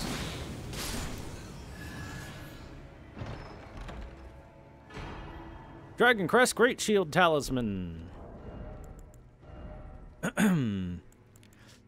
Legendary talisman of wrought iron depicting a massive ancient dragon, enormously boost physical damage negation. You know what? How about we just how about we turn that on, right? Let's gain some big physical damage negation. That'll help. Enormously, it says. Enormous. Humongous.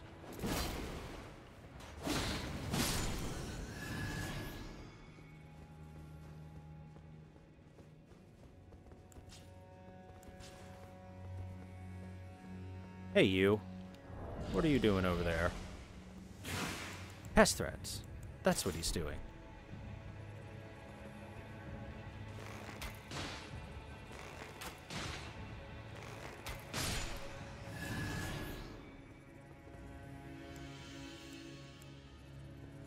Geronimo!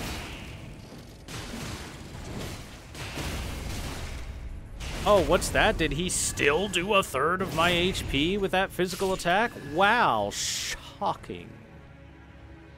It's not shocking in the least, actually. It's exactly as I expected. Just like I said.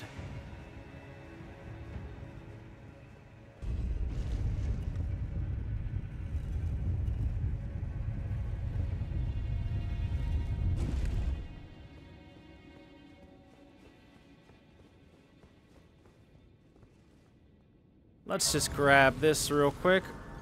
We're not going to do anything down here quite yet. We're going this way. We've got more stuff to find.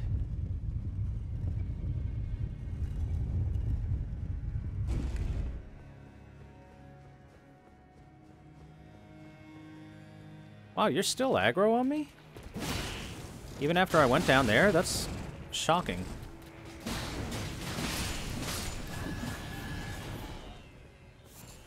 You know what? That enormous physical damage increase might have bought me one extra hit.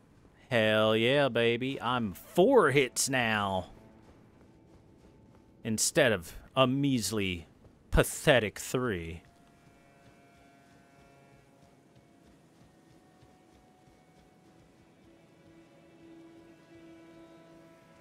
I'm here to kill your infants because they disgust me. Ow!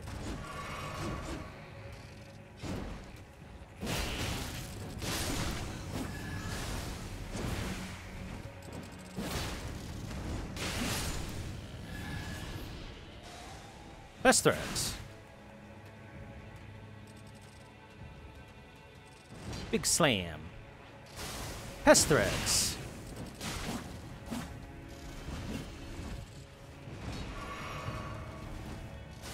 Pest threads. Pest threads. Pest threads. How many times can I say pest threads? Hey, this thing, which clearly used to be a person, because these all used to be a person, is sitting here and was kind of lamenting the death of someone, as this is a gravestone. That's neat. That's interesting. Dude, look how many there are. They're everywhere. The Haligtree needs an exterminator out here. Remember, why they're here is because they believe Malenia to be their goddess of rot.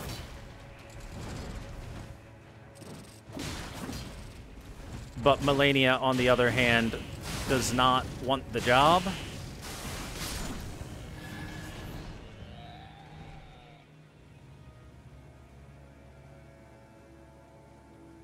Which is why they aren't allowed in Melania's chambers, just at most around the outsides, the outskirts.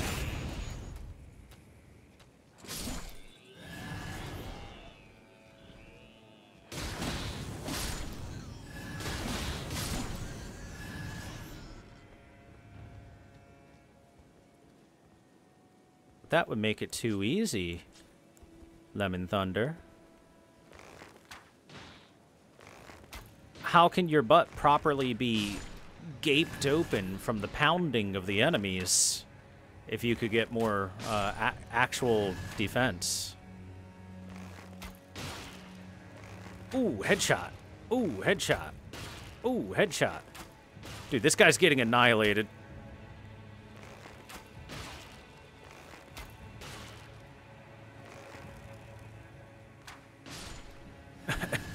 Headshot after headshot after headshot. I'd say poor guy, but fuck him. Boom, headshot. Boom, headshot. Somebody call FaZe Clan. I've got nothing but headshots here. Is FaZe still a clan for shooting games?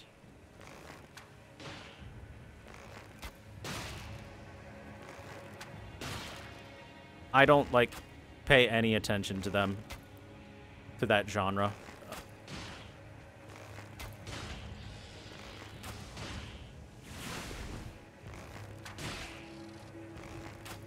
I started this with arrows. I'm gonna end it with arrows.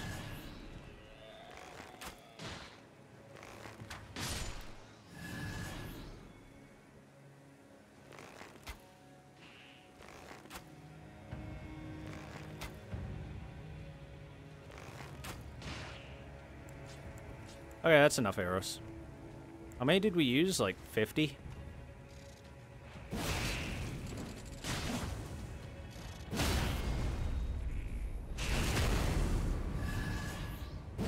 Wikipedia says FaZe is still a thing. Wow, look at that. Okay, so they were over here kind of worshipping a little bit. There's a Newman's rune.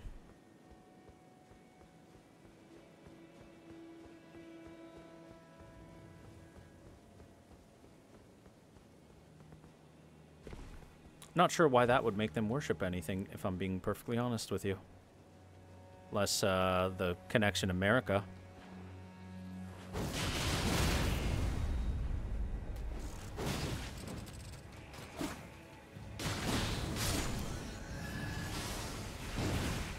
Test threads. Ghost Glovewort 7. There's a lot of Ghost Glovewort in the area. In fact, there's tons of Ghost Glovewort in the game, all things considered.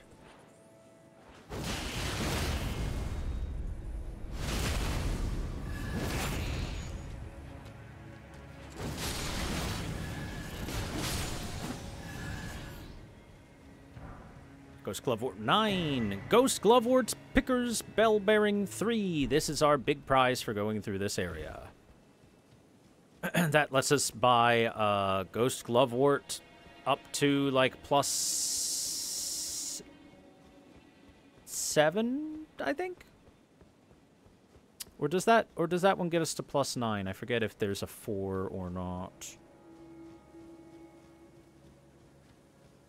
Anytime I play through, I just mindlessly pick this shit up and don't even think about it. If I do like quick runs.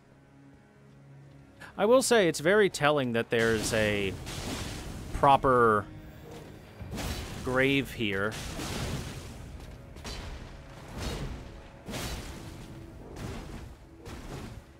That Miquella honors the fallen dead and whatnot.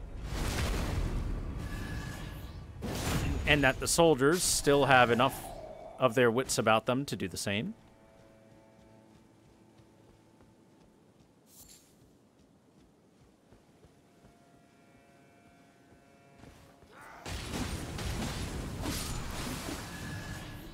Just sitting here like, oh man. Rick, if only you lived. You'd know that Rick and Rick have become higher ranking soldiers ever since you passed away, Rick. All the soldiers' names are Rick, by the way. Oh no. That's a big guy. I'm leaving. There's like 5 of you and 1 of me, and that feels unfair.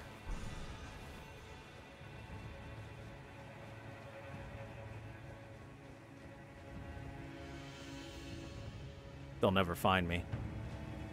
Okay, the big guy might find me. He seems to really know where I am.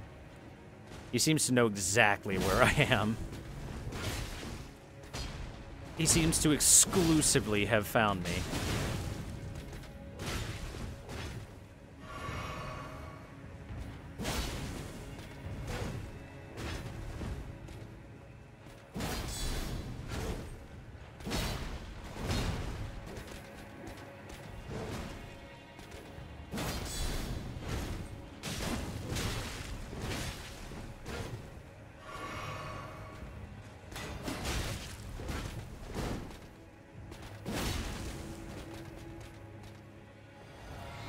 By the way, do you know why players don't tend to play with shields themselves quite so much? Because players have this stat called stamina that they have to deal with.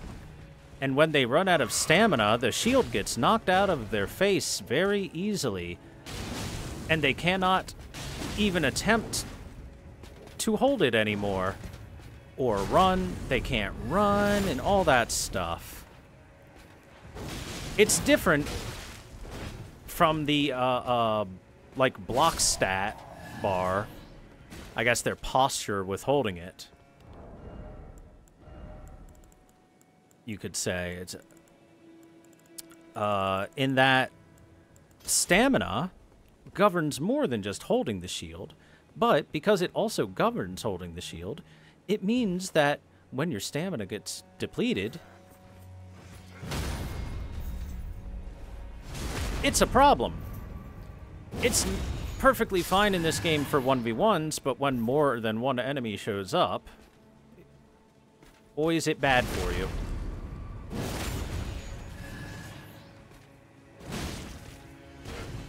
They will pretty quickly break through your stamina bar and your like shield posture when there's a group of enemies.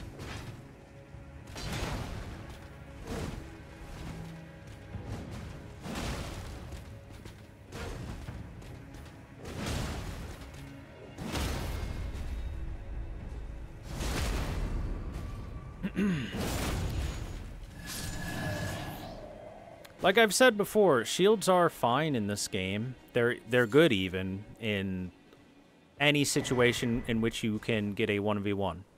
Any situation in which it is not a 1v1 and there are multiple enemies, they drop off in effectiveness greatly.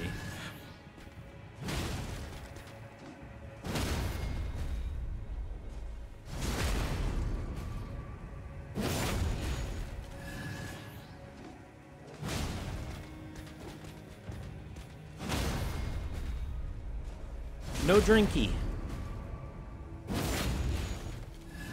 I am the only one who can drinky.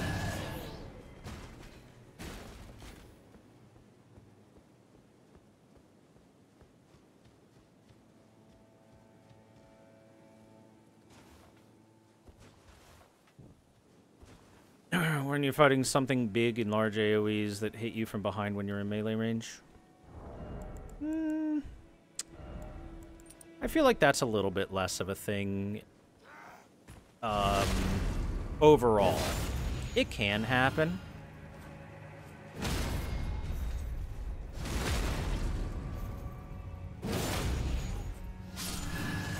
But it's not the most common in the world for it to happen.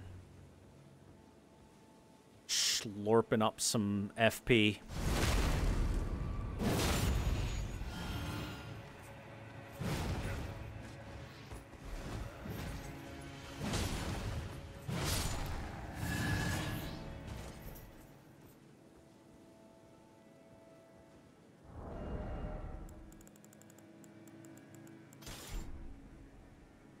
Behold the power of the cosmos.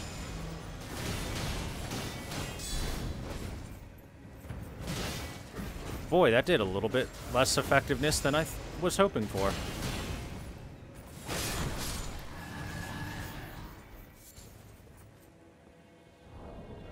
Was kind of really hoping that would have like broken a guard on one of them.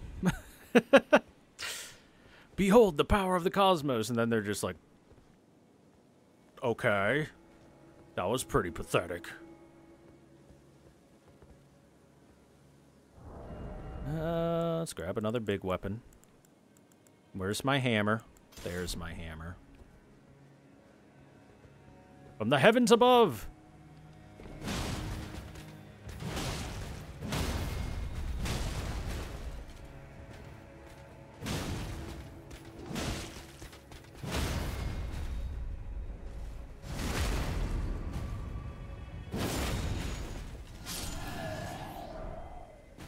Haligtree Knight Armor, yay! I think this will give us just a tiny bit more info. Armor worn by knights sworn to the Haligtree, its left breast is emblazoned with the crest of the Haligtree. Though watered with Miquella's own blood, since it was a sapling, the Haligtree ultimately failed to grow into an Erdtree. So there you go. Miquella was trying to turn the Haligtree into a new Erdtree. And he watered it with his own blood for some reason. I guess the blood of the divine to help it grow strong? Yeah, maybe that's the thought process. But regardless, the intent behind that is to say Miquella sacrificed a lot to try to make this work, but unfortunately, ultimately, it failed in being fully successful. It was a partial success at best.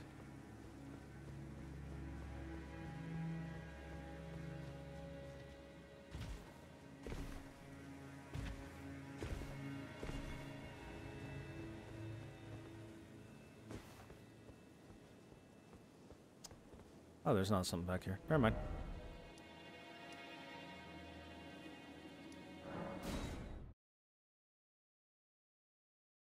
Not a green thumb, but a red thumb, yes.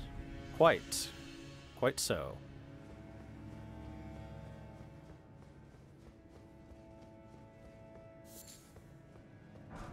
Behold, the traveler's clothes.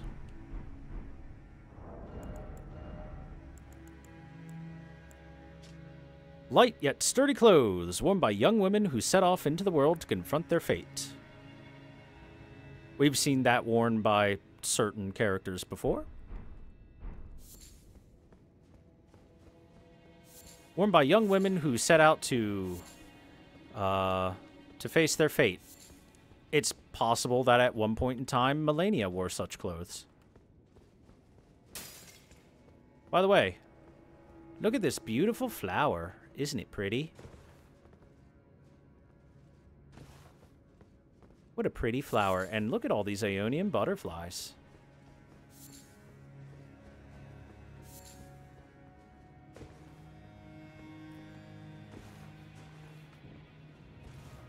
Tombs of warriors.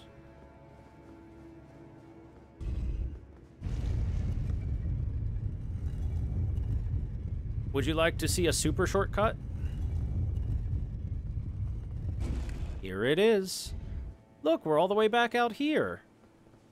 And if you didn't already make your way through the putrid Erdtree over there, Avatar, the Erdtree Avatar, in order to get stuff, now's a fine time.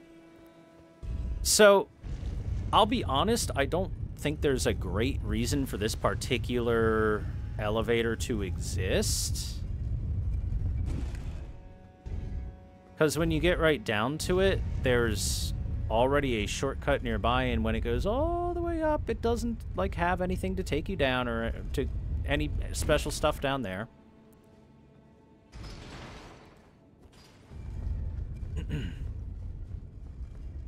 It's just a kind of weird, extra long shortcut all the way back to the beginning.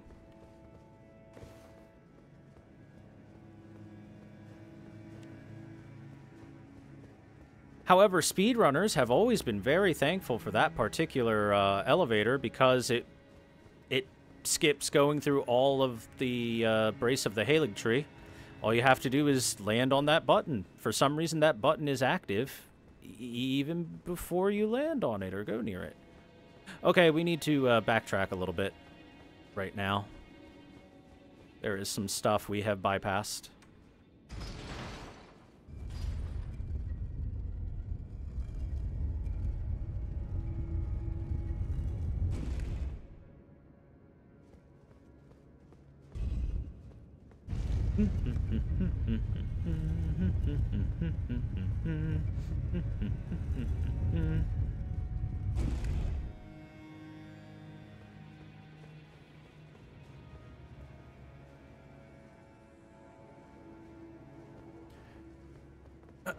Now, how do I get to the sewers again?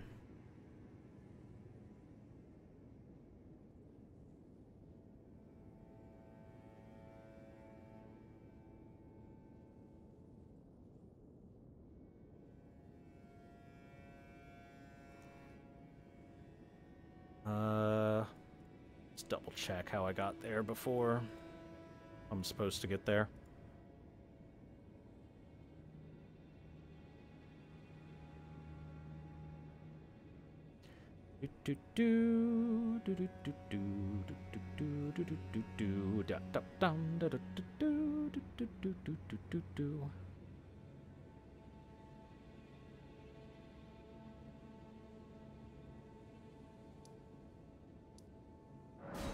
Probably be easier from here.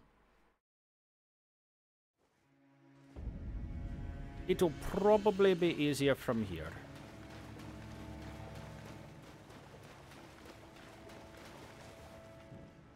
Oh, did I ever actually go this direction, or did I just kind of leave it? I didn't actually ever even go in this direction. That's the problem. I'm stupid. Oh, wait. No. No, I came from here. But I have to get over there. We just have to go over here. So I gotta get up there. Easy. The path has been decided. I'm going to grab Rivers of Blood.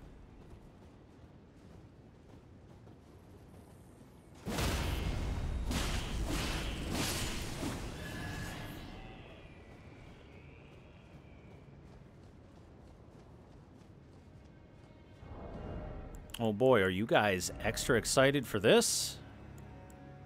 I hope so.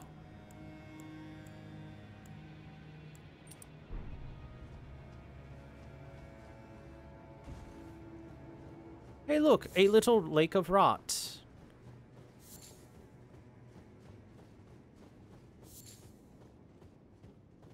And it's just like the other lake of rot area, like little rot areas we went through, where if we get into it, we can run. Luckily, it is not the fat roll rot. I might have to actually grab the item to trigger this. Okay, in which case, let's get ready.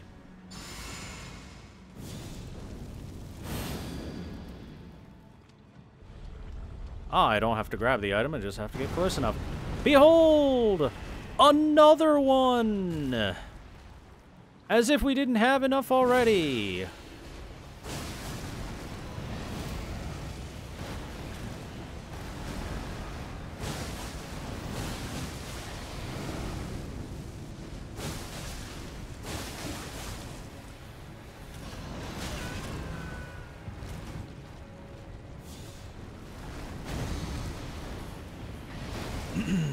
Another ulcerated tree spirit. This is number, what, like 7, 8, 9, 10, 11? 200?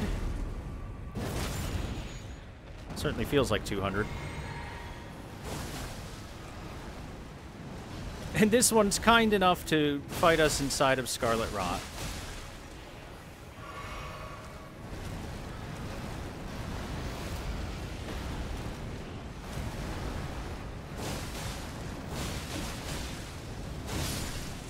There we go. Got him. We get a golden seed and great grave glovewort. Yay! That's not the real prize.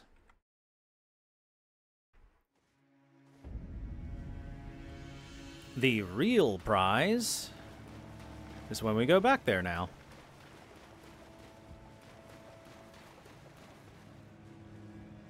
Let me actually take a look. How many tree spirits are there?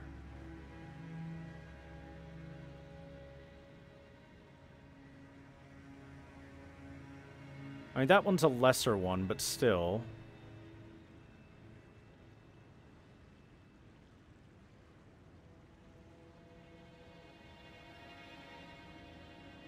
There are 16 ulcerated tree spirits in the game. That's why it feels like you face them way too much. There are 16! If I include, like, the non-boss ones, like the one we just fought, that's slightly weaker than a boss. 16, guys. 16 is so fucking many.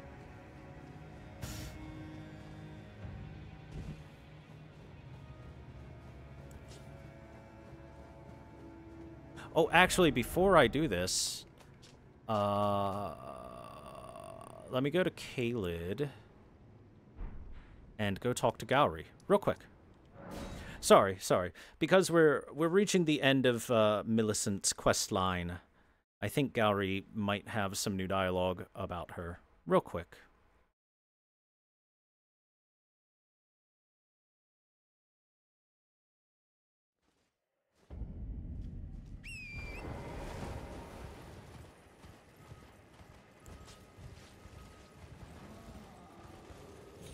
There's 4 in Lindell alone, yeah. Yep. I can't wait for the final boss of the DLC, Primal Ulcerated Tree Spirit. No. Primal Ulcerated...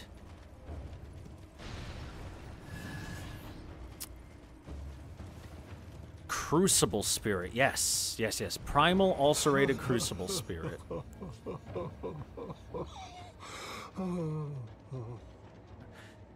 Sorry to be talking about that when Gowry's having a moment. Gowry, you okay, bud? Oh, I didn't notice you there. Welcome. How may I help you? My apologies, though.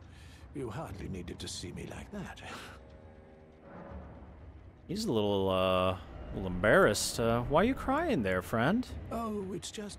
I realized that I'd soon be saying my goodbyes to Millicent, and my eyes began to well. She is to meet them very soon, her sisters, and when she does, she'll be defeated, surely, and begin to flower. I'm sorry, flower? Which is why, if you happen to be present for the girl's fight with her sisters, I ask that you side with the sisters and kill Millicent. It must be done by your hand, no other. Millicent trusts you, rather deeply in fact. Sever that trust. Nurtured by betrayal, her bud will flower most vividly. When Malenia ascends to godhood, Millicent too shall be reborn as a scarlet Valkyrie. So, Gowry here has dropped all pretense of being a father figure for her. His entire motivation involving Millicent is to allow her to bloom similar to how Malenia bloomed. Reminder, it is considered the blooming of the Aeonian flower that created the heart of Aeonia, this massive swamp of rot that then went out and started destroying Caelid from the inside out. And as Gowry put it,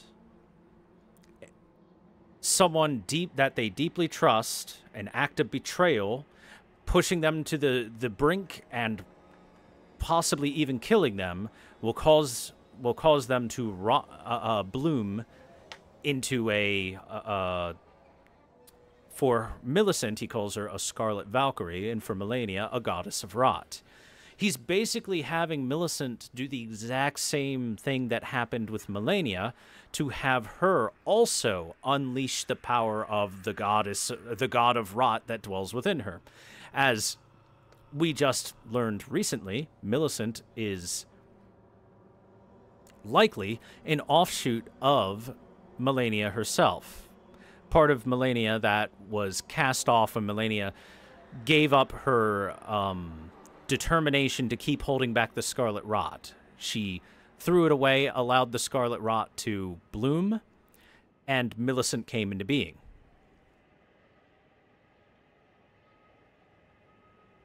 So, because of that connection, and because Gowry is clearly a worshiper of the rot, Gowry saw in her a spark of the divine, basically, similar to how he sees Melania as a goddess. And so, Gowry has been nurturing her, acting as a father figure to her and raising her, getting her prepared for this very moment to have Millicent pushed to the brink in battle or even killed in battle, and that would allow her to, much like Melania, bloom a massive flower of scarlet, an Aeonian flower, and that would then allow her to awaken and nurture the power of the rot to become second only to the goddess of rot herself. That's the whole thing about Gowry. Despite the fact that he seems like a concerned person or a concerned father figure or anything, at the end of the day, what he really is just a worshiper of rot that has some connection to Millicent, clearly, because he was crying there, but he is a worshiper first and a caretaker second. Do you... You can't tell me you don't wish to see it? The superior bud that is Millicent becoming the finest of flowers? I beg of you, kill her with your own two hands. You can't tell the superior... I beg... Now, when he talks about her sisters, that's where things get a little bit more hard to follow.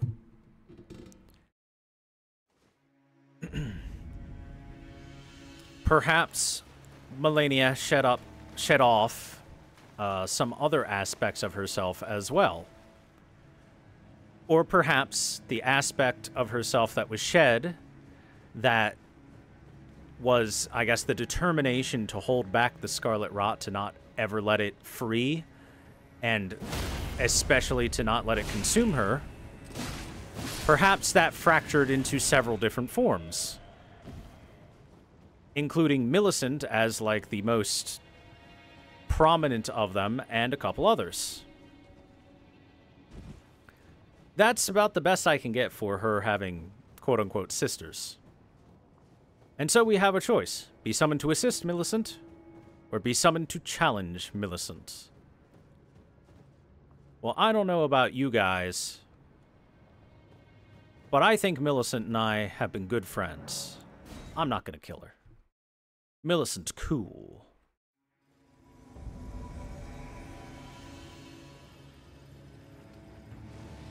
Meanwhile, there's quite a few sisters here. If you summon in to destroy Millicent, boy, is the fight easy. Pollyanna, the youngest sister. Amy, the third sister. Maureen, the second sister. I fell to my death.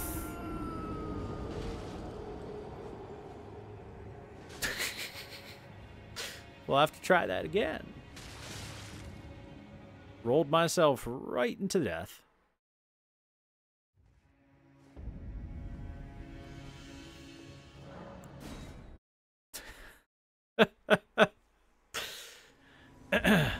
Anyways, I was saying, if you do choose to defeat Millicent It is an incredibly unfair one-sided fight. Millicent gets destroyed. But with our help, we can probably take down Mary and Pollyanna and Amy and Maureen.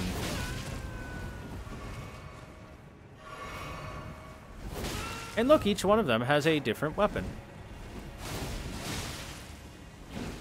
That one's got pest threads. Millicent, on the other hand, on her own is very, very good at what she does.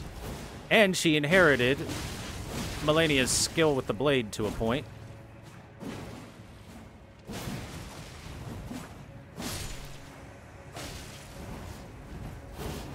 Hence why she can do that technique. We did it, Millicent.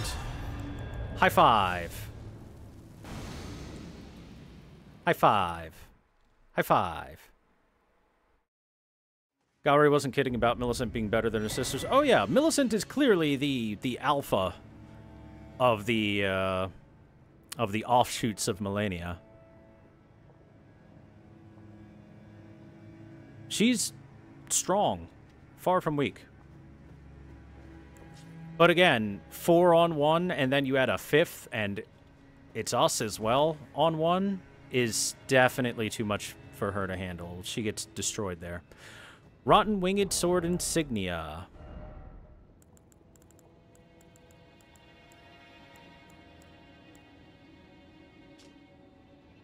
A talisman depicting a raised prosthetic blade, an honor bestowed upon the Valkyries who serve the goddess of Rot. Greatly raises attack power with successive attacks, much like the Winged Sword Insignia. The 4 sisters were born in the swamp of Aeonia and came to the Haligtree under the aegis of Gowry, and yet those buds were doomed to never blossom. Essentially, Gowry sent them off here to... If anything, Gowry thought that Millicent driven to the corner would be enough to fight them off and bloom. That's why he asked us to help. To really make sure of it. Millicent, are you okay? Oh. Hello. Thank you for lending your hand. Without your help, I could not have defeated that quartet. I feel as if I've been in your debt from beginning to end. Thank you. With your help, I was able to live as my own person. If only in passing. But this is where things end. I paused to even tell you, but I took out the needle myself. Tell Why? whoever put you up to this that if I am to flower into something other than myself, I would rather rot into nothingness as I am. That's determination right there. Please, let me pass alone. The scarlet rot writhes now. Worse than ever. Soon, I won't be more than a mound of flesh, curse-laden. Untouchable. I wouldn't want such a thing to bring you harm. Millicent, no! Please. The scarlet soon, curse-laden. I wouldn't want...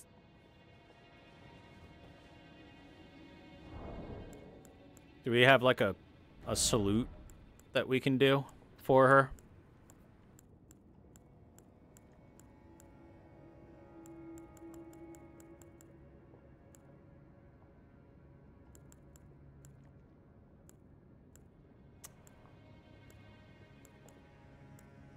We can T-pose. No salute. 07's in the chat. Poor Millicent.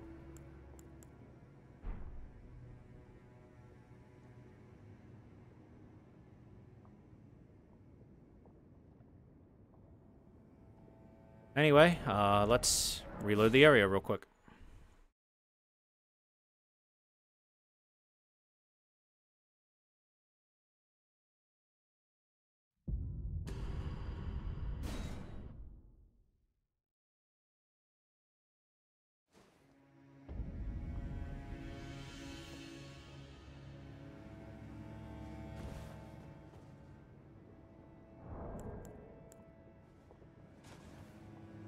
Millicent.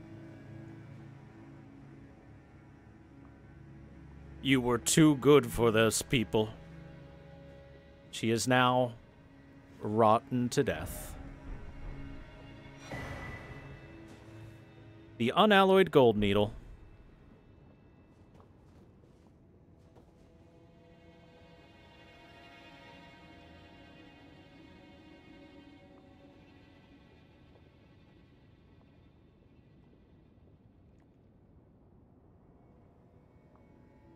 Reminder of the unalloyed gold needle, by the way, since we have it. An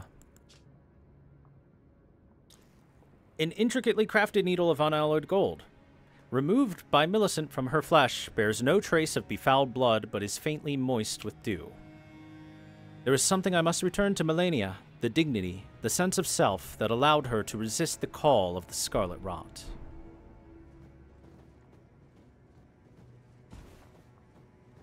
Sag. Very sag. If you do hunt her down instead of being on her side, you get Millicent's prosthesis as a talisman, which increases dexterity by 5 and raises attack power successive attacks. Let me just take a look at the part of the golden prosthesis used by Millicent. The hand is locked into a fist that once raised a sword aloft. Boosts dexterity and raises attack power successive attacks. The despair of sweet betrayal transformed Millicent from a mere bud into a magnificent flower, and one day she will be reborn as a beautiful Scarlet Valkyrie.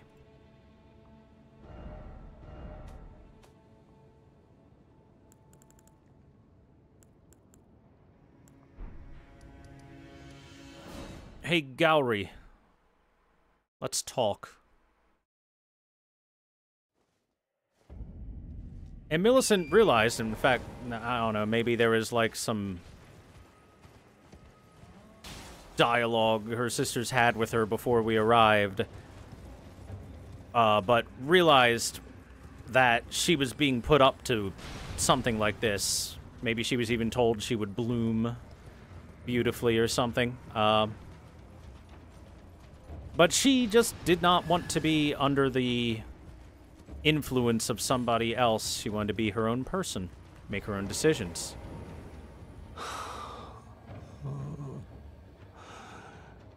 Millicent, my daughter, why would you take out the needle? You were so close, so very close to becoming the fairest of all flowers. Would you disown us, too, as your mother did? We, children of the Scarlet Rot. Millicent, Melania, do you detest us so utterly? Yes. Yes, they do. Drink. Millicent, Melania, do you detest...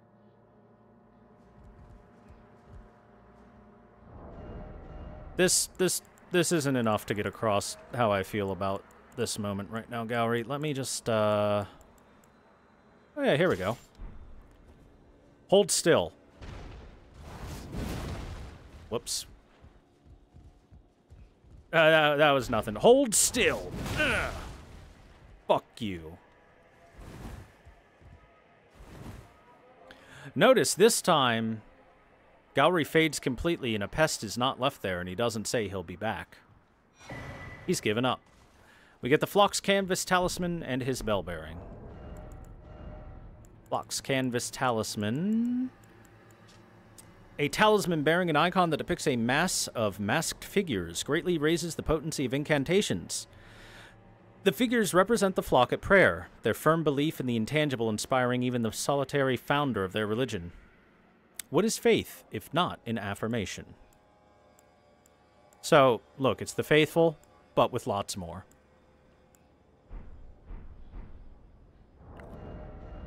And of course, he drops that because he is incredibly obsessed and faithful with the rot.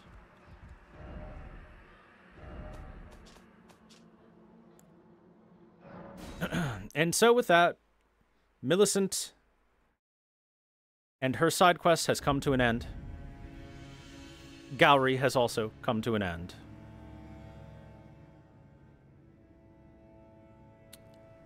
And there is only one thing left to do here. There's actually one more thing left to do. I forgot. There is a second seedbed curse that just popped into my head. I gotta go grab that. And then there will only be one thing left to do here.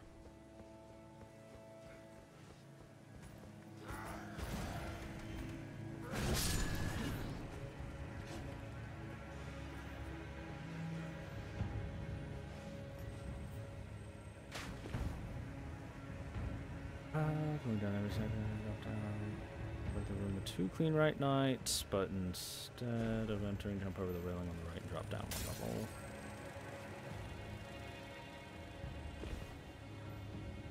It's that one.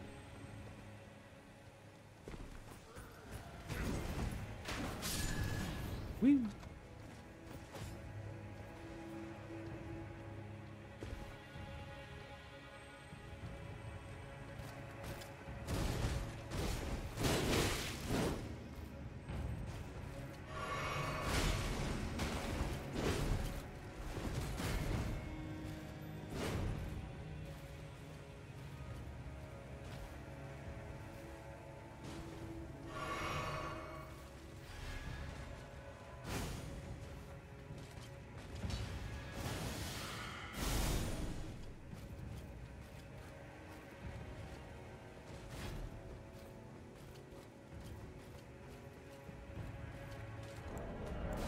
I get rid of that.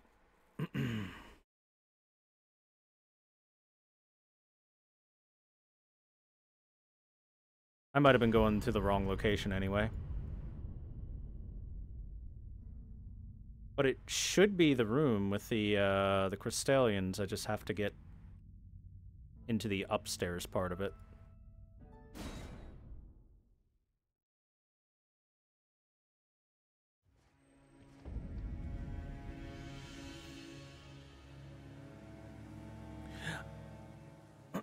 Right. Double check some instructions on how to get it.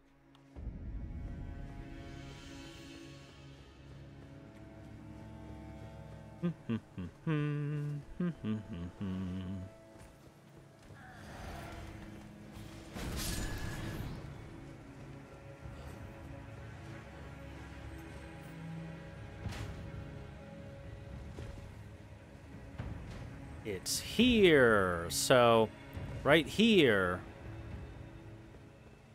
Before the one that goes to the roof, or you can hop down even further, and then there we go. That's where we go in. And this is where it is. Yep. Another seedbed curse.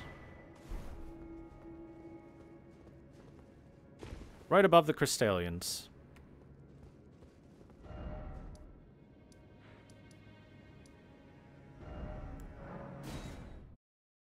Perfect.